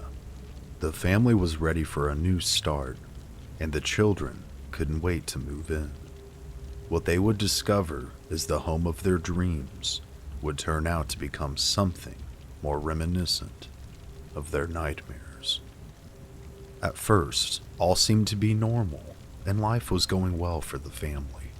It wasn't until December that they began to experience strange and unexplainable happenings. In the dead of winter, Latoya Ammons had noticed large swarms of horseflies invading her screened-in front porch. She and her mother would kill them, but every single day they would return in what appeared to be greater numbers. After some time, the flies disappeared, lulling Latoya into a false sense of security and filling her with a feeling of relief. But despite the absence of the flies, the strange happenings would persist. Every night around midnight, when everybody was in bed, they would hear footsteps climbing the basement stairs. In a state of terrified shock, Latoya and her mother would listen as the steps got louder and louder, eventually reaching the top. Once at the top of the stairs, the door from the basement to the kitchen would open, even if the door had been previously locked. But when the unexplained noises were investigated, all that would be found is the basement door open to the pitch black void below. One quiet night, Latoya was awoken by the sound of her closet door opening. As she turned to inspect the source of the disturbance, she saw a tall, shadowy figure emerge from her closet, and then it exited through her door and into the living room. Latoya leapt from her bed and followed the figure, and what she would discover would make her blood run cold. In the living room, she saw a silhouette of a very large man who was pacing back and forth throughout her living room. Who was this man? What did he want? And more importantly, what was he doing in her home? Latoya instinctually turned on the light in an attempt to confront the intruder. But to her surprise, the man had disappeared. Scared and confused, Latoya investigated further, and what she would find defied all logic. On the floor, in the same spot where the figure had been pacing, were a series of large muddy boot prints. How could something that was conceivably hallucinated have left a physical mark? Was this an entity attempting to convey a message? And if so, what was it trying to say? These manifestations, mysterious and off-putting as they were, did not scare the family. If anything, it just made them generally uneasy. It wasn't until March 10th of 2012 that those feelings would transform into pure, unadulterated horror. On the date in question, LaToya and Campbell were hosting a wake, mourning the loss of a family member, which was attended by a small group of friends and family. The wake had lasted long into the night, and at around 2 a.m. was abruptly interrupted by the sound of screaming. LaToya had been in her mother's room with her 12-year-old daughter and her daughter's friend when suddenly LaToya began screaming for her mother. Rosa sprinted into the room to find her 12-year-old granddaughter unconscious and levitating over the bed. After gathering their bearings, the family and friends surrounded the bed and began to pray. As they prayed, the girl was slowly lowered back down and onto the bed. What is going on, Campbell thought. Why is this happening? When the girl awoke, she had no recollection of what had just taken place. Soon after, the visibly shaken and traumatized visitors left the house and would ultimately refuse to ever return. What began as a place of family and safety had overnight become a place of terror and loneliness. Unsure of where else to turn, LaToya and Rosa called a slew of local churches, but most refused to listen. Eventually, they would get a hold of a church that was willing to hear their story, and once it was heard, the circumstance was undeniable.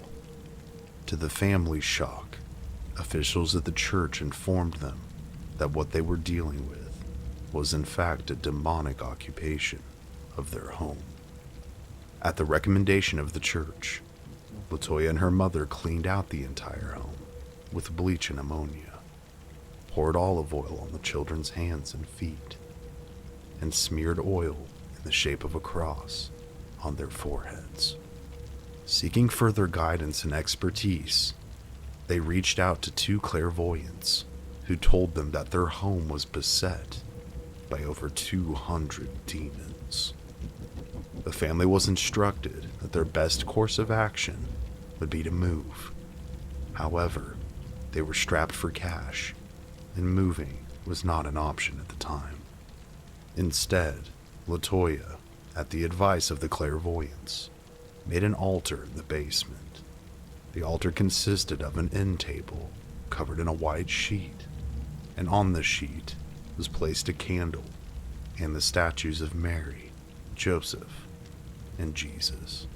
She also covered the walls in the basement in salt, which was believed to add an extra layer of protection from the demonic.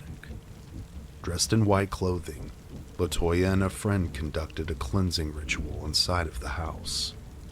They burned sage and sulfur, starting upstairs and working their way all the way to the basement, drawing crosses in the smoke in every room.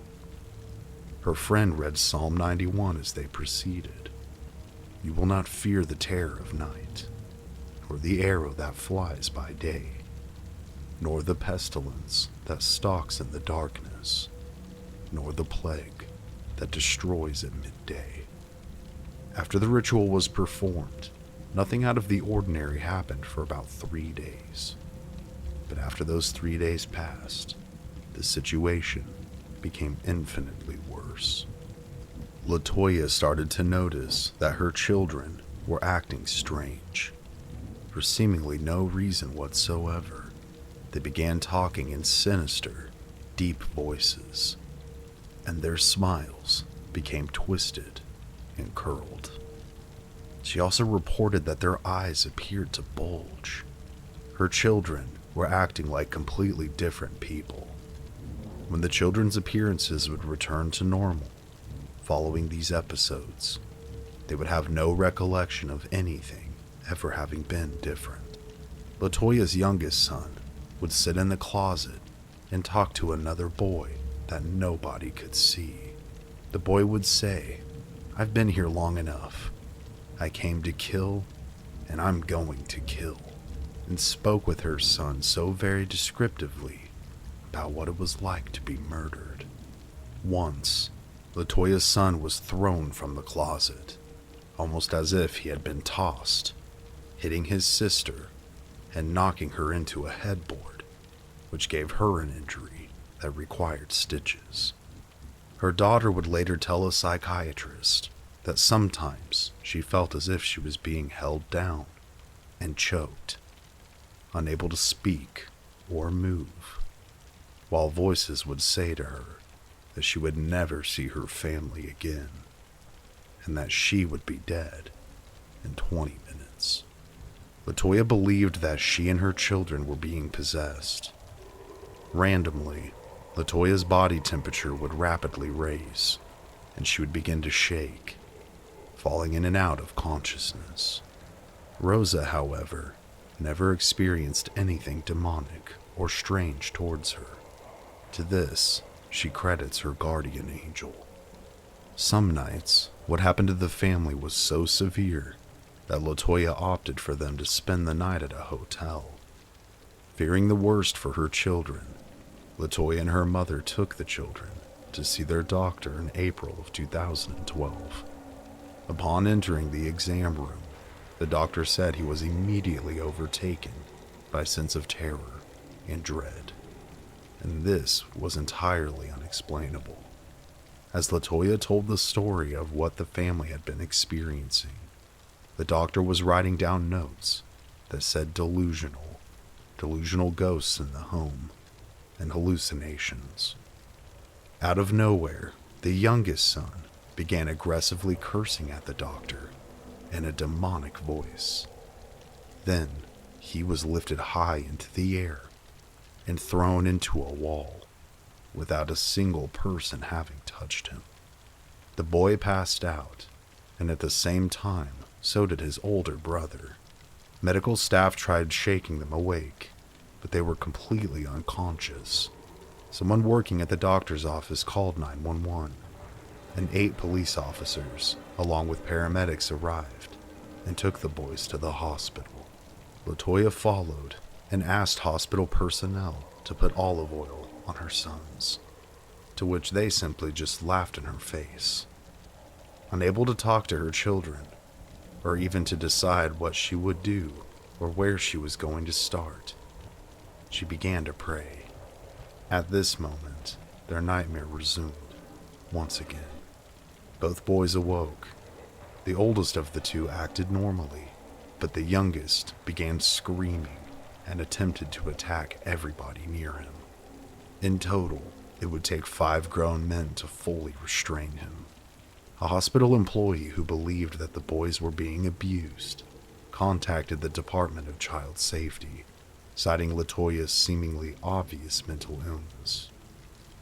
DCS sent out family case manager Valerie Washington, who concluded in her report that neither LaToya nor her children were in bad health or suffered from any bruises, cuts, or burns. The psychiatrist at the hospital also evaluated LaToya and found that she was in fact sane. As Washington interviewed the family, LaToya's youngest son began to growl, and his eyes rolled back into his head. He grabbed his brother around the neck, squeezing tightly and refusing to let go until his hands were physically pried from one another.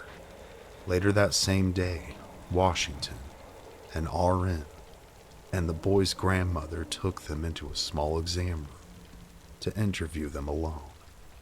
While in the room, the youngest son began to growl yet again, looking into the eyes of his older brother in a deep, demonic voice.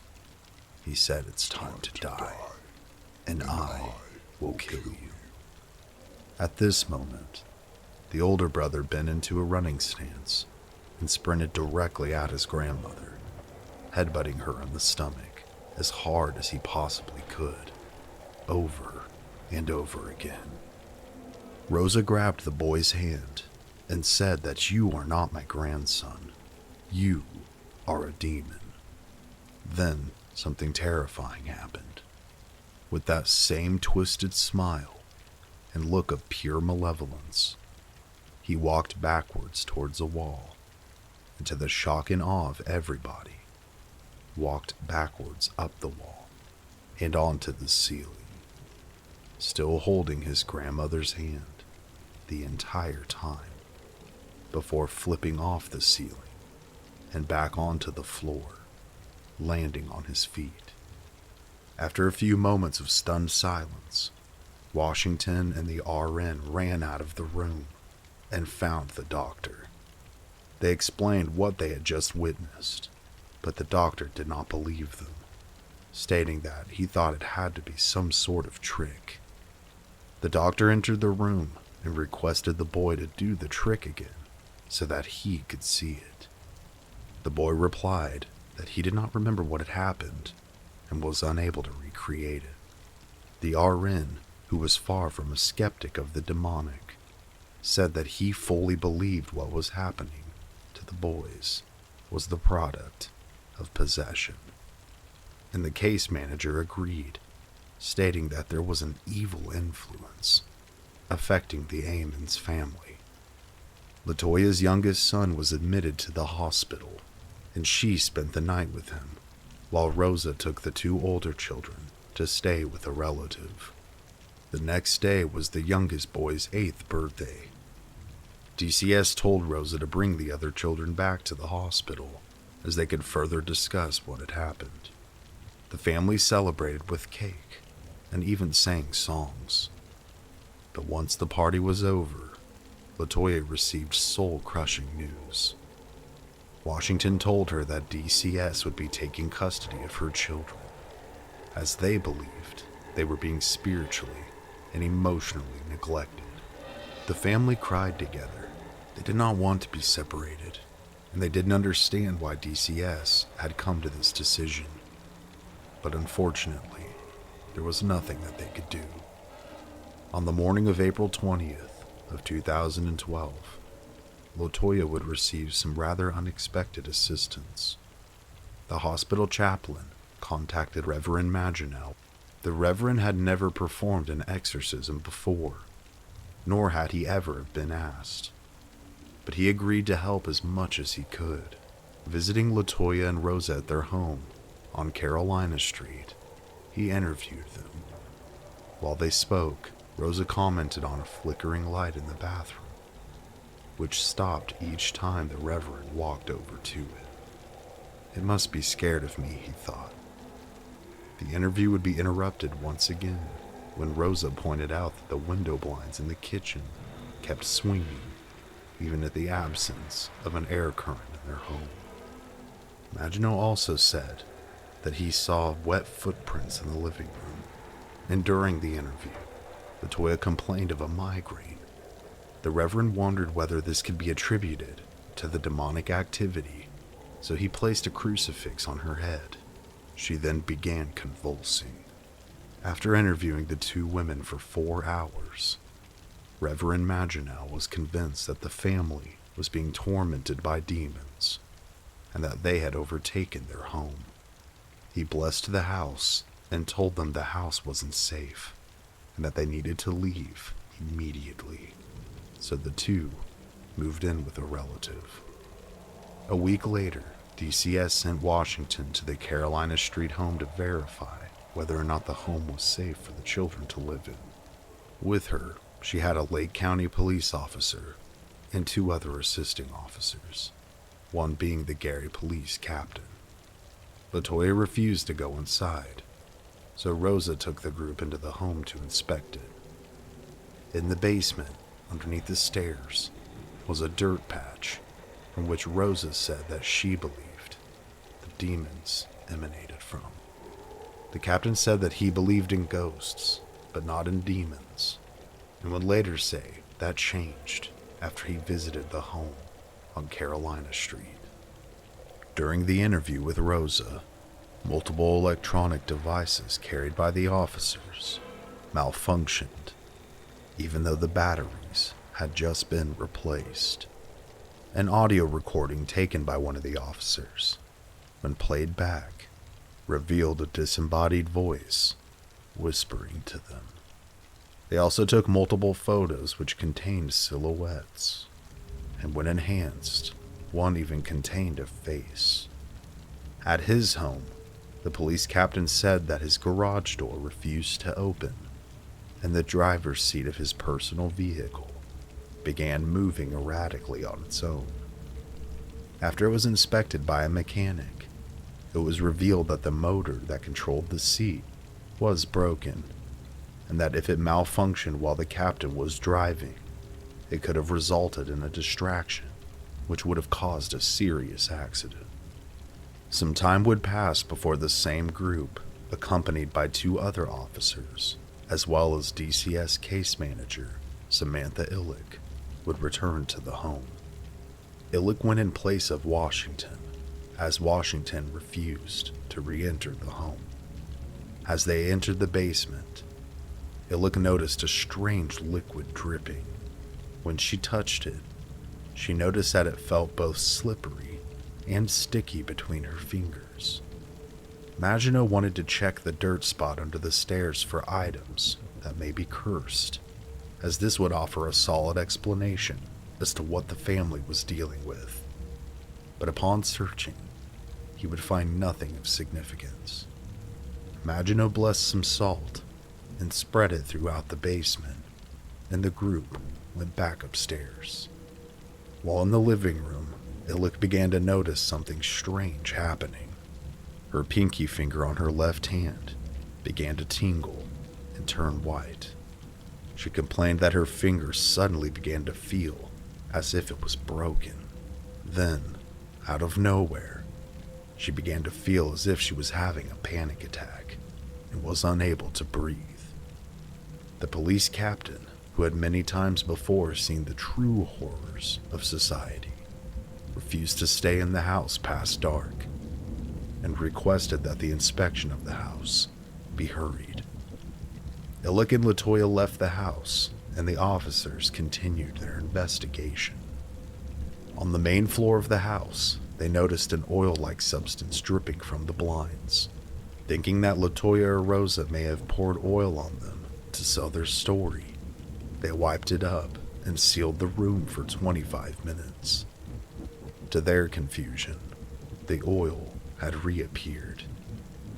Could this have been the same liquid that Illick had encountered in the basement? Upon speaking with Maginot, they were told that the liquid was in fact a manifestation of the demonic. The Reverend would take notes of his findings and requested permission from a bishop to perform an exorcism on Latoya herself, but his request was denied. Instead, the bishop told him to contact priests who have themselves performed exorcisms, but they were no help either. That night, Maginot blessed the home in order to cleanse it before proceeding. A minor exorcism would follow, for which he did not need church approval. The ritual consisted of prayers and appeals for the demons to be cast out. Illick and the 2 officers were in attendance. After the ritual had finished, Illick said that something unexplainable was definitely going on, but stopped short of admitting that it was demonic. Regardless, she had chills the entire time, stating that it felt like something was in the room with them and breathing down their necks. Within a week of attending the exorcism, she too began to experience problems, but hers were medical in nature. She suffered 3rd-degree burns from a motorcycle, broke 3 ribs jet skiing, and broke her hand as well as her ankle, all within the same month. It is believed that these injuries were a result of her attendance during the ritual performed by the Reverend. After the minor exorcism was successful, the bishop would give Maginot permission to conduct a proper exorcism on Latoya. He stated that the ritual was the same as the one he had originally conducted. However, it was stronger because this time he had the backing of the Catholic Church. Before the exorcism was to be performed, Maginot tasked Latoya with researching the names of the demons that were tormenting her. During the research, Latoya complained of a physical illness and that her computer kept forcibly shutting itself down. After some time, she was able to locate the names of the demons who she believed were causing her and her family so much trouble.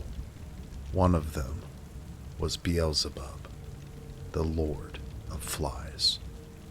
Others were demons that she found which specifically torture and harm children. Maginot would go on to perform 3 exorcisms on Latoya at his church. The first 2 were conducted in English, and the last was in Latin. During these exorcisms, Maginot pressed a crucifix to her head and chanted, "I cast you out, unclean spirit, along with every satanic power of the enemy, every specter from hell, and all of your companions, in the name of the Lord Jesus Christ." Each time, his voice became louder and more forceful, which worked in weakening the demons. Latoya convulsed violently, showing off the demon's true strength to Maginot. During this time, Latoya prayed with him until it became too physically painful for her to continue. She equated the pain that she was feeling to the pain of childbirth, but stated that the pain was nowhere near natural. Eventually, Latoya fell asleep, and the ritual had ended. In between the second and third exorcism, which were conducted several weeks apart, a woman who had helped with the rituals was tasked with setting up a backup plan in case Latoya had issues. The woman who wrote the name of a demon on a piece of paper, put it in an envelope, and surrounded it with salt that had been blessed. If Latoya had problems, the woman was to burn the envelope containing the name of the demon. Within that time, Latoya and her mother had moved into a new home in Indianapolis, a home which Maginot had previously blessed.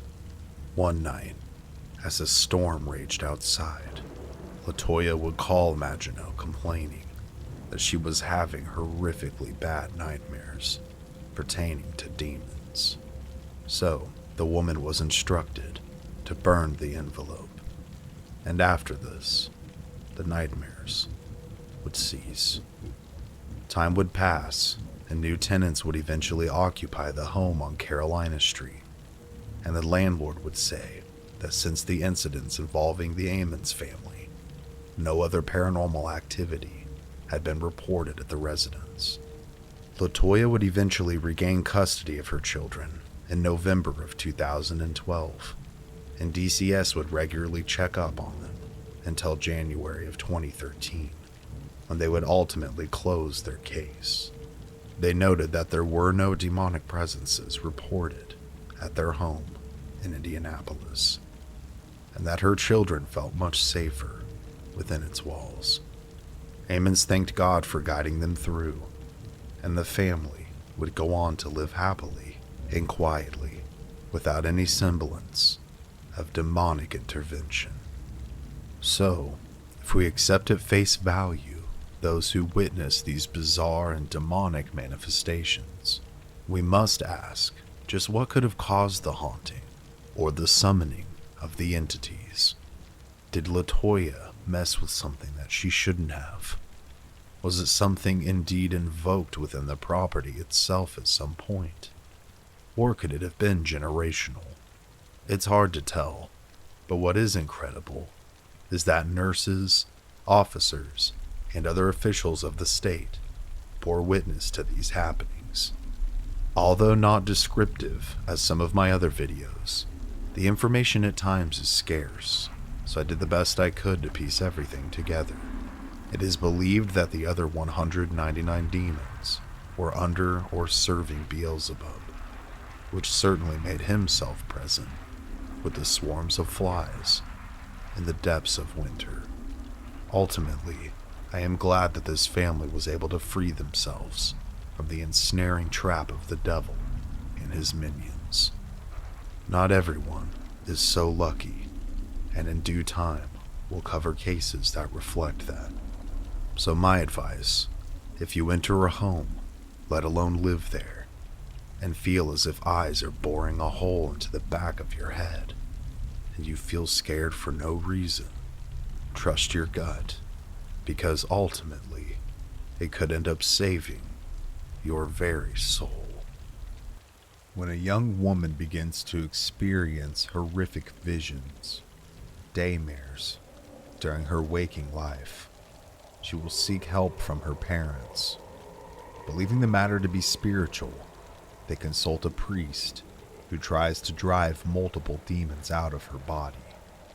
However, ultimately, the exorcisms would fail, the result of which has created one of the most compelling and yet controversial cases of the 20th century, and possibly ever. Today, we will be examining the life and death of a young woman named Anneliese and the 6 demons that supposedly took her. This is the untold story of the exorcism of Anneliese Michel, and what a terrible and truly horrifying story it is.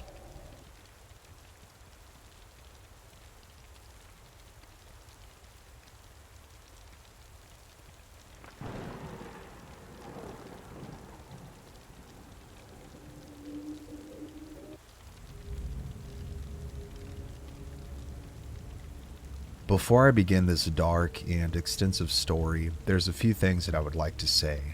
Whether this is a true case of demonic possession or the result of malpractice due to religious extremism is not up for me to decide.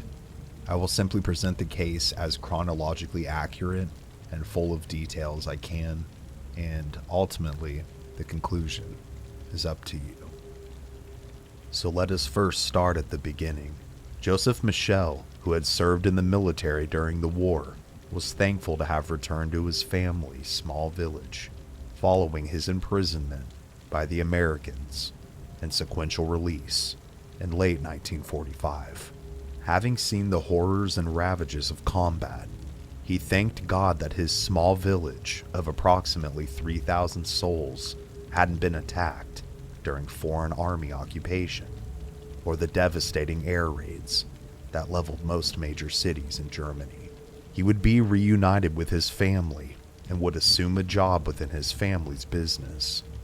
And during this time, he would meet a woman named Anna, a local girl, and within 2 years, the couple would be married. Born as Anna Elizabeth Michel on September 21st of 1952 in Leipzig, Bavaria, West Germany. Anna was a very shy and somewhat sickly child as she grew up. Michelle was raised along with her 3 sisters as very religious, and as a family they would all attend Mass twice a week. And although frequently sick, she was known for being very sweet, but also very shy, usually keeping to herself and her studies while at school. All was going well for Anna, who would become known by the name of Anneliese, a combination of her first and middle names. This was until she turned 16 years old.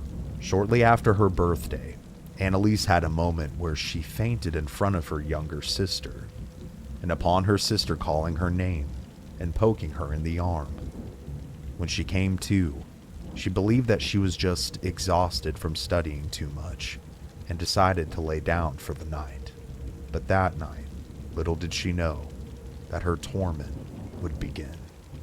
As she slept in her bed, shortly after the clock had struck midnight, Anneliese would awaken in a panic as a giant force, as she would later describe it, was holding her down. She felt the area around her indent, as if a very large person or creature was sitting on top of her. This entity then began to press on her stomach, which caused her to urinate. Panicking and unable to breathe, the poor woman called out to God in a desperate attempt to stave off whatever this thing was.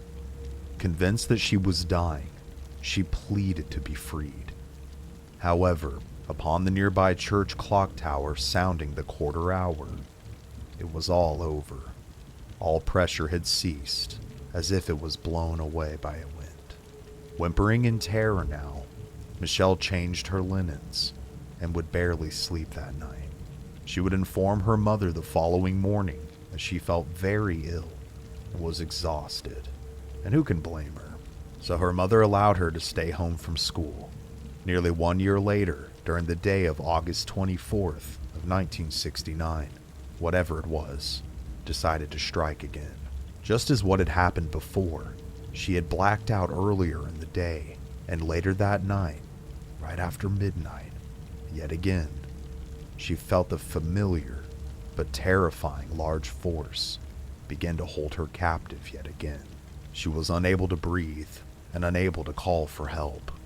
Again, she would be freed by the tolling of the church clock bell tower. Upon informing her mother of this second incident, her mother was unsure of what was happening to her poor daughter, so she decided to take her into the family physician, a man named Dr. Vogt. At the recommendation of Dr. Vogt, they would board a train to Offenburg to meet with a neurologist by the name of Dr. Siegfried Luthi. Dr. Luthi that day would run a variety of tests, all which would come back negative, and unsure of the results, he asked them to return on August 27th for a follow-up appointment and more tests. One of the tests ran upon their return in August was an EEG, which recorded normal alpha-type brain activity. Coming up yet again empty-handed, the doctor still had to account for the convulsive episode that his patient said she was experiencing. So he diagnosed her with temporal lobe epilepsy, and from here, she'd be placed on a drug known as Zintrapil, an anticonvulsant. And this worked for a time, but as 1969 would progress, she would become very sick. In December, she would contract pneumonia, which would be further complicated by a tuberculosis infection. She became too ill to further attend her studies and was forced to drop out of school at that time. She would remain back at home in her bed until January of 1970, at which point her condition still hadn't improved. So as a result of this, she was transferred to the hospital in February. From here, she was placed in a sanatorium in Middelburg, one that specialized in bronchial and lung disease. She made some improvement there, but would also have other issues diagnosed. When spring came, she longed to go home, to see the beautiful lush hills of her village, instead of the jagged and ominously gray mountains that surrounded her. Unfortunately for her sake, she was not yet permitted to leave, due to her condition still needing to improve, as well as new diagnoses of cardiovascular circulatory problems. Although sad, Michel understood what was happening. However, this all too persistent and familiar force that had come to plague her would visit her yet again on June the 3rd of 1970. The same massive, paralyzing entity would grip her with ice-cold and unseen hands.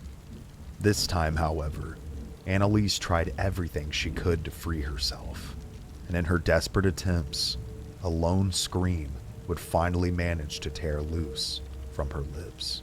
And this scream was heard by the night nurse, as well as the young doctor that was on duty that night, both of which rushed to her aid. As the two entered the room, the specter released its grip on Michel. By this point, all of the commotion had woken up the other girls in the wing of the sanatorium that she was in. Michel would be assisted with changing her pajamas and bedding, and tried to sleep under nurse supervision that night.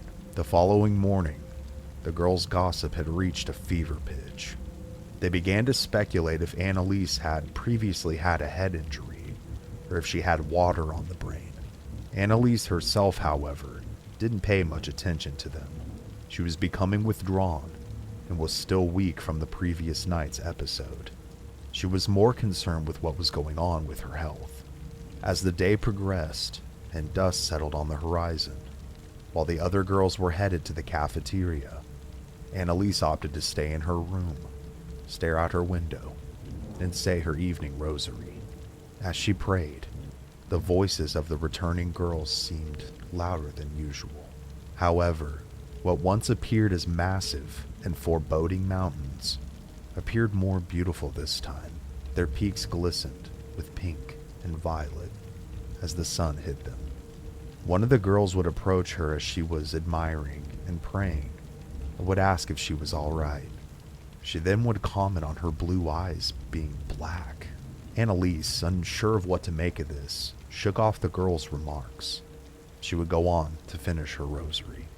The following day, she would be sent to another specialist who would attempt to figure out just what was going on inside of her head. After a day's worth of tests, including EEGs yet again, they would find no evidence of anything being wrong. However, with her now documented history of epileptic seizures, the doctor, Dr. Keller, would recommend a new anticonvulsive drug be prescribed to her. Upon returning to the sanatorium, Anneliese would begin to experience a new and terrifying manifestation. In her normal waking life, she would begin to see horrible, demonic-looking creatures that were seemingly stalking her from the shadows. They would appear in the mountains, in her corridors, and even in her room. Upon seeing their gnarled faces, she would often fall to her knees and beg the Virgin Mary for grace to make these terrible visions go away. After 6 more weeks at the sanatorium, she would be examined once again by a physician, and again have more tests ran, and yet again, she would be found to have no abnormalities in her brain scans. With this conclusion, she would finally be allowed to return home to her family. Her return home was happy at first, being back in her own bed, surrounded by familiar faces. But yet Michelle found herself soon worrying about going back to school and readjusting, and of course, about her persistent health problems. However, she would end up returning to school to finish. This time, of course, she would be visited by multiple doctors all throughout the year to monitor her health. She would have several more seizures, although seemingly not as severe as the ones previously experienced. And although those had seemed to be pretty minor, she was still experiencing horrific, disfigured visions. She began to share this with her mother, and after time and time again of the doctors not finding anything abnormal about her, Anna began to think that something supernatural was taking place. One evening, the two parents discussed this matter in particular. Anna tried to convince her husband that what was plaguing their daughter was of the devil. She told him that Anneliese had been seeing horrible and twisted faces all throughout the day and night, sometimes in the mirror, or looking out a window, or even through the faces of other people. One vision in particular that Anneliese had relayed to her mother disturbed her so much that she had to share it with her husband, Joseph. Anneliese had told her that upon seeing the statue of the Virgin Mary in their living room on their mantle, that her eyes turned black.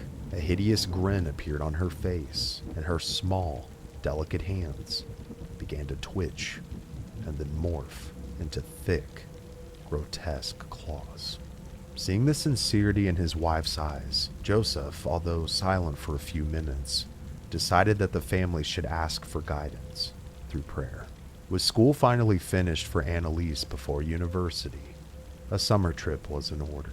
After consulting with the doctors about his daughter's condition and discovering her depressive thoughts that she had shared with them, Joseph decided to take his daughter to the shrine of San Damiano in Italy, in hopes of not only aiding her spiritually, but hopefully mentally as well. The shrine had been created by a woman named Rosa Quattrini, who over time experienced multiple miracles and received messages from the Virgin Mary, including to have the shrine built. Later becoming known as Mama Rosa, she would work alongside Padre Pio for many years. So in due time, with the assistance of a teacher, they organized a trip to the shrine and were on a bus headed through the Italian countryside. Upon their arrival and exiting of the bus, amidst the beautiful vineyards that surrounded the location of the garden in which the shrine was located in, a dark presence would envelop Anneliese. Surrounding the shrine was an open space which allowed for pilgrims to kneel and pray. A small crowd was present as Anneliese approached the shrine at the insistence of her father. However, she seemed like she couldn't approach the Holy Mother. She began to walk around the shrine in a wide arc, and to her feet began to burn, as if she was walking on hot coals, and each person she glanced at, although in the praying position, were gnashing their teeth, and their faces were distorted and awful. This is where she began to really first display her aversion to holy objects, such as medals of saints, statues, and insignia that represented Jesus Christ.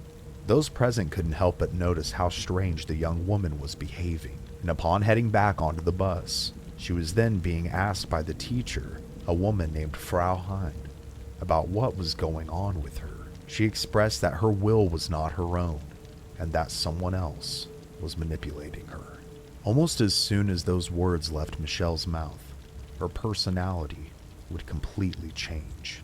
In a voice that sounded like a man's, Anneliese began to belittle Frau Hein, making fun of her for being unsure of herself. She then snatched a blessed medal off of her neck. Simultaneously, Frau, Joseph, and others present on the trip began to smell a stench exuding from Anneliese, unlike anything they had ever experienced before. The smell was that of fecal matter and something burning, and it permeated the entire bus. She would eventually calm down, and the occupants would return back to their native Germany. After their visit to San Damiano, Anneliese seemed to feel quite well despite what had taken place, but this would only last for about 2 weeks. She was set to attend college for the first time in several weeks' time, but felt that she was in no condition to do so, and she complained to her mother that she was horribly depressed and constantly plagued by these horrible faces. Believing it to be a result of her daughter's seizures, Anna would make an appointment with Dr. Luthi. Several days later, Anneliese would troop to that very appointment. It would be determined that she had been seizure-free in between their appointments together, and another EEG would determine that her brain was indeed normal. However, Dr. Luthi, who was non-religious, would essentially belittle Anneliese for telling him that she was seeing these horrible visions on a daily basis now. He believed, personally, that she was an overly superstitious Catholic girl, and with this, he would clear Anneliese to go to university. This would be the last time that she would see Dr. Luthi, and the last time she would mention the demons to any medical professional. Becoming more depressed and withdrawn, her mother would finally confront Anneliese, telling her that her whole life she's wanted to be a teacher, and now that the opportunity is here, she's not taking it. Anneliese would explain that she was depressed, empty, and tired, that the drugs were not helping her, and that the demons and their manifestations were only getting worse. Still considering her daughter's issues to possibly be spiritual in nature, Anna would arrange for her to begin meeting with priests in an effort to aid her. The two priests that would begin to receive letters from both Anna and Anneliese were Father Herman and Father Alt. After reading the letters, their interest not only piqued by the descriptions of what poor Anneliese was experiencing, but Father Alt began to feel very ill, seemingly out of nowhere. After this happened, he would retire back to his dormitory room for the night and would try to sleep it off. Shortly after the clock struck midnight, Father Alt would awake, soaked and in a cold sweat. A storm raged outside. Lightning illuminated the room around him. As he laid in his bed, feeling awful, he began to pray. But as he prayed, he would feel someone or something press on his bed as if they had walked onto it. This deeply frightened the father as he jumped off his bed, began to pray out loud. As the words left his mouth, a horrendous, burning smell began to fill his room. Alt then rushed out of his door and into the hallway. His vision began to narrow, and his color perception was changing as he rushed down the stairs and headed toward the exit door of the building. Within the shadows cascading on the walls and the stained glass that surrounded him, horrible, distorted faces began to reveal themselves. Father Alt now knew that what he was dealing with was indeed very real evil forces. He would run outside and into the rain, falling to his knees and gripping his rosary as he attempted to catch his breath. He would eventually return back to his room once he felt that the force had passed. However, the scent of burning fecal matter still filled the entire parish. Even the following day, it was still there, would be experienced by all of the priests and staff. This event would further the interest in Anneliese's case and further motivate the priests to act quickly, fearing that the young woman was indeed being affected by the demonic. Father Alt would begin to meet with Anneliese when he could, and it would accommodate her school schedule.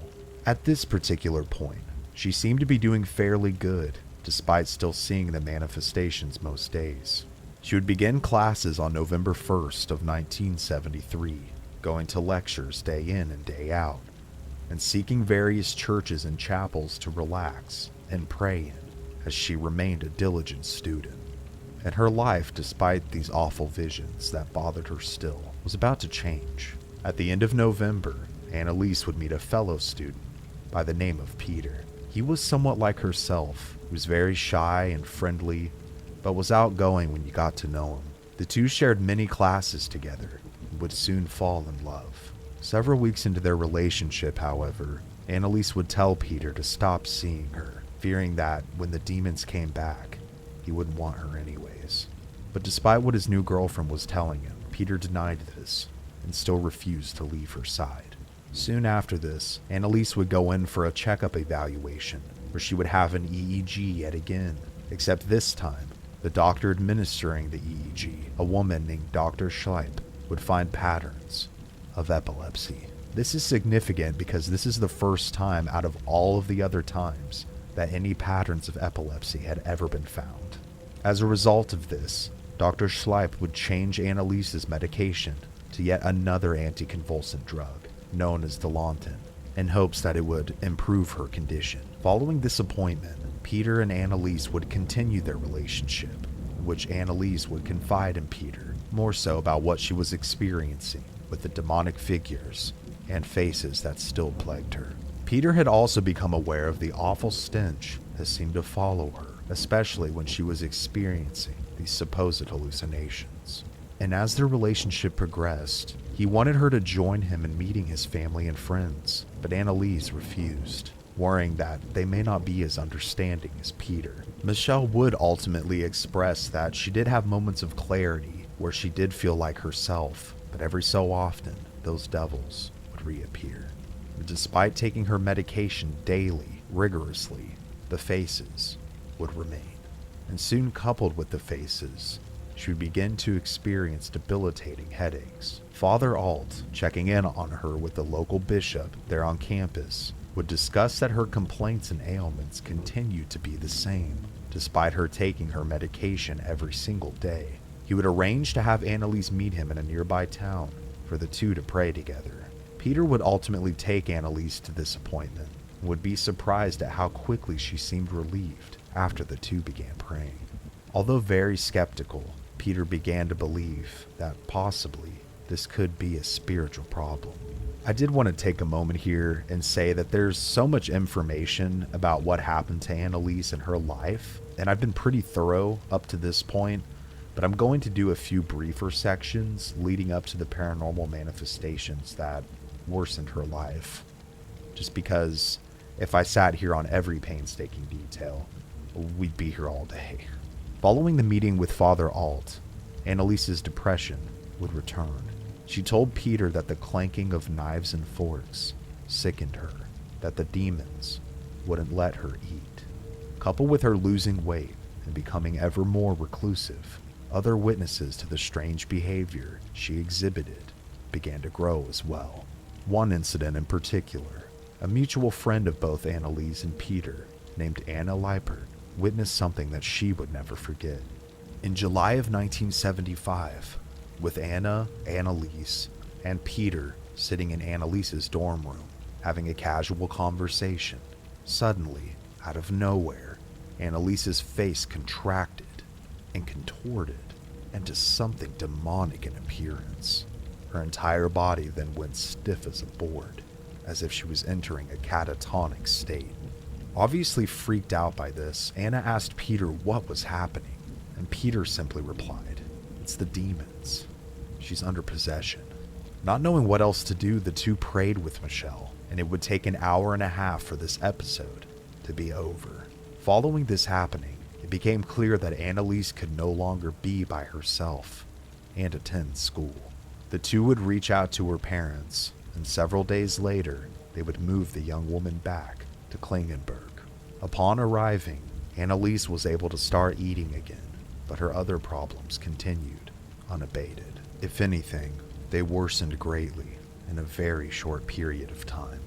During a phone call between Father Alt and Michel's mother, the two would be interrupted frequently by the horrendous screams of Anneliese in her room, screaming obscenities and overall acting abhorrent. Father Alt would ask a fellow priest closer to Anneliese to assist him in aiding her spiritual battle, a man named Father Roth. Upon reaching out to the family to arrange his meeting with them, Father Roth was surprised when Anneliese's mother answered the phone and said, "Father Roth?" The two had never met before, nor had she been previously informed that Father Roth was going to call. Bewildered, he said, "Yes, that's me." He was then informed that Anneliese had told her that he was going to phone. That right there to the priest was an indication of the demonic, knowledge of the unknown. He would arrive a week later, and upon entering the house, he could hear the girl scream from her room above. A horrible stench, like something burning, like dung and sulfur, filled the room that he and Mrs. Michel chatted in, the main living room of the house. Trying to find the source of the scent, he checked all the other rooms. He checked outside, in the kitchen, everything that he could think of, yet he could find no explainable origin for this horrible smell. Mrs. Michel would inform him that Anneliese had been in the living room roughly 20 minutes before his arrival. Stepping outside to avoid the scent, the two would chat further, and Father Roth would be informed of Anneliese's outbursts of rage and all around her bizarre behavior. The family would beg him to pray over her, to which he agreed. Reluctantly walking upstairs to Anneliese's room for the first time, he couldn't help but notice the abnormal amount of dead bugs that lined the hallway. Upon opening the door, he would be besieged by the girl. She began cursing at him, screaming at the top of her lungs, telling him to not dare take the crucifix out of his pocket, which he had not told anyone that he was carrying. She ran out of the bed and up to his face, suddenly stopping an inch or two away, as if she was frozen. Her eyes blackened, and she said, "O priest, you may try." She then collapsed to the floor in a catatonic state. This was more than enough for Father Roth to rush to arrange a meeting with Father Alt to discuss what exactly had taken place. Within 2 days, they would meet in person, to which Father Roth would explain that he had no doubts that the girl was being troubled by demons, that he had no doubt that it was indeed the real deal. Therefore, the two together would seek to move forward with a formal permission to begin the exorcism process. During the wait for the final set approval, the course of the next year would weave a web of disgust and horror as her family, Peter, and the priests would experience a plethora of horrendous manifestations at the hands of Anneliese. Following Father Roth's initial visit, Anneliese had become extremely restless. At most, she was only sleeping 1, maybe 2 hours a night. She would run through the house on all fours. They were becoming swollen and ulcerated. She would nonetheless continue to do this, having to be moved back into her bed by Peter and her family. Alongside the ever-worsening madness, weighing 100 pounds at most at this point, she began to exhibit superhuman strength. Peter would watch her crush an apple with one frail hand and throw her sister Rosvitha across the room like a rag doll. She also began to smash her face into walls and floors, leading to her mother placing pillows all around in an effort to stop her from injuring herself. With the Michel family's world turning upside down, Anneliese stopped eating and drinking altogether. Normal food, that is. She began to stuff the overabundance of insects into her mouth, eating roaches, hordes of flies, and spiders. Further, her behavior became more unhinged. She began to chew on coal and rocks, which ultimately broke several of her teeth. Among the chaos, her family began to experience what can only be described as paranormal manifestations themselves. Clouds of flies would appear and disappear at random all over their home, and in the dead of winter, they began to see shadowy figures that would be running all throughout their home and watching them around every corner and out of the corner of their eyes. This, of course, would deeply frighten them. As Anneliese raged on, her family and Peter took to alternating 2-hour shifts in order to take care of her to the best of their ability, in an attempt to prevent her from inflicting more wounds upon herself. Joseph knew things, given how awful they were, could not continue the way that they were going. So he soon, out of desperation, phoned Father Alt and began begging for his assistance. Father Alt, who had been in touch with his superiors at the church, would inform him that he believed Anneliese should be admitted to a psychiatric hospital for evaluation. However, upon sharing the slew of details that were shared with him by Joseph at the dramatic worsening of Anneliese's behavior and overall condition with a fellow priest by the name of Father Rodvik, Father Rodvik agreed to go and see the girl for himself.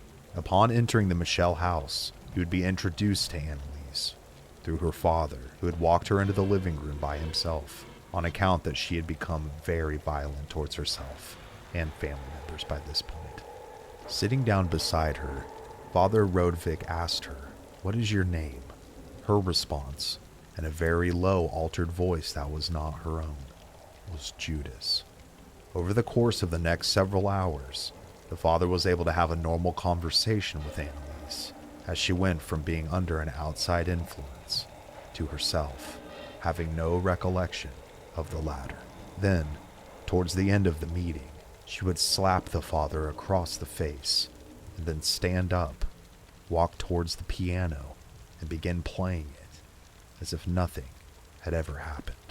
Father Rodvik informed the family that he would indeed help her and support them, and that he ultimately believed Anneliese to be possessed and would seek action immediately. After much deliberation, the church finally came around. A priest by the name of Father Renz, an experienced exorcist, would be tasked with the ritual, and on a cold and rainy day, it would begin.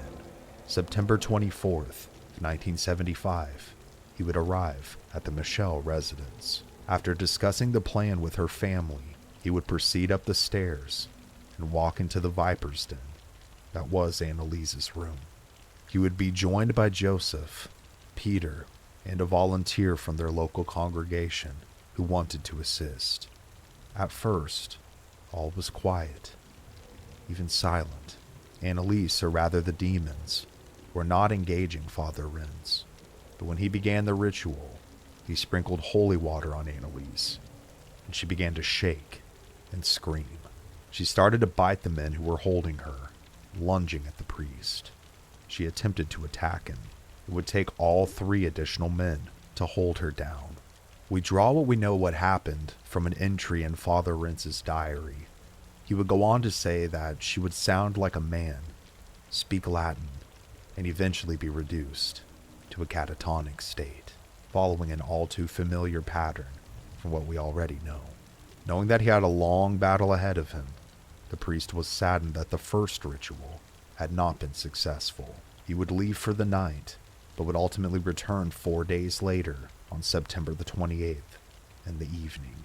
He then brought with him a recorder in hopes of providing a record for future study within the church.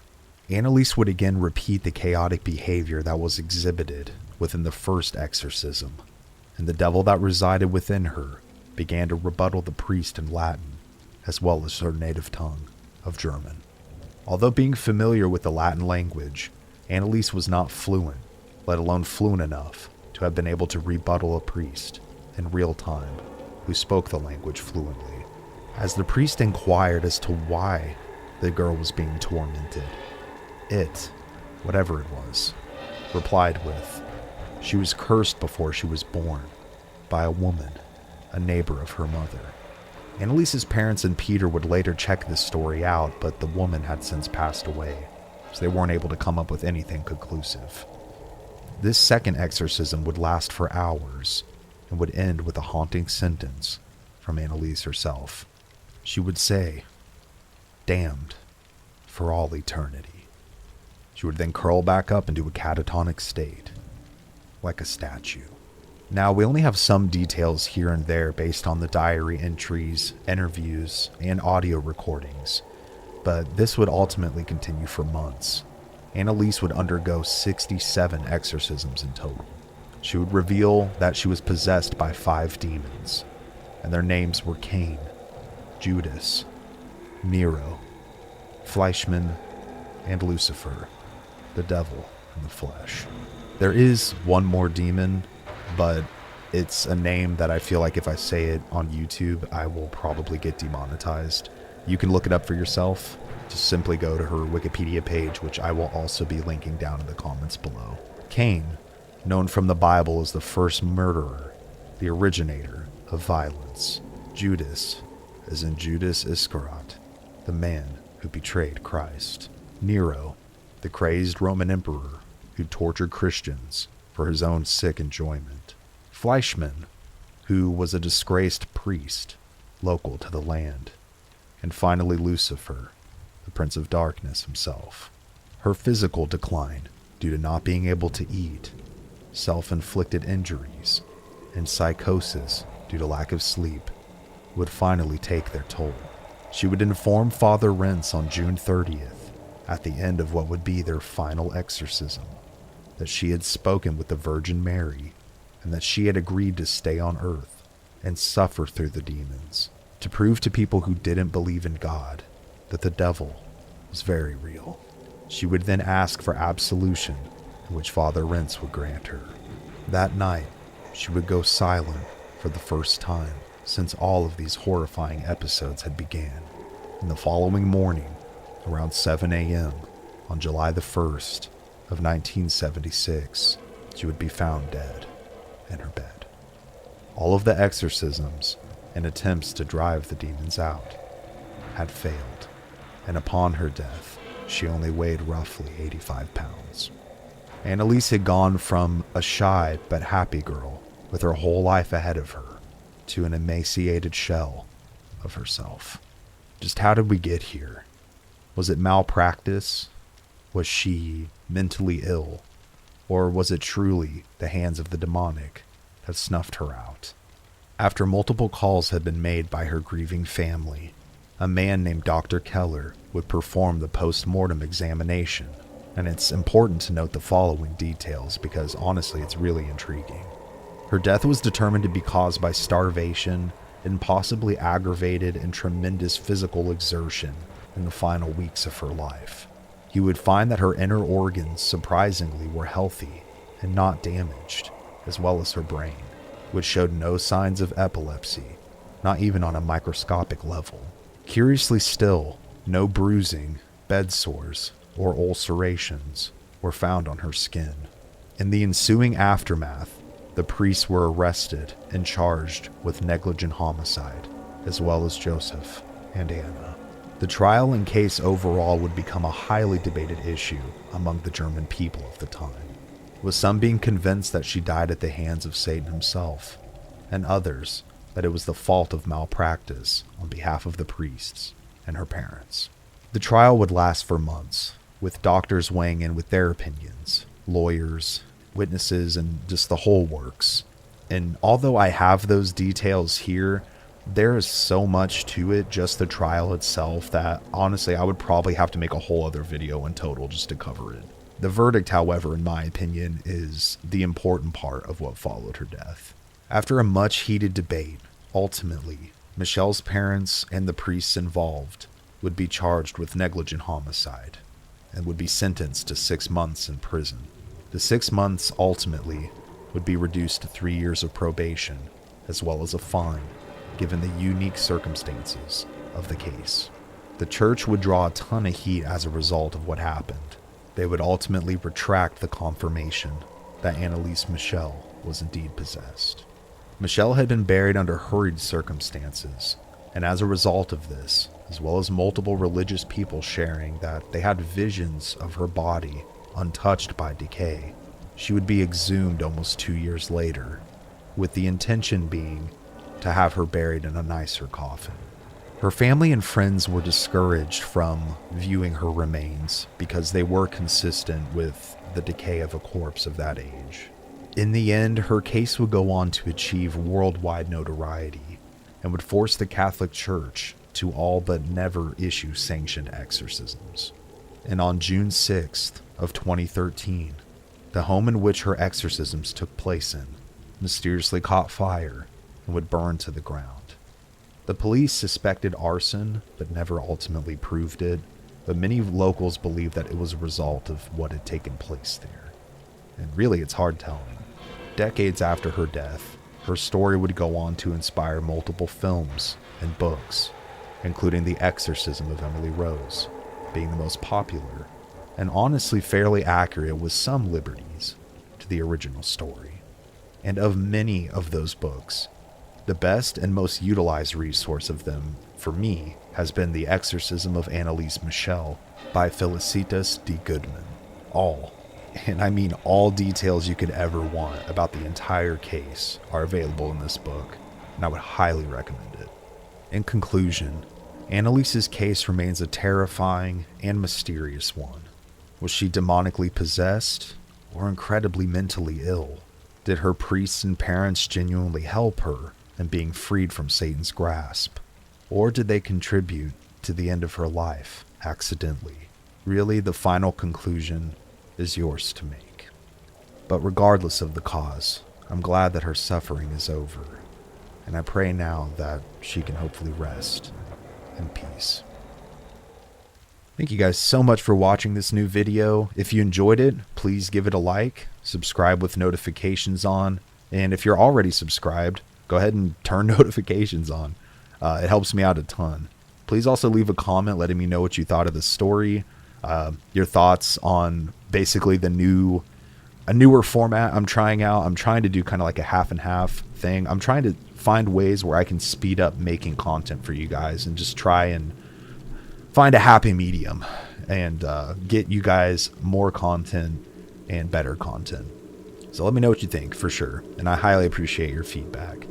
This case took a really long time. I mean, probably like 2-3 weeks to research, and I really hope that I did Anneliese's story justice. And I hope you guys learned some stuff that maybe you wouldn't have known before or otherwise.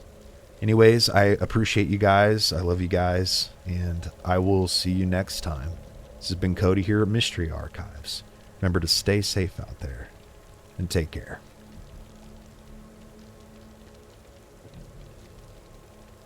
Many homes have been given the title of Demon House, many of which I have covered here on this channel, but this house, out of all of them, has truly earned the moniker.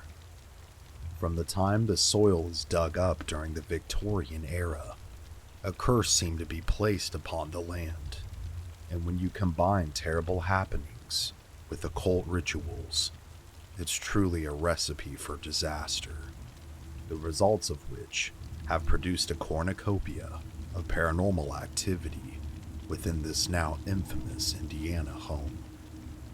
This is the untold story of the frightening Monroe Demon House.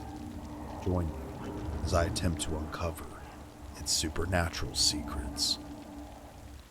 With the ever-changing algorithmic favor of YouTube, please, if you enjoy my content, leave a like, a comment, and subscribe. Thank you all.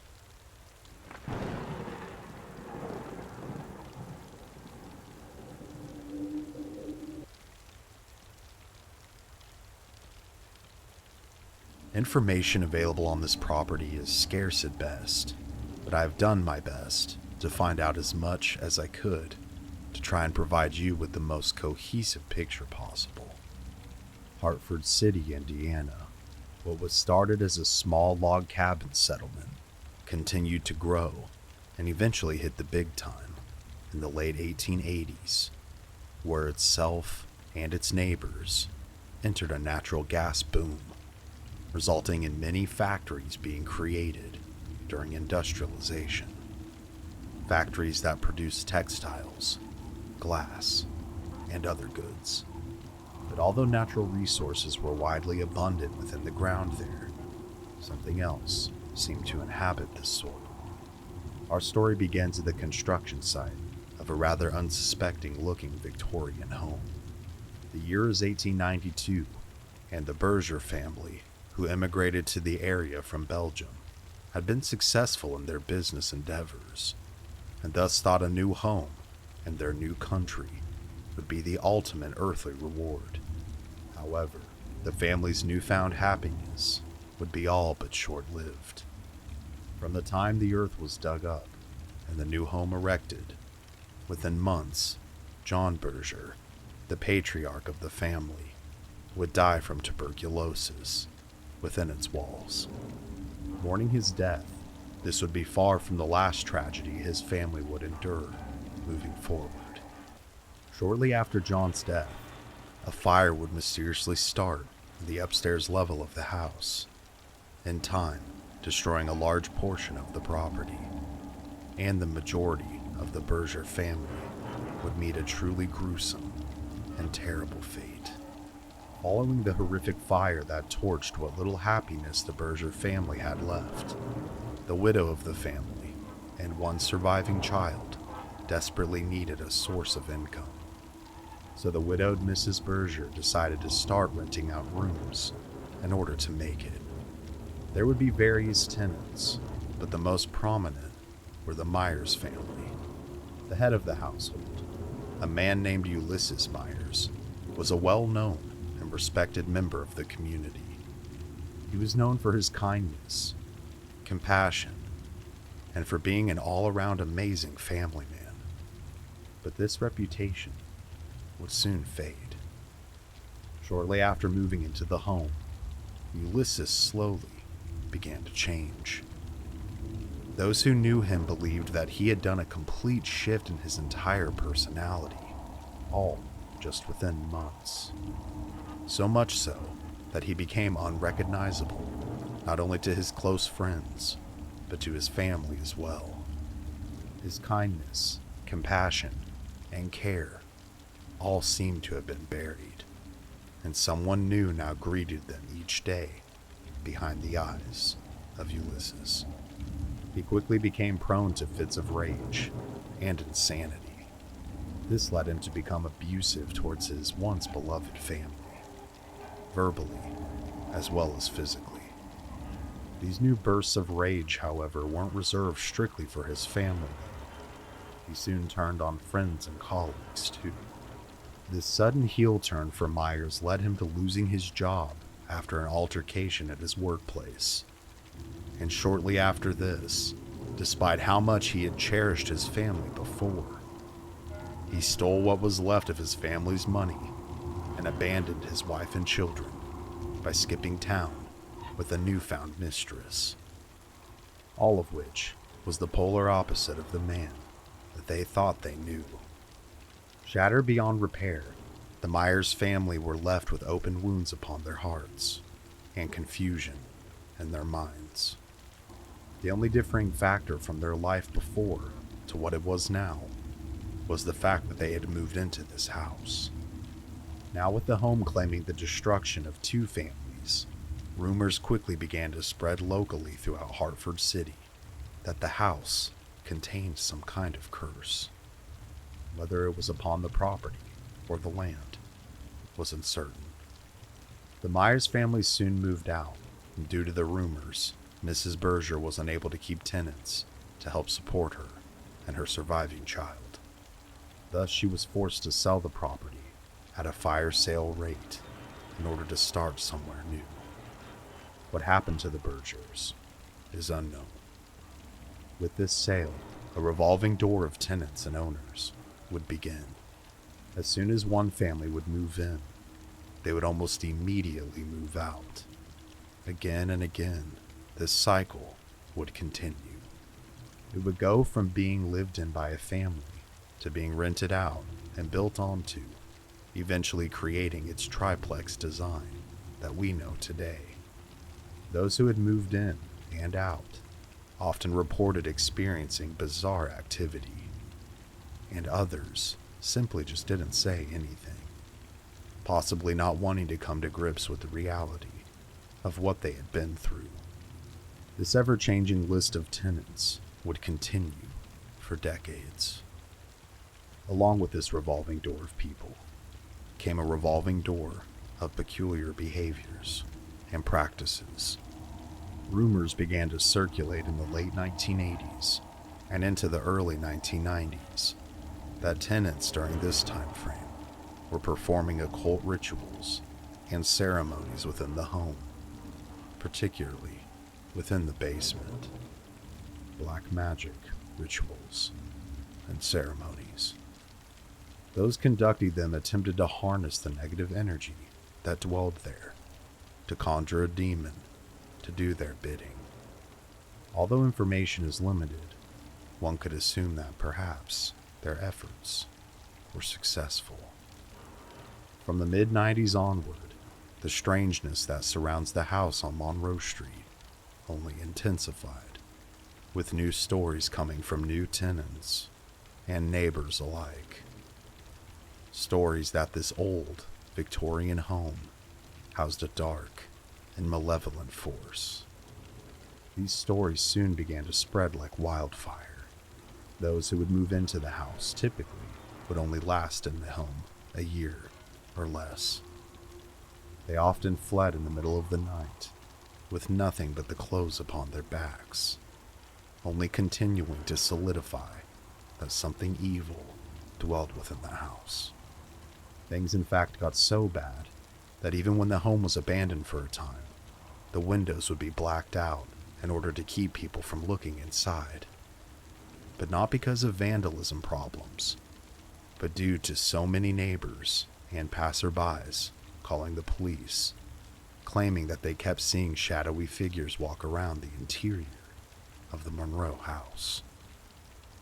With the home providing a plethora of paranormal evidence and experiences, this soon drew the attention of paranormal scholars and investigation groups from all over the country. This is just some of the activity said to have been experienced by various groups over the years.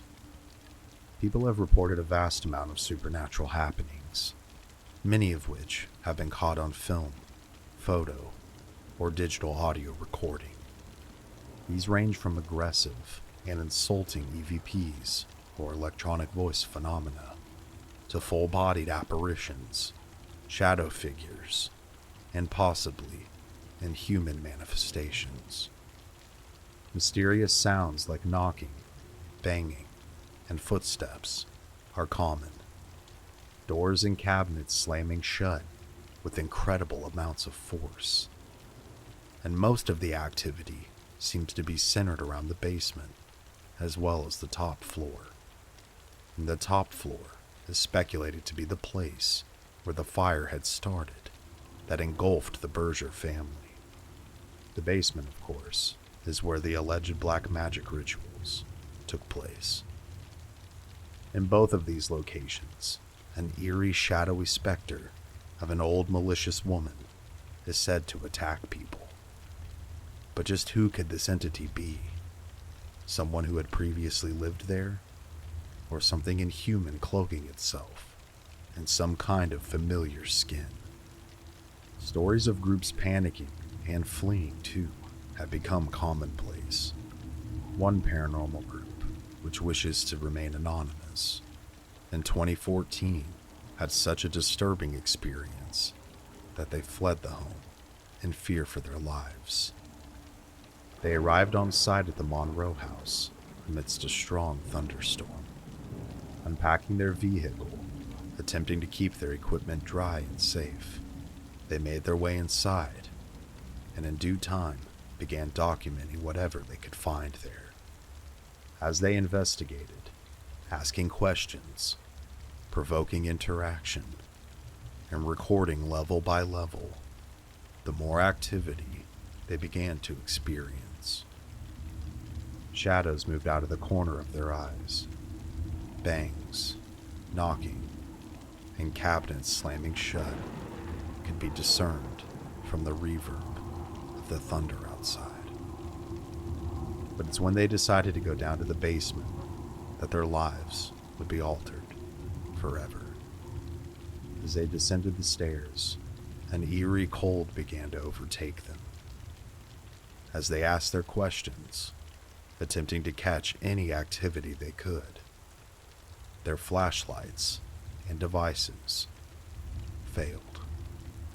Left with only the enveloping darkness, with the occasional flash of lightning coming through the basement windows, something appeared to them that caused them to flee immediately. But just what, or who, was this apparition? This cannot be confirmed.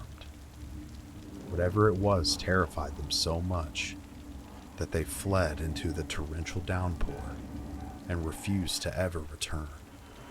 Later, when asked for details, even separately, the members of the group thus far have refused to discuss the incident further. Whether this is out of fear for whatever this thing is or was, re-entering their lives, or the mere thought is so reality-shattering, one cannot be sure. This incident and its aftermath truly makes you wonder just what they could have saw within the dilapidated, damp basement that accursed night.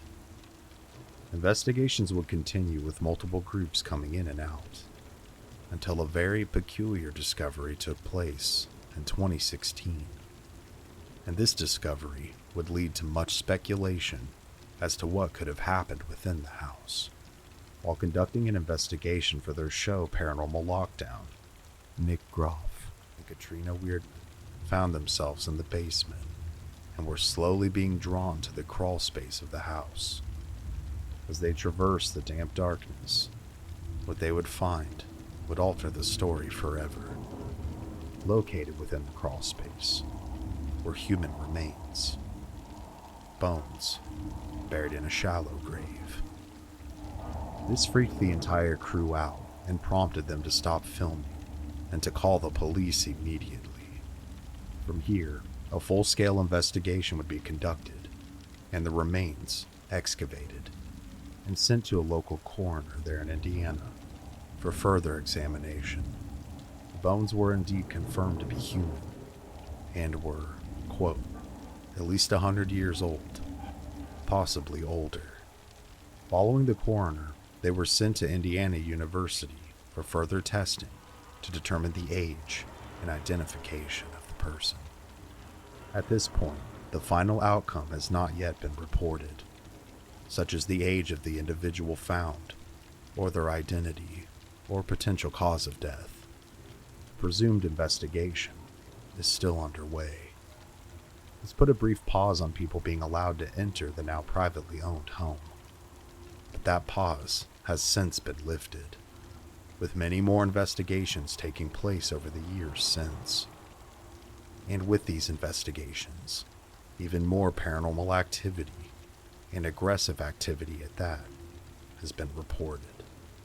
These investigations also range from amateur to professional, from the average Joe to YouTubers and famous paranormal teams.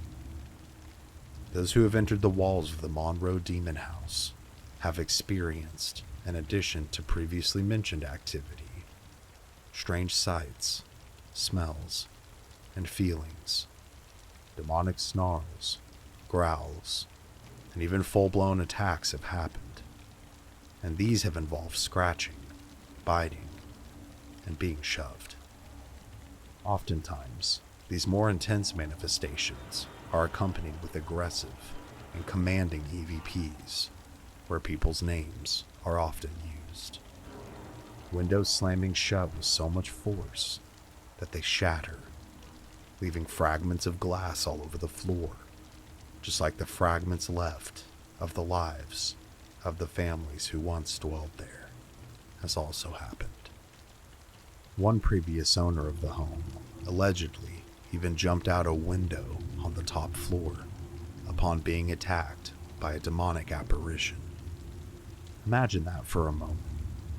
You're so terrified that you would rather risk diving through a window at the top of your house, breaking it ultimately, let alone falling however far and injuring yourself out of pure fear and fight or flight, instead of dealing with whatever this thing was that was attacking you, rushing towards you.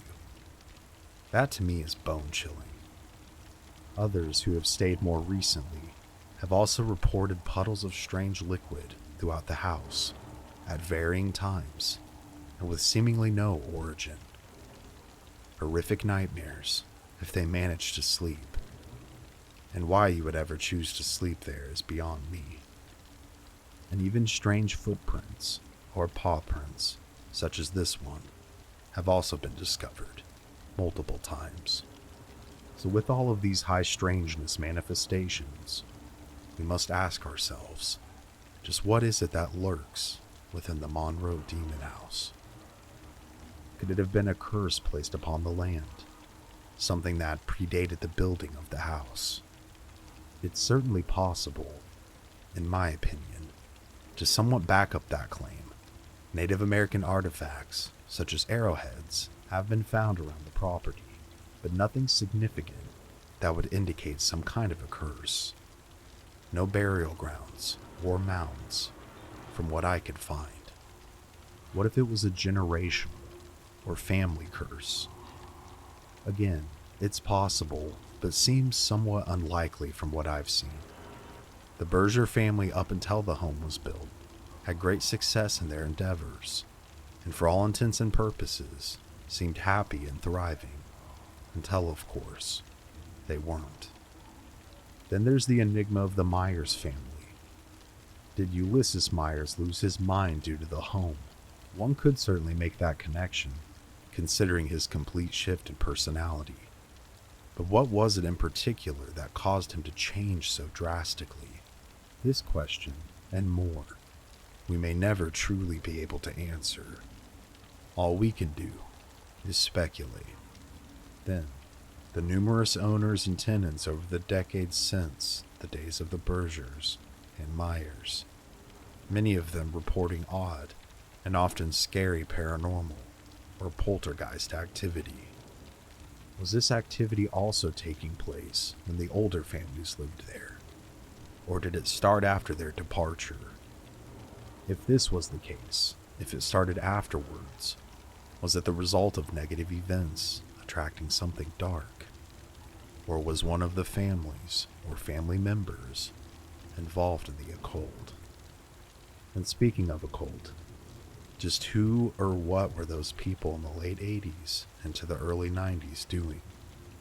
What kind of black magic or rituals were conducted? And were they responsible for conjuring some kind of entity into the home? Or did their practices just make the entire situation much worse? And did it have anything to do with the human remains that were found in the basement? And if not the black mages closer to modern times, someone in the early 1900s had to have known just who this person was and what happened to them. And of course, Will the identity and cause of death ever be determined for the poor soul whose remains were found within the basement? As you ponder all of these questions and attempt to draw your own conclusions, I want to leave you with several final questions. Will the activity ever cease? And will the origin ever truly be determined? All of these questions honestly may not have answers. Perhaps they're out of our scope of understanding, or perhaps the answers have just simply been lost to the sands of time. The one thing I can say for certain is this. Given how many people have experienced dark and spine-tingling paranormal activity within this house, and taking into account how long it has been occurring, this is one home that has truly earned the name the Demon House. Because a demon is precisely what may just be lurking within its depths. Curiosity is a fascinating element of the human condition. Our innate impulse for discovery has led countless souls to scale the heights of mountains and dive into the deepest abysses. But can curiosity be dangerous? Can we stumble upon something we shouldn't have in our explorations into the unknown? Consider the case of former NASA engineer Bill Vaile, who after a chance encounter with a strange ritual finds himself plagued by a merciless evil that threatens to ruin his life. Yet, he is just as haunted by a burning desire to know the truth about what is tormenting him. Today, we will be exploring the untold story of Bill Vaile here on Mystery Archives.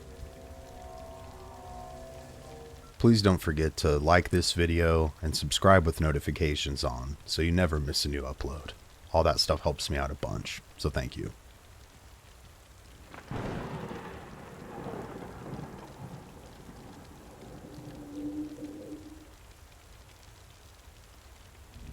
The National Aeronautics and Space Administration, or NASA, is an independent organization affiliated with the U.S. government.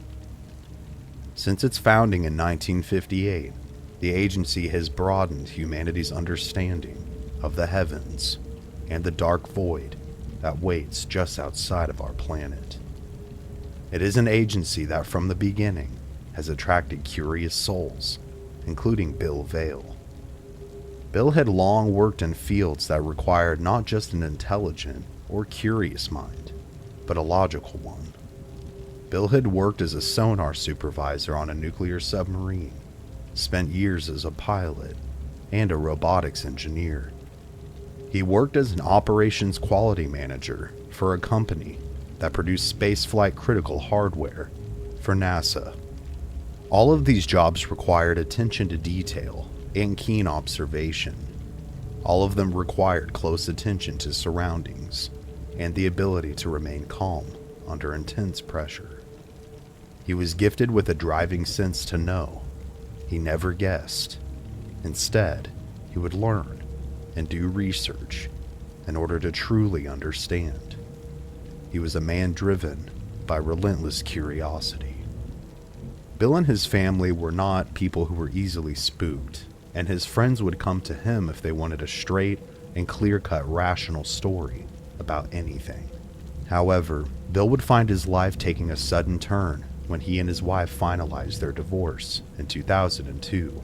Feeling burned out and needing a fresh start in life, Bill quit his job in the aerospace industry and moved back to his hometown in Arlington, Texas, to be with his little brother Bob and reconnect after many years. He searched around for something, anything different to do with his life.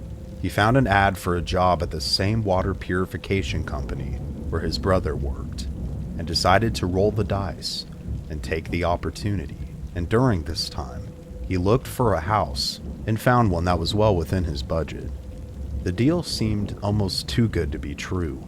It was like they were trying to give the house away. Early, during Bill's employment at his new job, his employer had received a call from a client asking for someone to be at her house at exactly 5 p.m., not a minute earlier or a minute after. but exactly on time.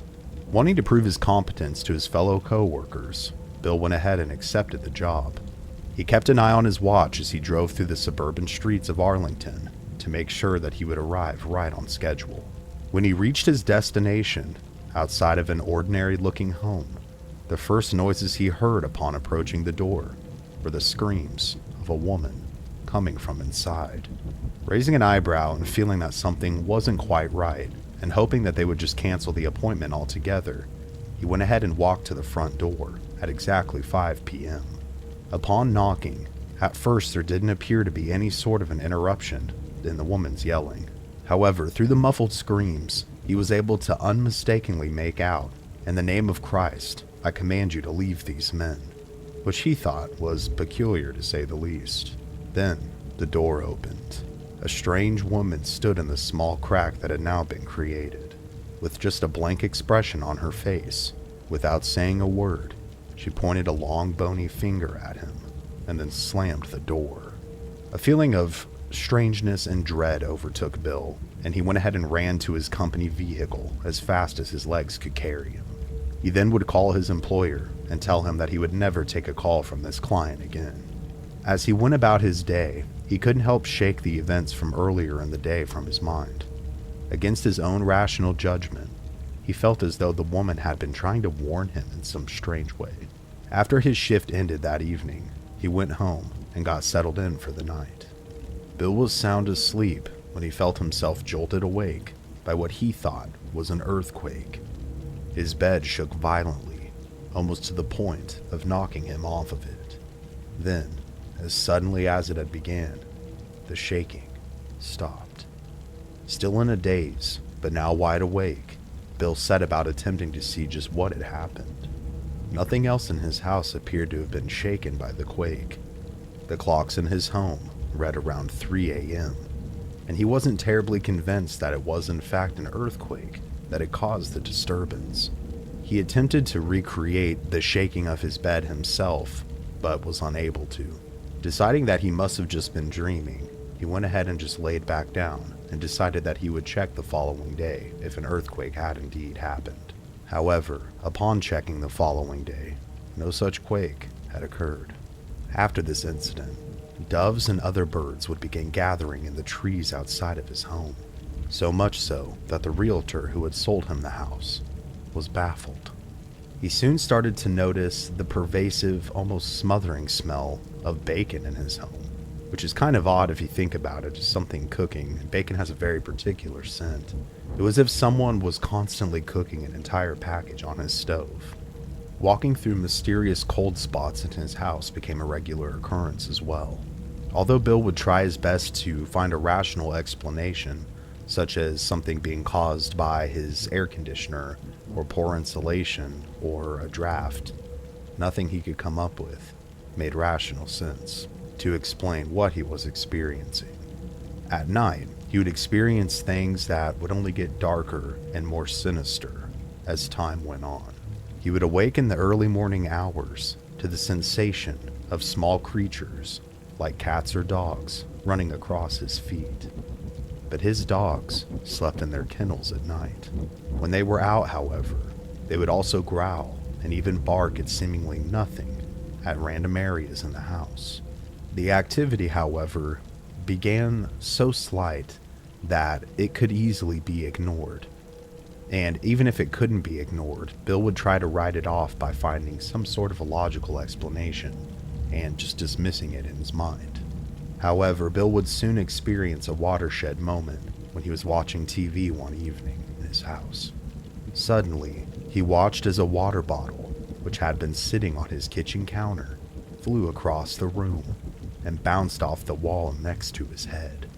It was at this point that Bill, in all of his logic and experience, finally had to admit that what he was dealing with had to fall under the realm of the paranormal, for he had no other explanation, no other reasoning that would make sense of the months of unseen forces toying with him.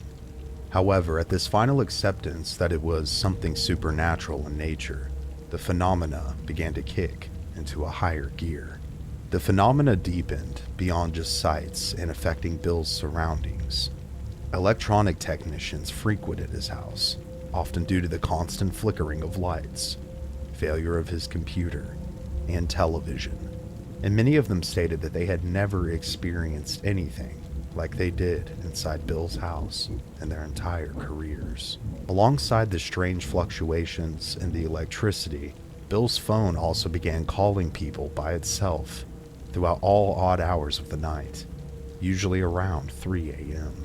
Bill called his phone company to attempt to find a solution to the problem, and during his phone call with the representative, a strange and aggressive voice could be heard in the static, speaking in a language that neither of them could understand. The representative confirmed that he had heard it as well and was baffled because they used a secure line that a third party could definitely not access or hijack. While calling his friend Michael, who happened to be a sound engineer, the same voice appeared on the phone line. Bill told Michael to hang up because he believed that there was something evil about this voice, but Michael had already began recording the conversation. However, upon the phone call ending, and upon Michael reviewing the audio that he had recorded, no such voice could be found. Bill soon needed more confirmation that other people were seeing what he was seeing, so that he could rule out if he was crazy or not. He invited his brother Bob over and asked him to stand in his bedroom closet with the lights off. Bob thought it was an odd request, but he went ahead and agreed, and went and stood in his brother's closet with the door closed. Bob would emerge a little while later, a bit disgruntled, but when Bill asked him if he had experienced anything, all he had to say at that time was that "I think the closet needs to be cleaned." However, later, Bob would reveal that during his time in the closet, 2 large boxes had fallen behind him, and the cord for the overhead light had smacked him across the face. It spooked him enough at the time to where he didn't want to speak about it. At one point, when Bob was at Bill's house in his den, sitting at the bar while writing down information for an upcoming appointment of his, he began to hear something rustling around in the trash can and out of his line of sight. He ignored it for a time and soon thought that possibly it could be Bill's dogs that were getting into the trash. So concerned, he stood up and went over to inspect it. However, not only was the trash untouched, but as he passed by to where it was, he noticed that Bill's dogs were all crated in their kennels. On another occasion, he briefly used Bill's house as a pit stop on the way to an appointment, and after using the restroom, Bob noticed that the sway light from the ceiling was moving back and forth quite erratically and on its own. Dismissing it at the time, he thought that it was just the AC unit that was making it move.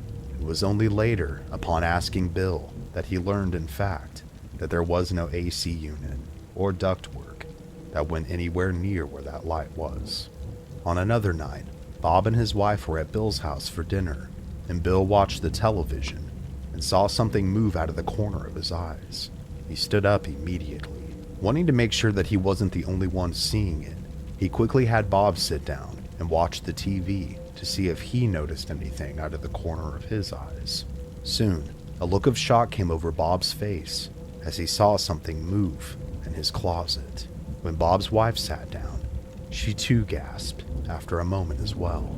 All 3 of them would sketch out what they saw, and they all drew the same thing: a small 2 to 3 feet tall being that looked like an imp. For those unaware, imps are demons from European folklore and myth that are depicted as small and mischievous, goblin-like, and they were familiar spirits of witches, or even the devil's personal attendants. After this, Bill told him everything that he had been experiencing, and Bob then offered to let his brother stay with him until they figured out just what exactly was taking place. However, appreciating the offer, Bill decided to decline it. His reasoning was that he felt that if he left, he would be giving in to whatever was tormenting him, like it had won over him. Following these events, his bedroom became a constant source of torment, as the bed would sometimes shake violently, and other times just enough to keep him awake. Small hands would depress his mattress and even hit him from underneath. He would feel invisible beings slide into bed next to him and would often hear loud knocks, bangs, and scratches from inside his walls.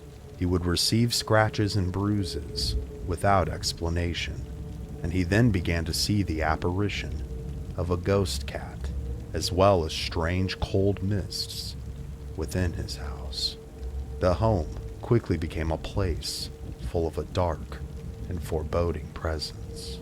Bill desperately wanted all of this to stop, to reclaim his home and his life. He began to research the occult, the paranormal, and anything and everything online and in literature that would give him a better understanding of what he was dealing with, and possibly how to remedy it. Meanwhile, the activity was taking a toll on Bill's health. He found himself sick and often taking trips to the hospital more than he was used to.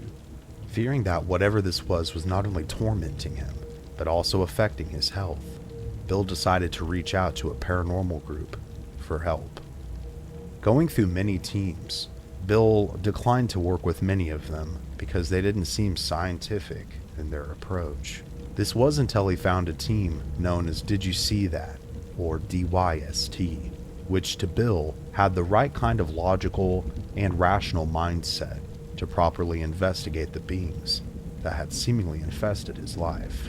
He found their number and dialed it right away.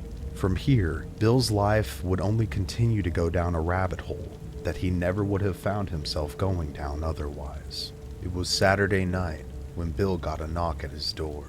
For some time now, he had been inviting groups of strangers into his home to investigate the happenings inside of his house. He had seen many come and go, usually only for a night, and none of them were truly able to help.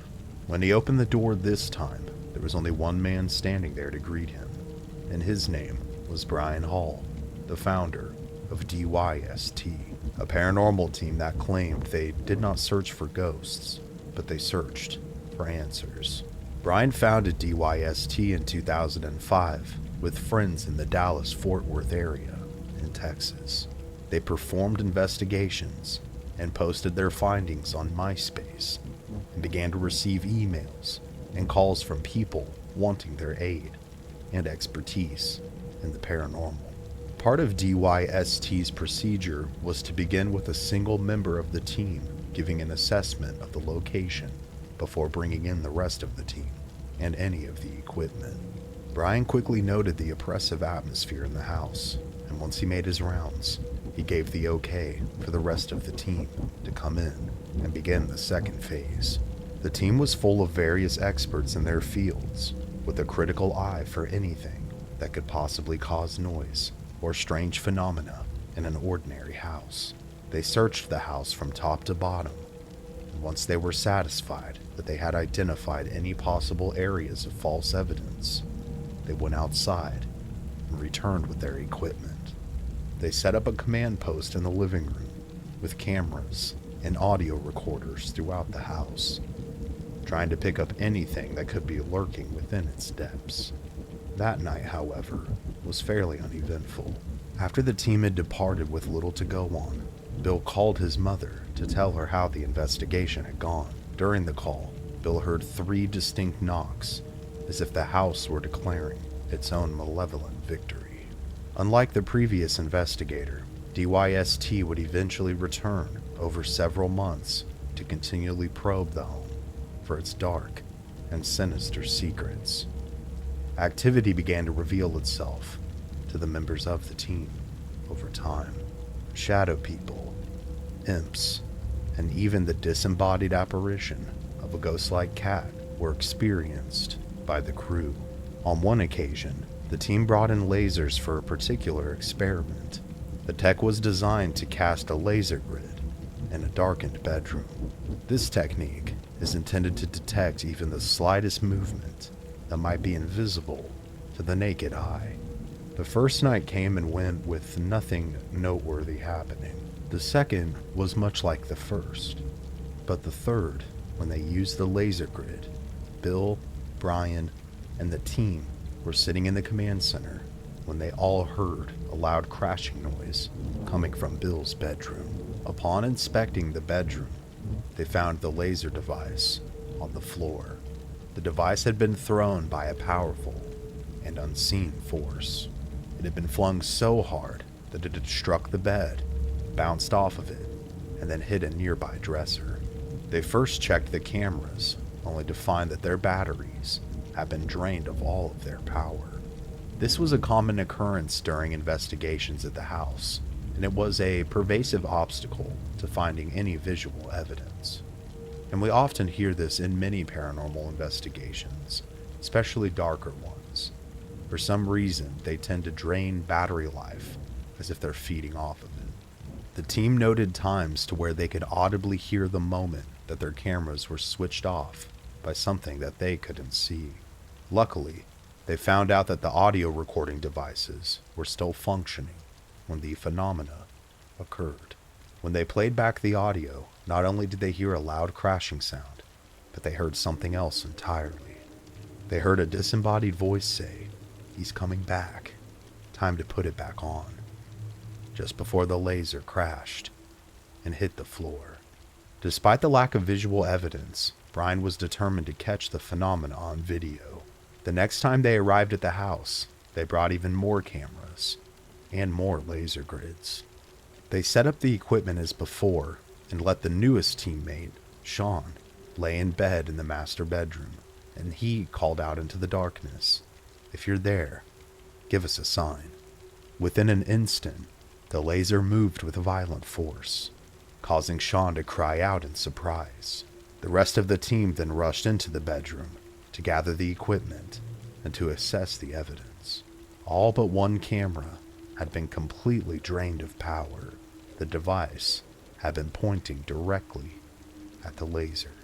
The footage it caught not only showed the laser being shoved, but a strange mist that formed around the laser, turning it into a violent and aggressive vortex before the activity occurred, and then finally dissipating after its conclusion.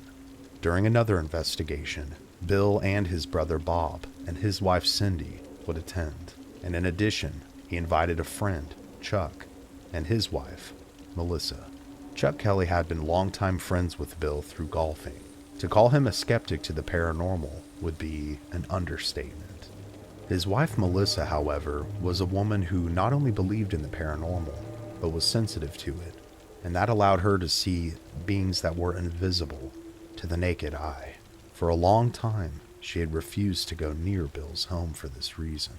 But not knowing that, Chuck eventually confronted her about this, and she said, "There's something in that house that's intelligent and evil, something that knows that I know, and I'm afraid of what will happen if I go there."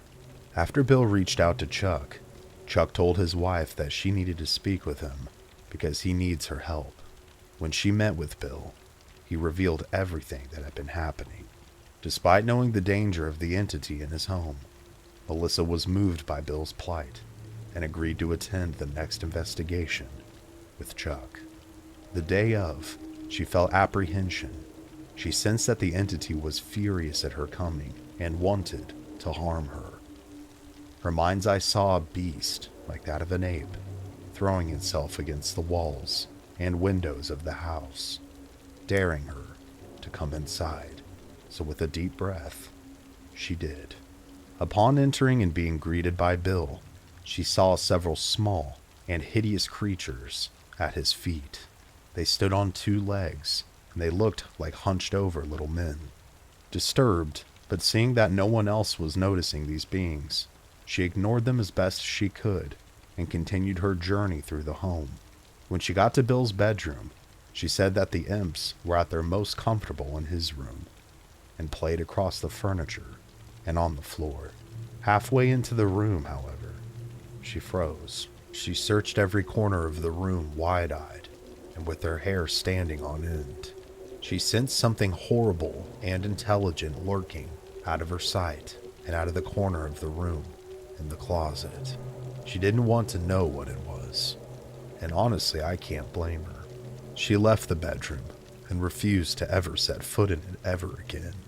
When the DYST team arrived, she sat in the living room to wait while the team set up their equipment. Then, she observed as the small creatures gathered around her in a group of 6. They were curious, sniffing her and testing their boundaries while not letting her get too close. She believed that they were trapped by the dark entity who used them for more mischievous activities, such as tormenting Bill in his bedroom, the noises, and subtle happenings. While pondering this, she heard a commotion from the bedroom where the team was setting up. She saw a large black shape leap from that direction and onto the chandelier, causing it nearly to swing and collide with the ceiling. It jumped down into a corner to hide away from the investigation team before lunging onto the chandelier again and bouncing it to the opposite hallway. The large figure took up the entire hallway entrance before it disappeared, and unsure of how to process what she had just witnessed, she simply collapsed into her chair. The DYST team convinced her husband Chuck to sit in the closet in Bill's room, and he had utter confidence that nothing would happen. The lights were turned off, and Chuck just sat and waited. After several minutes, he became impatient and spoke loudly at whatever they told him was supposed to be there, attempting to provoke whatever it was. For a few minutes, nothing changed, but eventually, Chuck felt the atmosphere change and become heavy and oppressive. He heard bangs and things click together around him. His every instinct told him to get out of there as fast as he possibly could. The team saw Chuck emerge with wide eyes and a face as wide as a ghost. All he could say was that there was something in that closet. Neither he nor Melissa stayed long after this happened. Brian Hall, after thorough investigation, enlisted the help of any experts that he could find to try and help Bill. Reiki masters, Buddhists, Wiccans, occultists, anyone and everyone who would attempt to drive out entities was contacted. But sadly, none of them worked. Bill became used to the look of defeat upon the people's faces, who earnestly tried to help him, but accomplished nothing. Eventually, Brian reached the end of his ideas, and he sent a single email to Bill. It was straightforward and to the point. It said, "You, sir, need a priest." Throughout the trials that Bill was forced to face, he found himself struggling with borderline PTSD. He was constantly in a state of hypervigilance, looking over his shoulder and watching his peripheral vision for even the slightest sign of something supernatural. He was dealing with an opponent he couldn't see, but one which could see him and even attack him at a moment's notice. The suspense kept him from sleeping, and he met each evening with dread. He could no longer distinguish his nightmares from reality. He would have a habit of laying down and then closing his eyes for a few seconds, then opening them again to search for anything that had gone amiss. The fatigue would take its toll. He often took naps in the daytime to offset the sheer exhaustion that he was experiencing, but it was all getting to him. The months turned to years, and the activity inflicted a cost upon Bill's health. He had 2 bouts of pneumonia, 2 heart attacks requiring stents, and the emergence of cluster headaches, which Bill had never experienced prior. He only wanted the constant torment to stop, yet he did his turmoil quite well, and became good at pretending that things were better than they really were, putting up a front of normalcy despite the reality of his situation. It also affected those who visited Bill's home to the point that few stopped by, effectively isolating him. At night, he would hear loud crashes inches away from his head. He'd awaken to find scratches all over his body, and always in threes. He'd get touched while laying in bed, would be hit and shoved, and even felt the sensation of being electrocuted. He would look around his room one night just wondering just what this entity was that was plaguing him. Suddenly, his covers were torn off his body. He sat up in bed and saw a black shape at his footboard, looming over him. It stood about 6 feet tall, with the body of a man, and the man was wearing a large trench coat and a fedora hat, all as dark as the abyss. When he noticed it, it moved towards him, or rather, it floated. He felt an experience that went beyond mere fear or dread. He described it as the sensation of pure evil. It traveled the length of the bed, got within 2 feet of his face, and then vanished. During the investigations, they had taped a dark mass in the very location that this entity had just disappeared at. It darted rapidly across the room, rose above the bedroom window, and then simply dissipated. Bill was so disturbed by this new threat that he could not and did not speak about it to any of his friends or family at the time. However, Bill was not the only person that this entity that he referred to as the Hat Man would reveal itself to. A friend of Bill's named Devin claimed to see the entity. It had revealed itself to him, but he believed it to be friendly, and as a result of this, he wasn't scared of it. After apologizing for not warning him, and showing Devin other examples of the Hat Man entity appearing to others on the internet, he cautioned him that if he sees it again, to not communicate with it. It is not a friend, and unfortunately, Devin did not take his advice. The Hat Man would continue to appear to Devin, and at one point, Devin described it as appearing in Bill's closet with glowing red eyes, uttering in a deep growling voice that felt like it was scratching the interior of his skull, and it kept saying, "Kill Bill." After this, Devin began to change.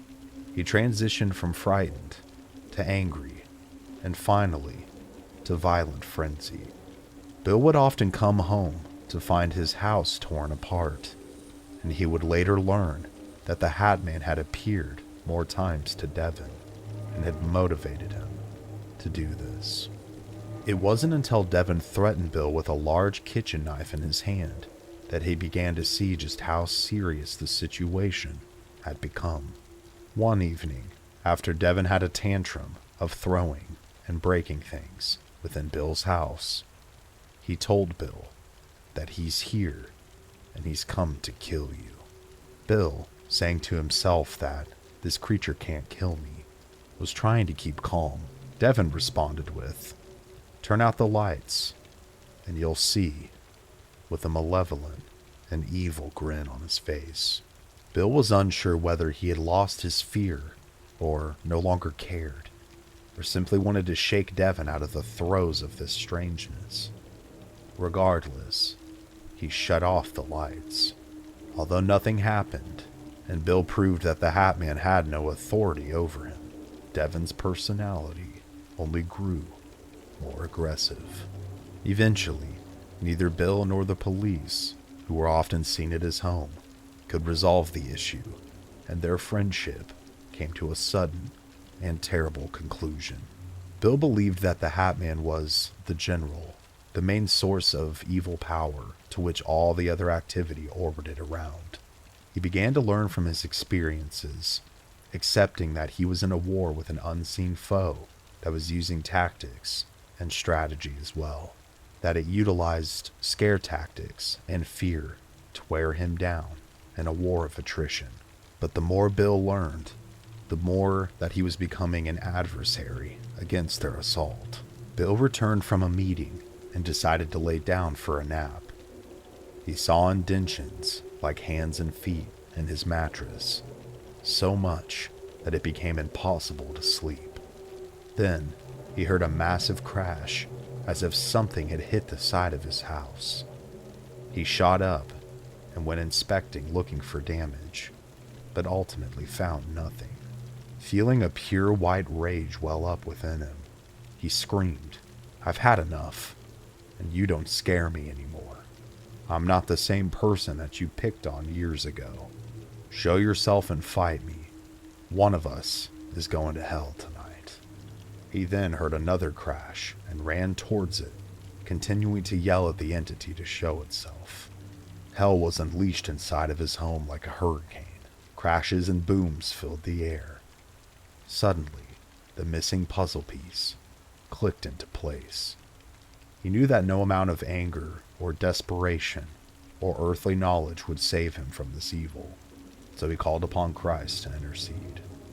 He screamed, "You're not invited, and under the authority of Christ, I demand you leave, or be bound by your worst fears until final judgment." He kept repeating these words as new crashing sounds emanated around him. Eventually, 30 minutes of unrestrained malice ceased, and a new peace finally filled his home. In the days afterwards, he felt a new sensation amidst the peace, like that of a chained-up rabid dog in the distance, just watching and waiting for a chance to break those chains and come back into his life. While occasional things would happen afterwards, Bill no longer felt the evil that dwelled within his home or his life. However, the encounter left scars, both physically and mentally. He still struggled with looking over his shoulder and being comfortable sleeping at night. His health effects from the ordeal also never truly improved, whether it was from the evil presence or simply the stress of the events. One can't be sure. In the years since, Bill has studied and become an expert in demonology in order to help others fight against an unseen foe in their own lives. He founded an association called United Paranormal International. Bill's story has been featured on the show Paranormal Witness in 2013, and abridged versions of the events have been featured across the internet. Bill has given multiple interviews on various podcasts, but decided to set the record straight in 2022 with his book, Satanic Warfare: Tactics of the Demonic. In it, he gives his own account, as well as the eyewitnesses in his life, of the events that transpired. He also includes extensive entries over just what he had learned concerning the demonic forces that stalked him, and others, but he cautions anyone attempting to utilize his methods. He says that spiritual warfare is a form of psychological warfare, that it utilizes fear tactics to wear a target down, so that over time, you spiritually break down and obey the evil one's power. It is based on negative emotions such as fear, stress, anger, and social disunity, and as a victim grows weaker, the demon begins to grow stronger. The first line of defense is to have no fear against demons. He states that as fallen angels, demons still have rules that they must follow. They only enter lives to the degree which we explicitly or implicitly allow. They are not all powerful, for if they were, they would be not forced to resort to scare tactics and trickery to wear down their opponent. However, they have the experience of the entirety of human history on their side when they wage war on us. Once you acknowledge that there is in fact a demonic presence, the only recourse that you have is to call upon the name of Christ. Bill has since retired and moved out of the house in which he suffered for many years. He now lives with his wife, Caroline Vaile, and his son, Richard, in Arkansas. In Bill's story, we can see how curiosity was used as a doorway that can lead to knowledge and understanding. However, curiosity can be used as another kind of doorway, one that, once it's opened, can unleash a terrible darkness into our lives that isn't easily cast out. Don't let that be you. Thank you guys so much for watching this new video, and sorry about my messy hair. I'm very much overdue for a haircut, and I'm super aware of it. Don't forget to like this video if you guys liked it, share it, and leave a comment. Also, subscribe with notifications on if you haven't already. All that stuff helps me out tremendously in this crazy, ever-changing landscape that is YouTube. I will see you very soon with another new video, and I will also soon, probably on that next video, be drawing for the winner of the signed Mystery Archives poster from the Ammons family video. So if you haven't entered, I would go ahead and go enter. All you have to do is like the video, share it, obviously be subscribed, and leave me a comment, and we're going to do a random drawing for that. So until next time, this has been Cody here at Mystery Archives. Remember to stay safe out there, especially from demons and other spooky things, and take care.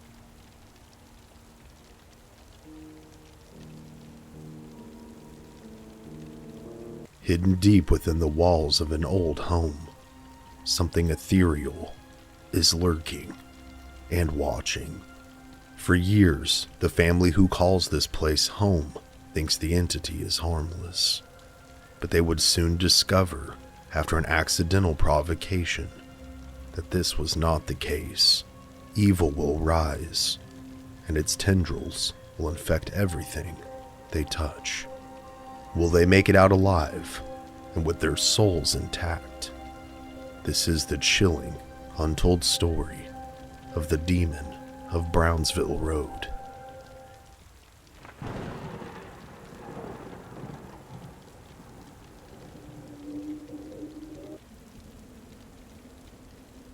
Our story begins with the Kramer family.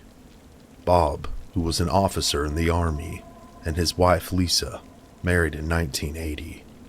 They would soon start their family, and upon leaving the service in 1986, Bob would take up a job with AT&T, and the family would find themselves living in the New Jersey area. Having always wanted to relocate back to Pennsylvania, where they grew up, an unexpected opportunity for a transfer presented itself, and the Kramers seized it. Although having just built a house in 1987, the couple now found themselves shopping for homes in Brentwood, Pennsylvania. While looking at potential buys, Bob comes across a home that he never thought he'd be able to live in for sale. An old historic home from his childhood. This wasn't just any home, however. It was the home that Bob himself grew up seeing almost every day. He had always felt a pull to the home, to what it represented to him, the history, its style, and way of living, as well as it being a symbol of success. Bob would make contact with the sellers and arrange a walkthrough for him and his family. As the Kramers arrived and began to tour the inside of the house, their son, Bobby Jr., wandered off by himself as the group went into the basement. When they returned, they found the poor young man crying and hyperventilating, as if he had seen a ghost. Thinking that perhaps due to the boy's young age and imagination, that he had just scared himself in such a big house, Bob and Lisa wrote the behavior off. As they concluded the tour, despite his wife's misgivings about the size and feel of the house, that it gave her the creeps, Bob dismissed her, seeming almost mesmerized by the home. He continued to question the realtor, and would ask the question almost no one asks in these types of situations. Is there anything wrong with the house? Understanding exactly what he was hinting at, the realtor said that nothing was wrong with the house, and that Catholic Mass had been conducted several times in the living room. The realtor would then simply move on with the conversation. Bob found this response to be odd, but nonetheless took the reassurance that had been implied. Later, according to Bob, the couple seemed very anxious to move out, almost as if their very lives depended on it. Thinking initially that they would want to haggle, he submitted a lowball offer to them, and to his shock and amazement, they accepted it without any further negotiations. Not only excited to live in the childhood home of his dreams, but to get it at such a good price almost seemed too good to be true to Bob. And perhaps it was. The year was 1988, and it's a cold December day, but this day is filled with warm feelings. The Kramer family has just closed on the purchase of their new home, a designated historical landmark by Pittsburgh History and Landmarks. And in due time, they would travel from New Jersey. Bob, Lisa, and their 4 kids, Jessica, who was 4 years old at this time, Bobby Jr., who was 3, David, who was 2, and Charles, who was just 2 months old, would move into and begin living in the home on Brownsville Road. All seemed normal at first, but this calm normalcy would not last. The family began to notice small but bizarre things happening in their home. Doors began to open on their own. Objects began to move and go missing. Faucets would turn on by themselves. And, many of times, even if the family had been out during the evening, when they would leave the home, with the lights being off, they would return to not only the lights being on, but after a quick sweep of the house, every door and window being secured, would have no rational explanation for it. Every single light, including those in the basement, would be on, and this was enough to make the family think. Although it was weird, they weren't really scared at the time. Lisa and Bob did come to the conclusion that they had a ghost, thinking it could have been due to the age and potential history of the home they were in, but they simply considered it to be Casper the friendly ghost, not a threat and nothing to worry about, or so they thought. Things weren't always incredibly active though. Soon things calmed down somewhat in the months that followed. The family started to settle into their normal everyday lives. The occasional strange happening here and there quickly became commonplace, but every so often, things would pick back up. Alongside the previously mentioned activity, they soon began to hear mysterious banging noises all throughout their house and at all hours of the day and night, as well as disembodied footsteps echoing all around. And although weird, the family ultimately grew to accept these happenings, again, as normal. Over the years, Bob would go into politics and would hold political office in the 1990s, first as a councilman and then a county commissioner, gaining local notoriety and status in the western Pennsylvania area. But despite his career achievements, his family was slowly falling apart. Year by year, it seemed as though things became increasingly dysfunctional for the Kramer family.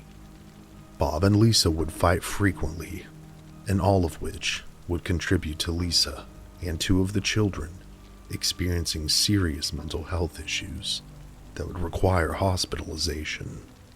During the ensuing chaos that was becoming his family, Bob had the fleeting thought that whatever was in the house, perhaps, had contributed to the mental distress of his family.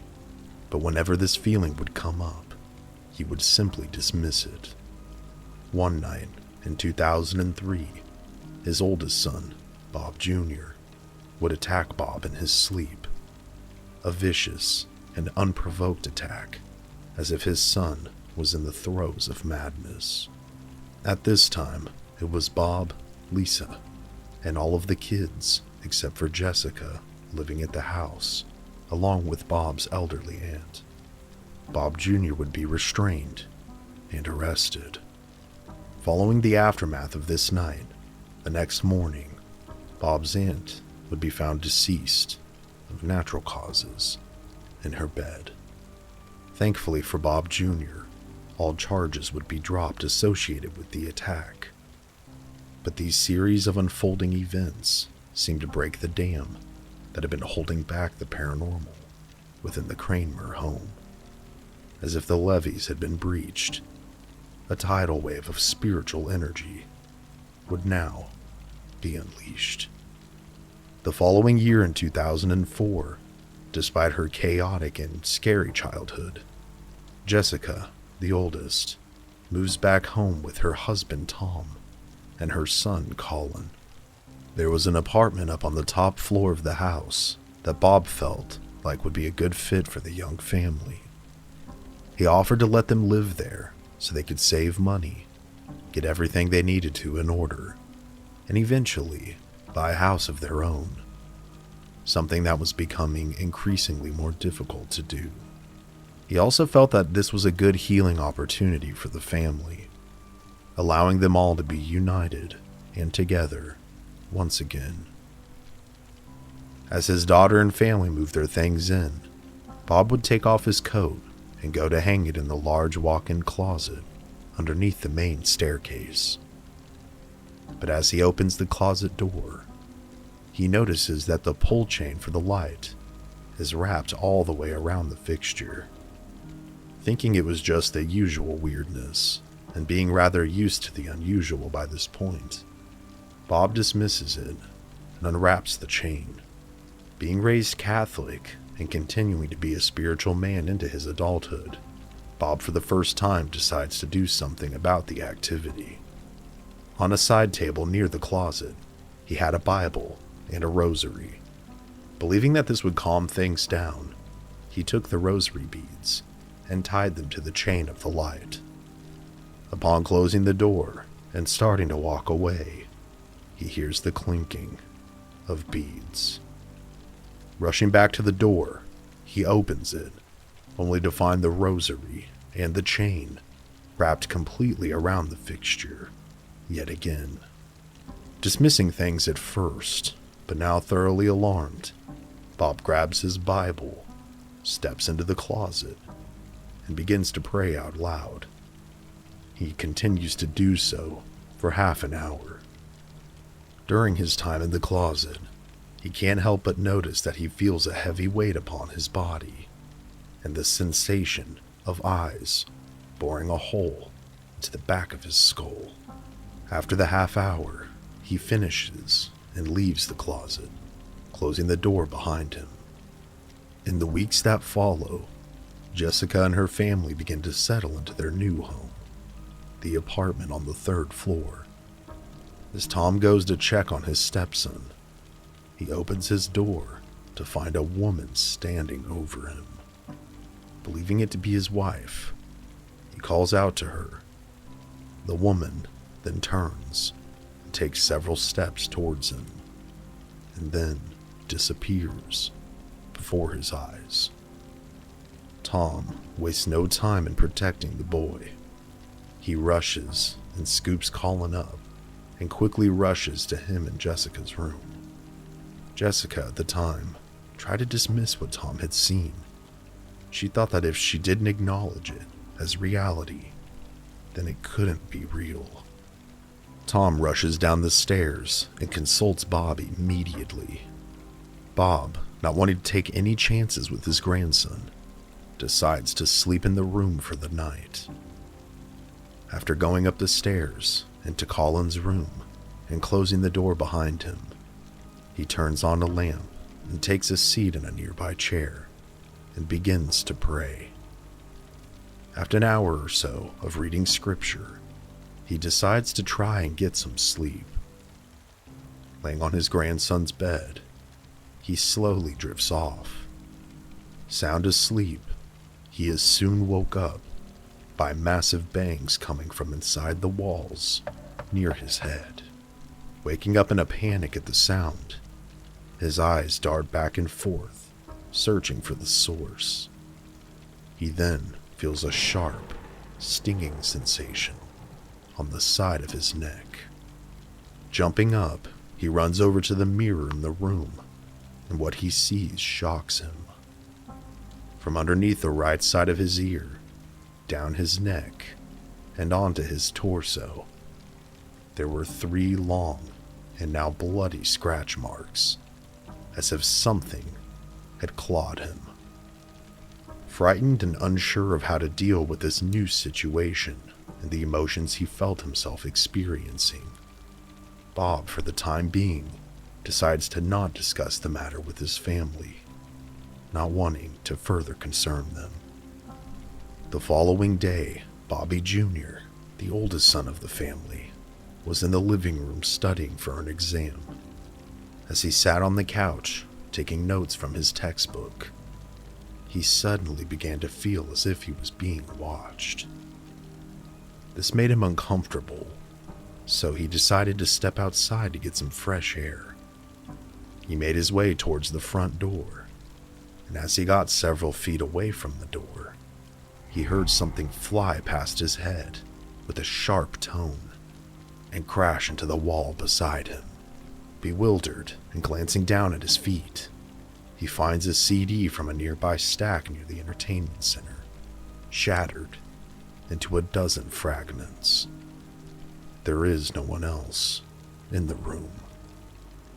Unsure of what else to do, he quickly heads to the front door and leaves. Fearing for the safety of their family, the Cranmers, now at their wits' end with the reoccurring supernatural events taking place in their home, decide to contact a Catholic priest for help. A man named Father Mike Sylvania is who they speak with, and he agrees to assist them by coming to bless their house. In due time, he arrives. As the priest begins his blessings, in an effort to sanctify the home, he travels from level to level and room to room, starting from the main floor to the basement and then to the upstairs. But it's when he heads upstairs that he begins to realize just what this family has been dealing with. As he walks up each step, he too begins to feel the stare of 1,000 eyes upon him, and the hair on the back of his neck stands on end. He knows then that they're dealing with an infestation, whether it's human spirits or non-human. He can't discern at the time. He finishes his blessings and encourages the family to persevere, and then he leaves. Weeks later, when the rest of the family is out, Jessica finds herself alone and asleep in the upstairs apartment. As she lays in her bed, with the large moon hanging overhead, its light piercing the windows, she is suddenly ripped out of a dream state. Her eyes open, but she is unable to move. It's as if she is paralyzed, but completely coherent. Along with being frozen, she suddenly feels as if someone or something is sitting on her chest. Then she sees it. A large, shadowy figure is at the foot of her bed. As it starts to climb on top of her, she tries with every fiber of her being to scream, but all that comes out is silence. To her, anyways. Her mother, who had just returned from running errands, heard her screams from the moment she entered the house. Running upstairs, she finds her grown daughter, almost inconsolable. She's shaking and crying. Whatever it was that is tormenting her had disappeared. However, regardless of age, the love of a mother eventually brings her back to reality. The family is now beyond worried. Petrified is almost an understatement. Their every waking moments are filled with anxiety and dread. They had hoped that word wouldn't get out, but unbeknownst to them, their situation had caught the attention of the bishop of the Catholic Church of Pittsburgh, who in response assigns an experienced priest by the name of Ron Lingwin to their case. Upon reaching out to Bob on behalf of the church, Father Lingwin concluded that based on what Bob had told him and the sound of his voice, the overall feel of the call, that this case needed to be investigated further, that this family needed help. He gave the Cranmer family two options. One, they could stay and fight and have the backing of the church.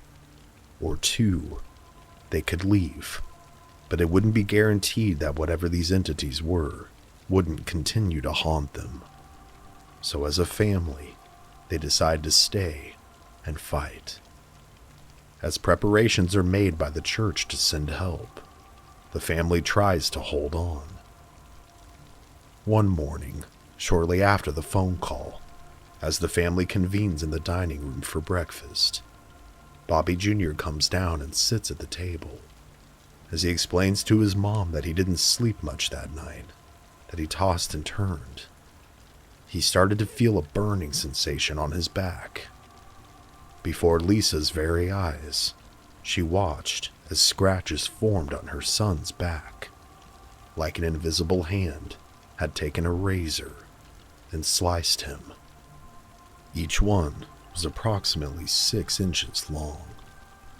Calling for Bob, he takes one look at his son's back and immediately begins to panic.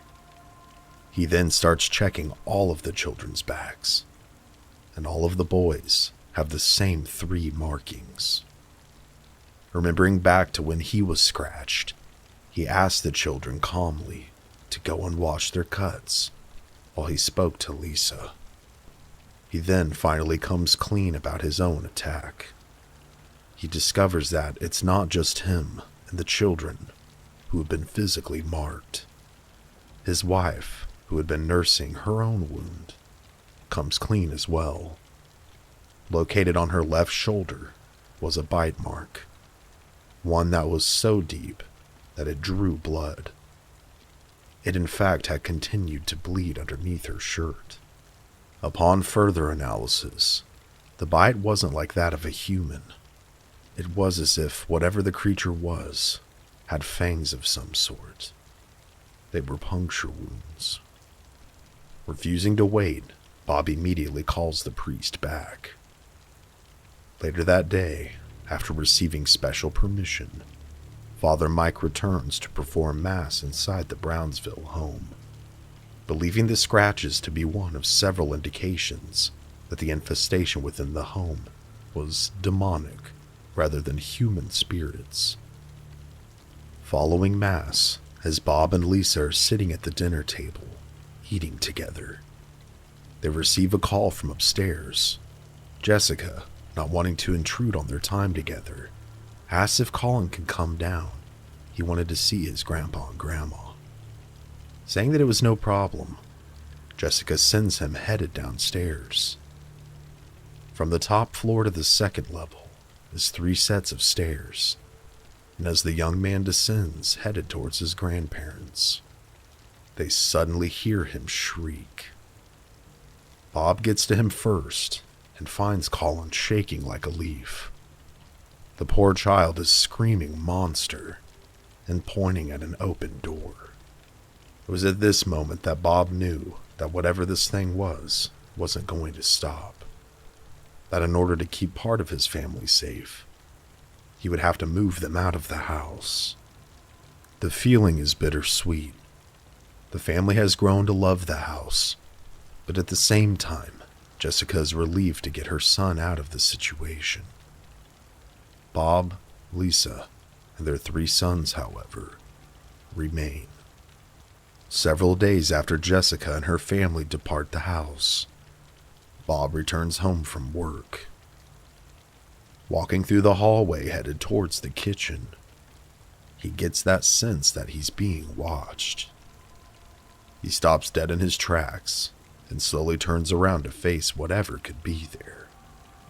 However, he sees no figure. Instead, he sees streams of what appears to be blood on the walls. Fresh blood, leaking down, as if to mimic how the priest had blessed the home, using holy water. Wanting to make sure he wasn't crazy, Bob calls out to Bobby Jr. to come and see what he was seeing. The 2 share a moment of shock and unease. The walls were indeed bleeding, and it was unlike anything that they had ever seen before. Bob, at the wit's end of his wit's end, again calls the church. He speaks with Father Linguin, who tells him that he's about ready to make the recommendation to the bishop to sanction a proper exorcism of the house. but that the family had to endure one more test. He told him that they needed to have an outside, third-party, non-religious group come in and document their findings, and then turn those findings into the church. So Bob makes several calls and arranges for such a group to come out. A paranormal investigation crew that originated out of Penn State. They would arrive in January of 2005. As the two other members set things up, the main leader, a man named Adam Bly, finished up a tour of the home with Bob. Unbeknownst to Bob, his main job was to perform an informal psych evaluation on the family, to determine that they were of sound mind and not just spinning fantasies. He would determine that they were indeed sane. Upon further inquiry, he asked Bob when things started to get bad, if there was a catalyzing moment or area of the home. Bob, thinking back, immediately thought about the closet. Upon explaining what had taken place and how things had escalated since that day, Adam believed that this demon was originating from underneath the stairs, in or near the closet. Knocking on the wood exterior of the stairs, it sounded hollow. Believing that the origin could potentially be found there, Bob agreed and assisted him with opening it up to look inside. It was no easy task, but the best way was to cut the wall from the inside of the closet. So they did. Among the cobwebs and dust was indeed an open space, a hidden room of sorts. And in the center of this room, covered in even more dust, as if it had been sealed in, was a strange-looking altar. And to the right side of this altar was an incredibly old piece of paper.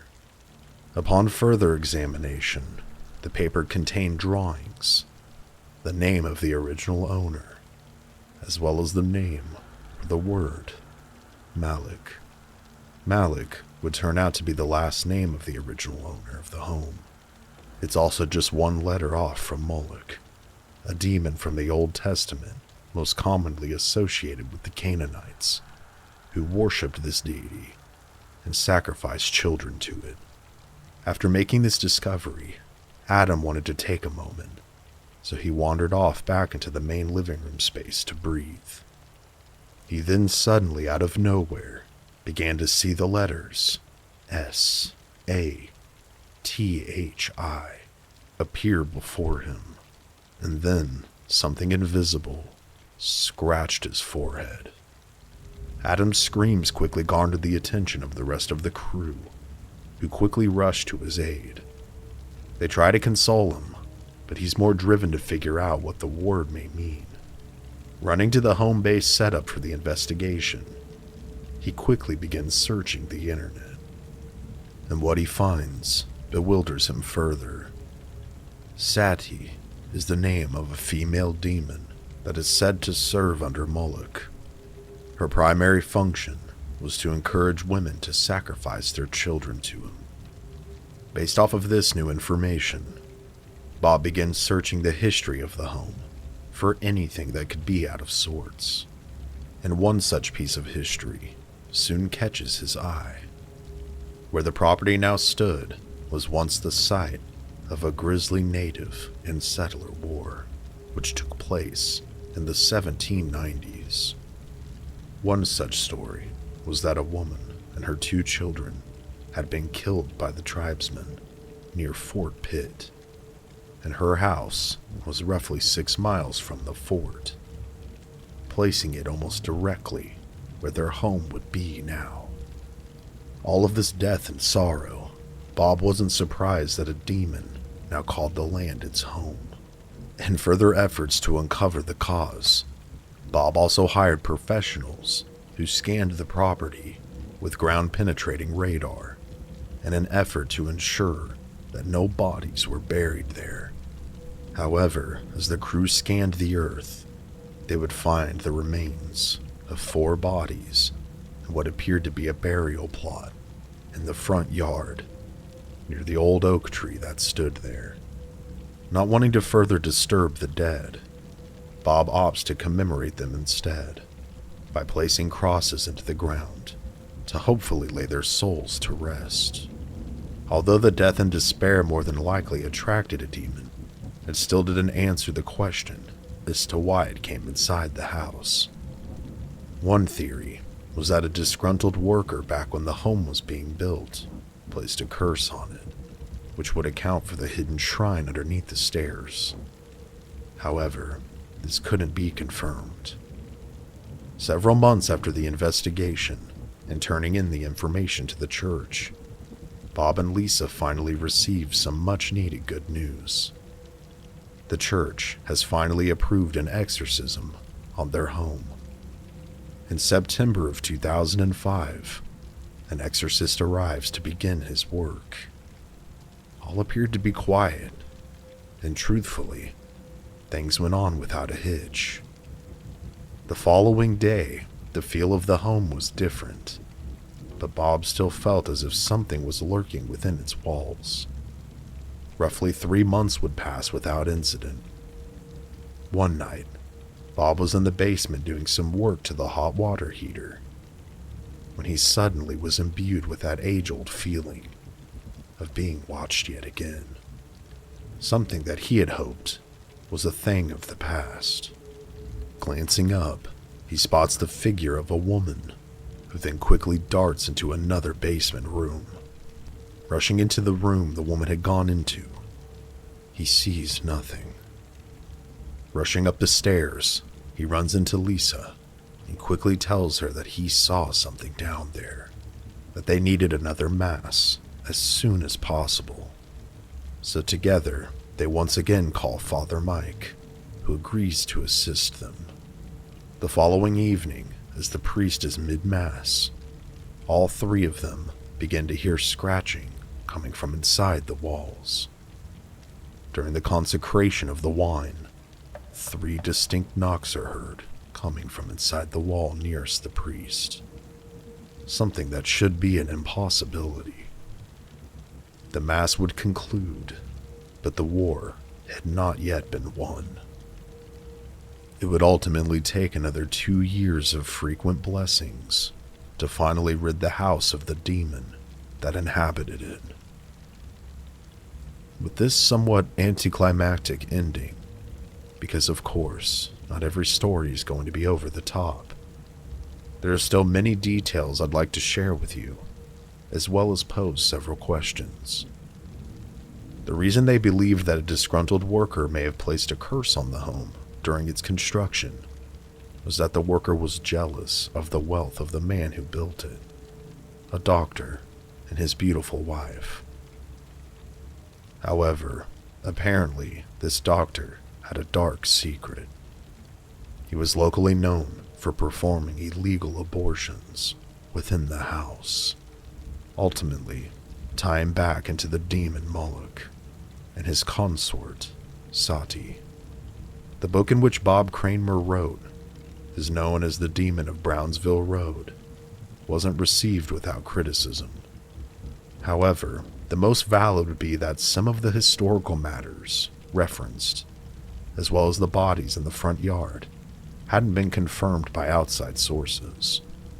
The doctor, however, was confirmed to be real, and his name was Dr. James Merton Mahan. However, there is no record of any illegal activity, such as abortions, tied back to his name, taking place at that time, or his house. The Kramers, following their experiences in the home, haven't been without tragedy. In March of 2015, their son David passed away unexpectedly, sending both Bob and his wife into a deep depression. They would divorce in 2018, ending their 37-year marriage to one another. After a decade of the house being fully cleansed of evil, Bob has now opened it as a bed and breakfast since 2019. It is now known as the Brownsville Road House.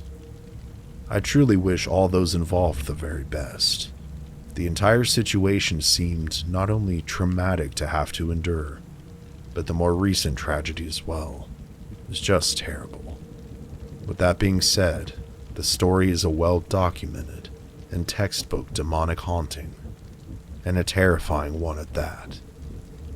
Sometimes, when you walk into a new environment and you get a terrible feeling, no matter how good the deal is, you have to trust your gut, because it might just save you years of anguish and spiritual despair. Considered to be one of the most terrifying films of all time, the movie The Exorcist paralyzed the masses upon its release and brought the devil home to millions of people. Although the horror and special effects enhanced the story being portrayed, what if I told you that the story itself was inspired by a true story of demonic possession? When a young boy loses his beloved aunt, he starts to dabble with the occult and makes contact with the other side. But what he contacts isn't what he bargained for. What follows not only terrified a family, but by proxy thousands of people all over the world. This is the terrifying story of the exorcism of Roland Doe and the demons that plagued him.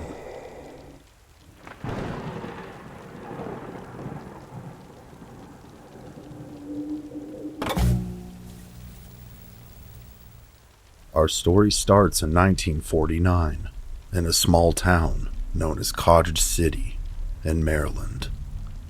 A boy who we'll call Roland Doe is mourning the death of his beloved aunt. Aunt Millie's passing was very sudden, and the two had been extremely close. Millie was known for being an avid spiritualist, perhaps a New Age person of her time, and was always very interested in things like spirits, the afterlife, and Ouija boards. Seeing this activity, the young Roland became very interested as well, and alongside his Aunt Millie, he was taught by her how to properly use a Ouija board to contact the other side. Following her sudden death over the summer of 1948, as Roland mourned her, tucked away in a trunk of her belongings, he rediscovers the Ouija board that Aunt Millie had given him. In a moment of desperation, he laid the board on a nearby table and attempted to speak with Aunt Millie once again. But alas, despite his best efforts, no movement came from the board. It is this moment that is believed to be the catalyst for what would follow. Just days after Roland had used the board, things started happening, but not with the board itself. The entire family started hearing a steady dripping sound with seemingly no origin. And after this continued for about a week, they called in a plumber who ultimately would find no evidence of any sort of a pipe leak. Then the drips turned into thumps and scratches, both of which were seemingly coming from inside of the walls. The family, trying to make sense of the activity, first suspected mice. So as they had with the potential leak situation, they scheduled and then had a well-known exterminator come out. He too would find no evidence of any sort of infestation. Over the next several months, things would continue to escalate. Furniture began to move by itself, and other items were hurled across the room by an invisible force. The portrait of Jesus that hung on the wall began to rattle and shake as if it was being hit from behind. The happenings continued to grow with intensity, leading to a crescendo. The force seemed to move out of the walls and into Roland's room, and then into his bed. One night, he was violently awakened to his bed shaking profusely. He screamed for his mother, who came in and experienced the terror as well, leaving both of them at a loss for words. The family tried to decipher what was happening. They soon had Roland examined by a doctor and then a psychiatrist, both of whom concluded that the young man was very stressed out, but otherwise healthy. Day after day, the poor boy was being plagued by forces that he couldn't see or defend himself against. Markings began to materialize on his body. The first markings spelled out the word Bowdern. Beyond frightened and trying to find a resolution, the family used the Ouija board to try and contact Aunt Millie. They would indeed contact something when the board began to interact with them on its own, and the atmosphere of the room changed. They asked the spirit to prove that it was real. It obliged by hurling a chair across the living room. And this wasn't the only sign. The following morning, long burning welts appeared on Roland's legs, just as the previous markings had. This time, it spelled out the words, St. Louis. The family now had to consider the unthinkable, that their son was perhaps in the grip of something demonic. They quickly contacted their local pastor, who was a Lutheran, who came to the house to pray with the family. But after he too witnessed the marks appear on the young man's body, he suggested that the family contact the Catholic Church, since they tend to deal with these kinds of things. The family went ahead and fled the area in hopes that the activity would stay at the house. But after relocating with a family member in the suburb of St. Louis, Missouri, the paranormal happenings continued. Terrified and not knowing what else to do, the family reached out to Father Bowdern at the local Catholic parish, who, after a lengthy discussion, wasn't convinced that the boy was possessed.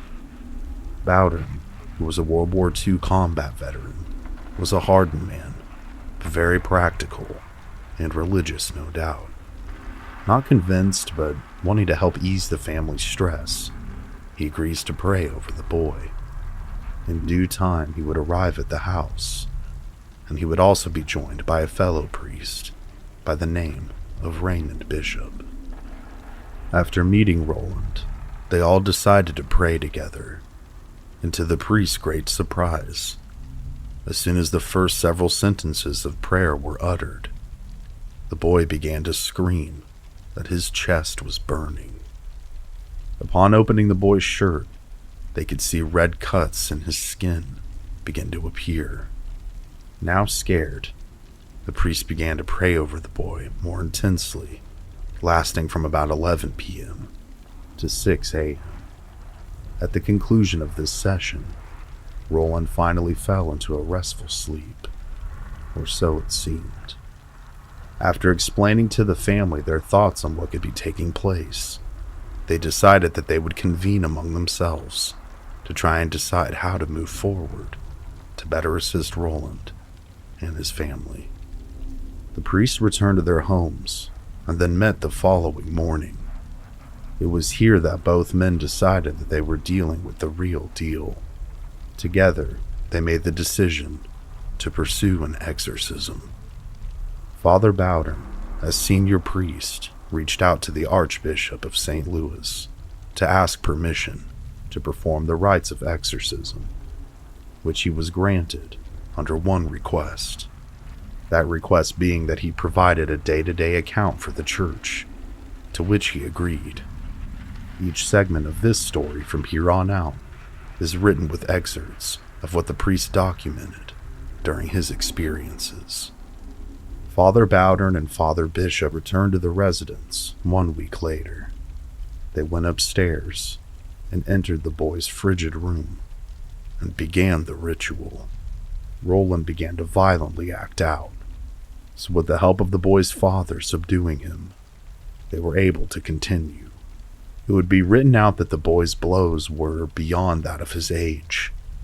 Each punch had the strength of one or more grown men behind it.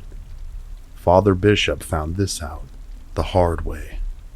Mid-prayer, Roland managed to break loose from his father and punched the priest in the face. It would later be discovered that he broke his nose. Following the aftermath of this first night, all for the first time in a long time seemed calm. The boy did not act out, but rather was unconscious and just peacefully slept. Perhaps, they thought, the prayers were beginning to work. However, that was until the priests left. Almost as quickly as their feet crossed the threshold of the residence, the boy began to yell and scream at the top of his lungs. This belligerent rage would last for hours. At the desperation of the parents, once they were able to recontact them, both priests returned as quickly as they could, and with the assistance of both the boy's father and now mother, they had no other choice other than to continue the ritual. Hour after hour, for approximately 4 hours, Roland screamed and contorted. Suddenly, the boy began to lurch as if he was going to throw up. He quickly asked for the window near his bed to be opened, which his mother did. Roland rushed to the window and vomited a thick, black-looking substance. Within minutes, he seemed to be normal, like his old self, for the first time in a long time. The family and the priests knelt down and thanked God. Kneeling beside him, they gave thanks for what seemed like a triumph of good over evil. But from the ritual Romanum, the Catholic rites of exorcism, sometimes the devil will leave the possessed person in peace to make it appear as if he has departed. The exorcist must see through this with the power of God and realize this is a trap. The boy seems to rest for the first time, and the family feels a true sense of relief. Or so they think. It's now 2 a.m., and an uneasy quiet fills the house. The priests have been gone for several hours, when suddenly, Roland's screams begin to fill the house once again. Deep, guttural screams, as if something otherworldly is trying to break through his physical vessel. There is no rest for the wicked, nor is there rest for the good.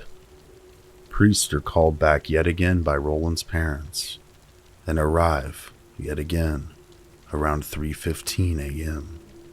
Shortly into the bewitching hour, they return back to Roland's bedside, where he begins taunting and screaming at them, an all too familiar happening now.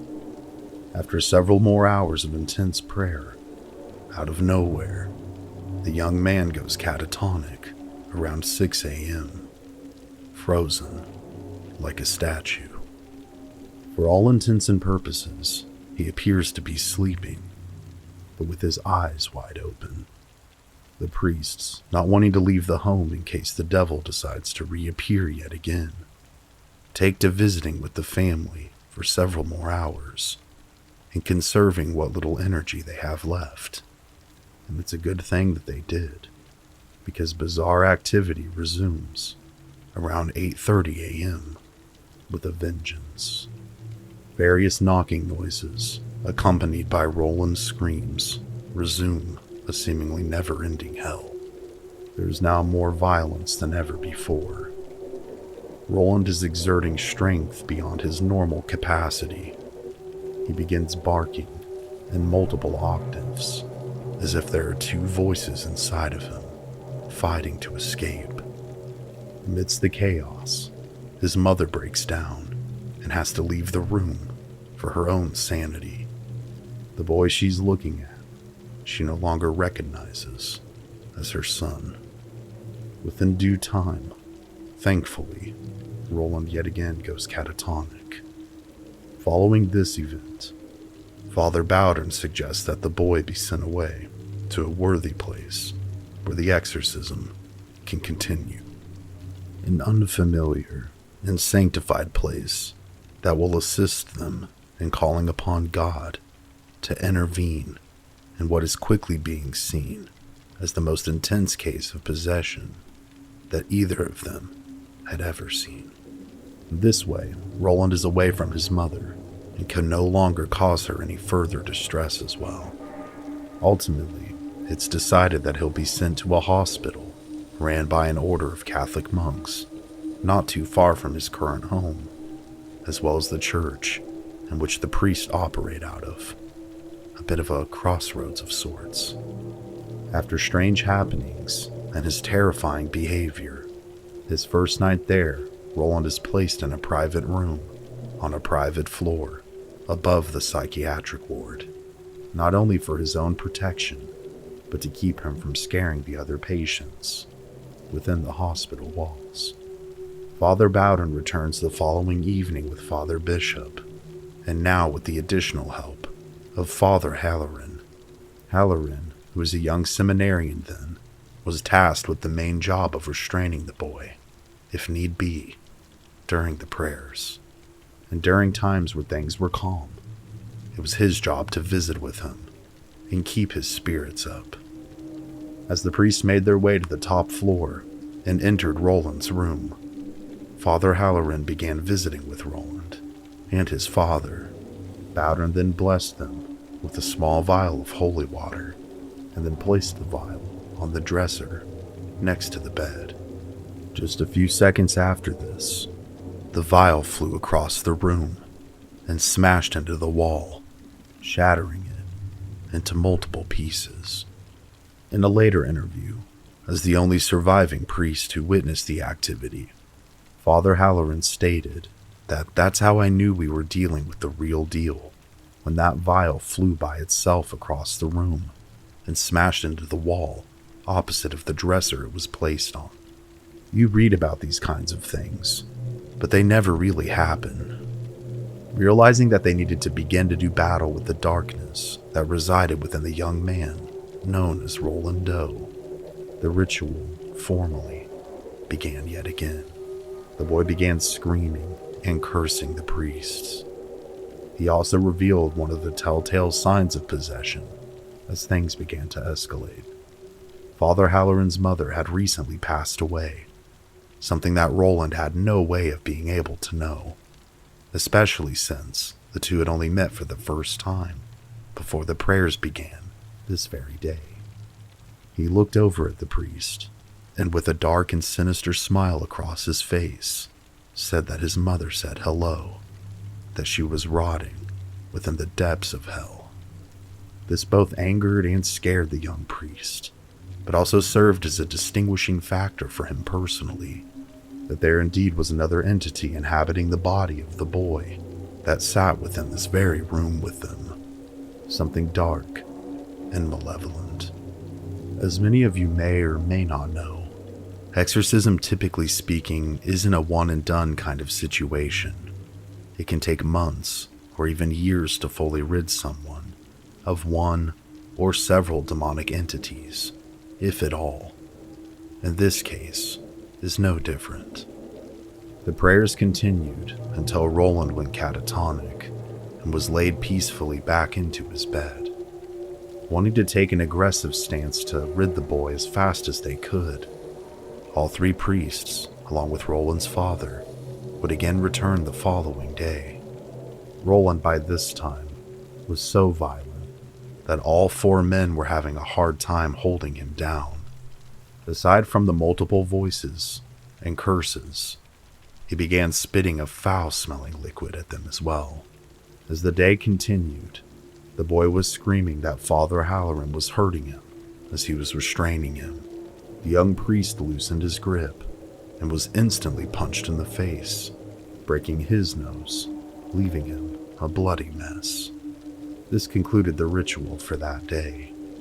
The ordeal for all those involved was quickly becoming an excruciating nightmare that they couldn't wake up from. Every day, all day, there was very little sign of progress. As for the priests, the task is exhausting, soul-draining, and at times, faith-breaking.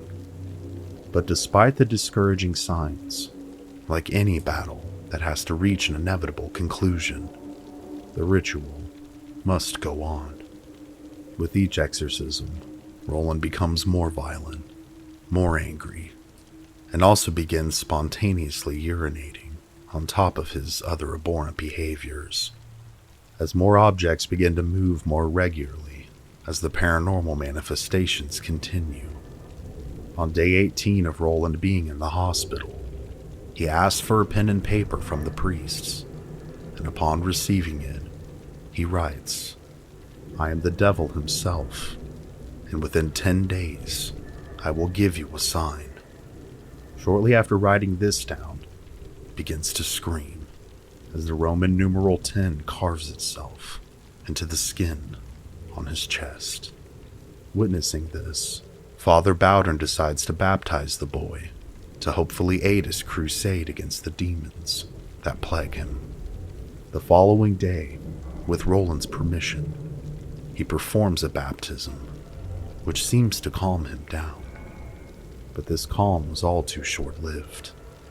After just about 10 minutes, he returns to his fits of anger and curses. Night after night, the prayers continue, and night after night, the boy is still overwhelmed.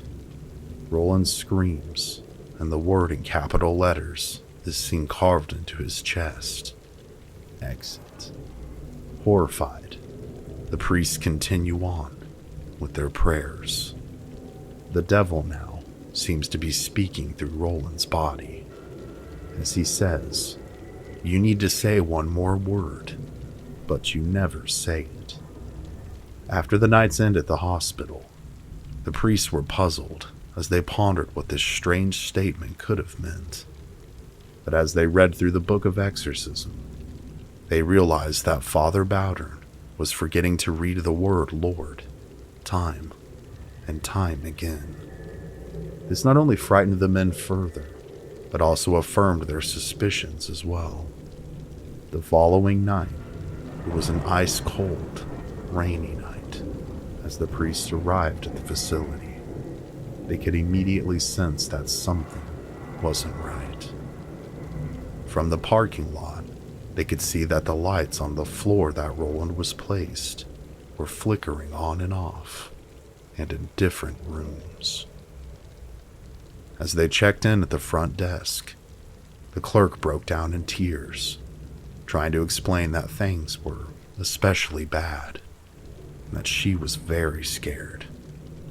As they approached the boy's room, they noted a strong sulfuric smell coming from inside. And unlike previous nights, as soon as they entered the room, Roland began cursing at them, but this time in fluent Latin, a language he had never been exposed to prior to the exorcism's beginning, let alone one that he should have been fluent in. He also had never displayed foreign tongues before. As the priests began the ritual again, Roland stated that this was their sign. Father Bowden then commanded the spirit to prove itself. And as the words left the priest's lips, the boy smiled and touched the priest's purple vestments that were draped over his shoulders. They then burst into hundreds of individual fibers. Now with their worst fears realized, the priests began to pray harder than they had ever prayed before. During the struggle, Roland broke a bed spring and attempted to stab Father Bowden, but thankfully was restrained before he could do so. He thrashed, urinated, threatened, and screamed in dual octaves. 5 hours into the prayers this night, he began to exhibit a new and frightening behavior. Before everyone's eyes, Roland tilted his head back and slowly began to float up and towards the ceiling. Before he could reach the ceiling, the men forced themselves to power through their fear and grab the boy, bring him back down to the bed, where new restraints were then placed, tethering him from further floating. After 7 grueling hours of fighting, praying, and nerve-wracking spiritual warfare, The boy gasped and exclaimed. He said he saw Saint Michael the Archangel use a flaming sword to drive the devil away, that he hit him and drove him back into the darkest abyss one could ever imagine. With these words, he fell silent and finally closed his eyes, truly and peacefully asleep. After this long and arduous night, what began over 28 days ago seemed to have finally been worth it. Roland slowly but surely returned to normal, and in fact went on to live a rather ordinary life. The records of the events from those 28 days were somehow leaked to the press and became an embarrassment for both the priests involved and the church. Father Bowdern had always regretted Roland's confidentiality being violated. William Peter Blatty, who had heard about the case, became extremely intrigued and reached out to the priest to discuss it with him. When asked about if he knew the whole thing was real or not, Bowden replied, "I had no doubt about it then, and I have no doubt about it now, that what was in that room that night was the otherworldly source we call the devil in the flesh." William Peter Blatty took his inspiration from this case and wrote the book, The Exorcist. So was the possession case of Roland Doe a genuine one? It has in fact been considered to be one of the most substantial cases, if not the most substantial case, by the Catholic Church in the last 300 years in regards to the existence of satanic forces and the existence of demonic possession. By others, however, it was just an emotionally compromised adolescent who was acting out after the death of a close loved one. But what do you think? Make sure to let me know down in the comments below. And if this case indeed was the real deal, those implications have far-reaching convictions in and of themselves, that the existence of true evil also implies the existence of true good. And I would say regardless, with the on-screen inspiration and then adaptation of The Exorcist, these deep-reaching questions were then brought forth to thousands, if not millions of people all over the world, perhaps leading to a wider impact than anticipated. I think a deeper moral of this story is that the occult is not only very real, and I can say that speaking from personal experience, that it is not for the non-experienced or the spiritually weak. You can never be truly sure of what you're communicating with. And for the majority of people, I would say this: just don't dabble. It will greatly benefit you if you don't, because you might just speak with something that may turn out to be your worst nightmare come to life.